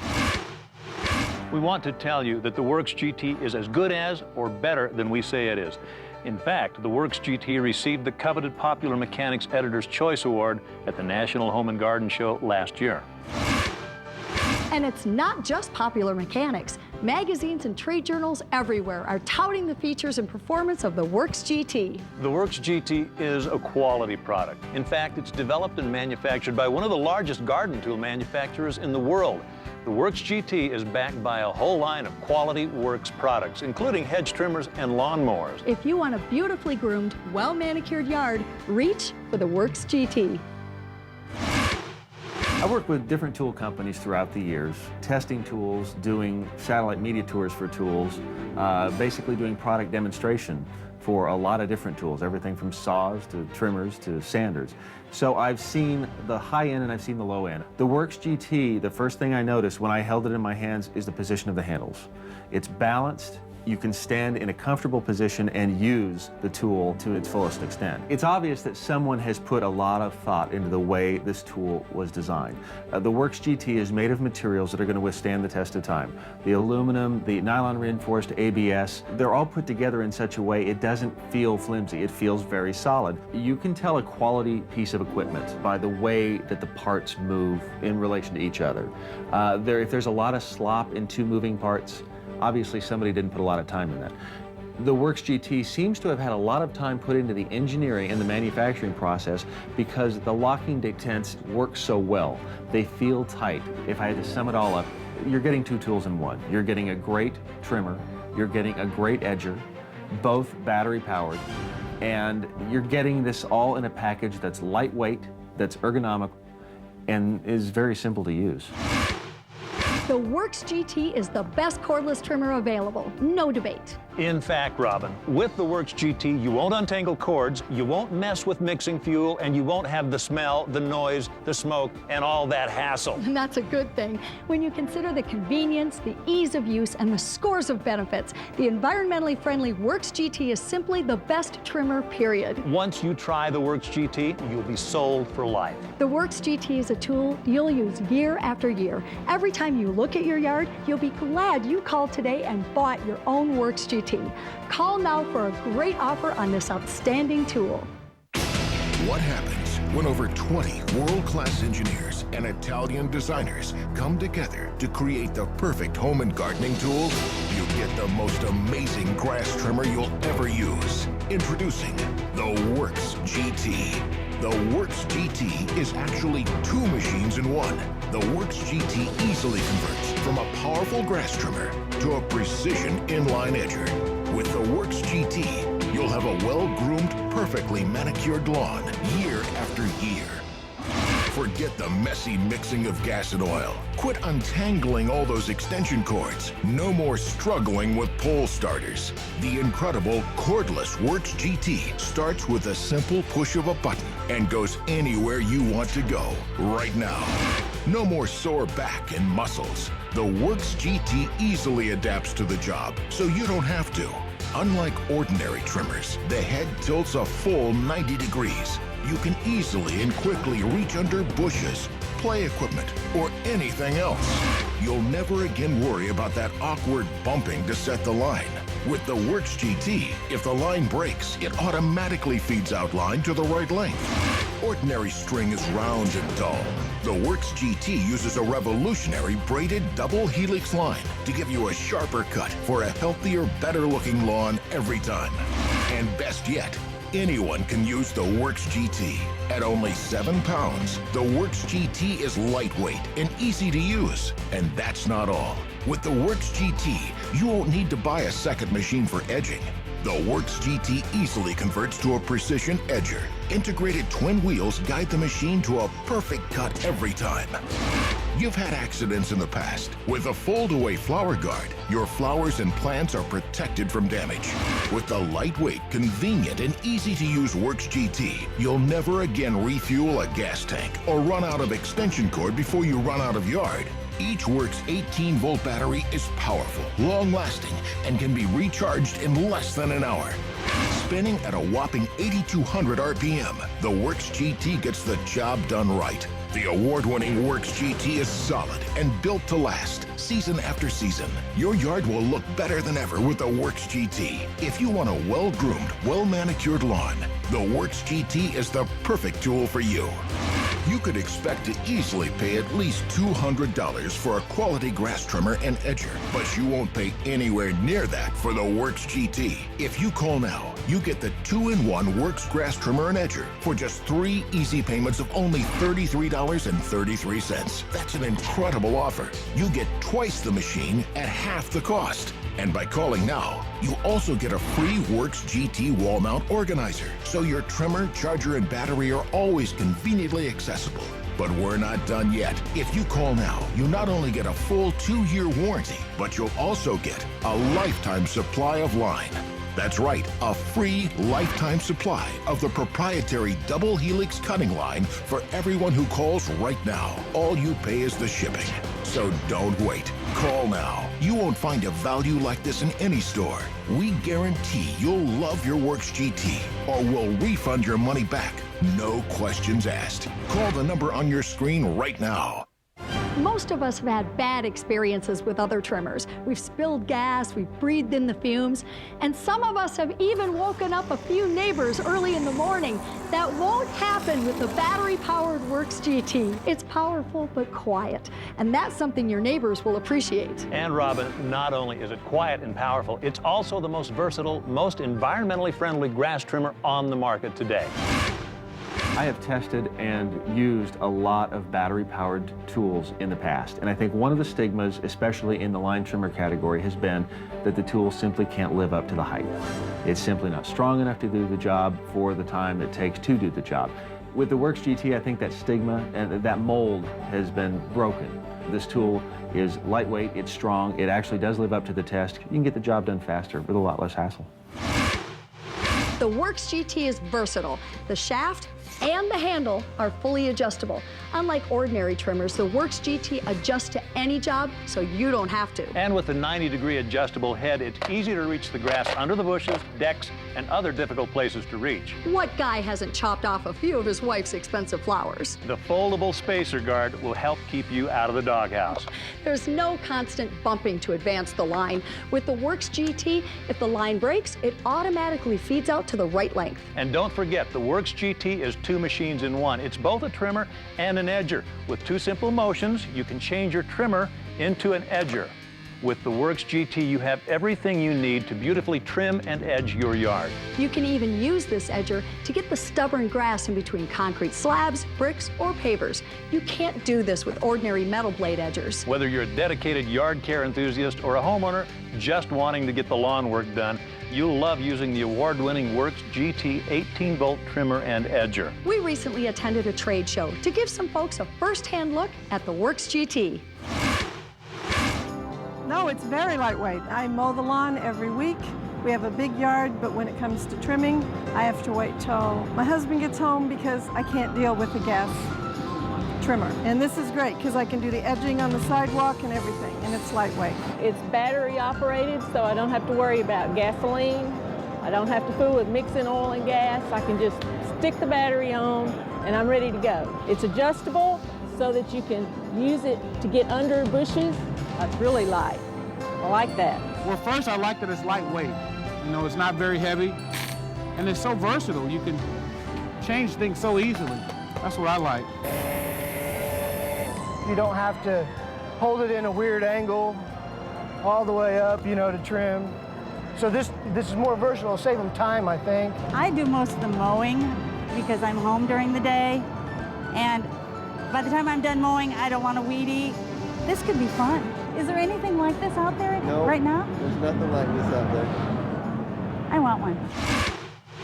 Get a perfect edge along the sidewalk. Edge around the mailbox pole. Trim around the bushes and trees. The Works GT makes an easy job of those uneven areas. Quickly trim along cement dividers. Not a long enough cord to reach the end of the fence? Not a problem. You're using the battery-powered Works GT. Trim anywhere, anytime you want. Your yard will look better than it ever has with the Works GT. The innovative Works GT delivers performance, value, and durability. With the Works GT, you can have the perfect lawn. Once you're done mowing and you get the Works GT out, you trim, you edge, you have a lawn that looks professionally landscaped. This thing cuts nice, straight edges along your sidewalks, along your driveway, along flower beds. It really is that nice, crisp line that puts a finishing touch on your landscape. You know, I think one of the hallmarks of that ideal neighbor is somebody who has a well-manicured lawn. And with the Works GT, I can accomplish that in a way that is easy, convenient, fast, and efficient. And that's why I'm in love with this piece of machinery. I love the way it makes my lawn look. The first impression of any home is given by the yard. A well-groomed yard and garden say a lot about who lives there. Often, the difference between a good-looking yard and a great yard is the finishing touches put on by the trimmer. Your lawn really isn't finished until it's trimmed and edged. Take advantage of this great TV offer. You'll never find a better deal on a Works GT, so call now and get yours. Forget the messy mixing of gas and oil. Quit untangling all those extension cords. No more struggling with pole starters. The incredible cordless Works GT starts with a simple push of a button and goes anywhere you want to go right now. No more sore back and muscles. The Works GT easily adapts to the job, so you don't have to. Unlike ordinary trimmers, the head tilts a full 90 degrees. You can easily and quickly reach under bushes, play equipment, or anything else. You'll never again worry about that awkward bumping to set the line. With the Works GT, if the line breaks, it automatically feeds out line to the right length. Ordinary string is round and dull. The Works GT uses a revolutionary braided double helix line to give you a sharper cut for a healthier, better-looking lawn every time. And best yet, anyone can use the Works GT. At only 7 pounds, the Works GT is lightweight and easy to use. And that's not all. With the Works GT, you won't need to buy a second machine for edging. The Works GT easily converts to a precision edger. Integrated twin wheels guide the machine to a perfect cut every time. You've had accidents in the past. With a fold-away flower guard, your flowers and plants are protected from damage. Ordinary machines are long, awkward, and difficult to store. The Works GT is fully collapsible for easy storage and can easily be transported in your vehicle. With the lightweight, convenient, and easy-to-use Works GT, you'll never again refuel a gas tank or run out of extension cord before you run out of yard. Each Works 18-volt battery is powerful, long-lasting, and can be recharged in less than an hour. Spinning at a whopping 8,200 RPM, the Works GT gets the job done right. The award-winning Works GT is solid and built to last, season after season. Your yard will look better than ever with the Works GT. If you want a well-groomed, well-manicured lawn, the Works GT is the perfect tool for you. You could expect to easily pay at least $200 for a quality grass trimmer and edger, but you won't pay anywhere near that for the Works GT. If you call now, you get the 2-in-1 Works grass trimmer and edger for just 3 easy payments of only $33.33. That's an incredible offer. You get twice the machine at half the cost. And by calling now, you also get a free Works GT wall mount organizer, so your trimmer, charger, and battery are always conveniently accessible. But we're not done yet. If you call now, you not only get a full 2-year warranty, but you'll also get a lifetime supply of line. That's right, a free lifetime supply of the proprietary double helix cutting line for everyone who calls right now. All you pay is the shipping.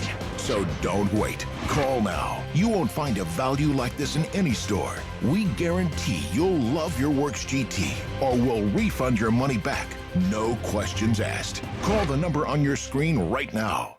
This is a must-have tool. The Works GT is the most versatile feature-packed trimmer on the market. The Works GT does everything we've shown you today and more. Trimming around your yard has never been easier and quicker. With the Works GT, your yard will look better than ever. You'll use it season after season. The Works GT is a smart investment. Call the number on the screen right now to order your very own Works GT.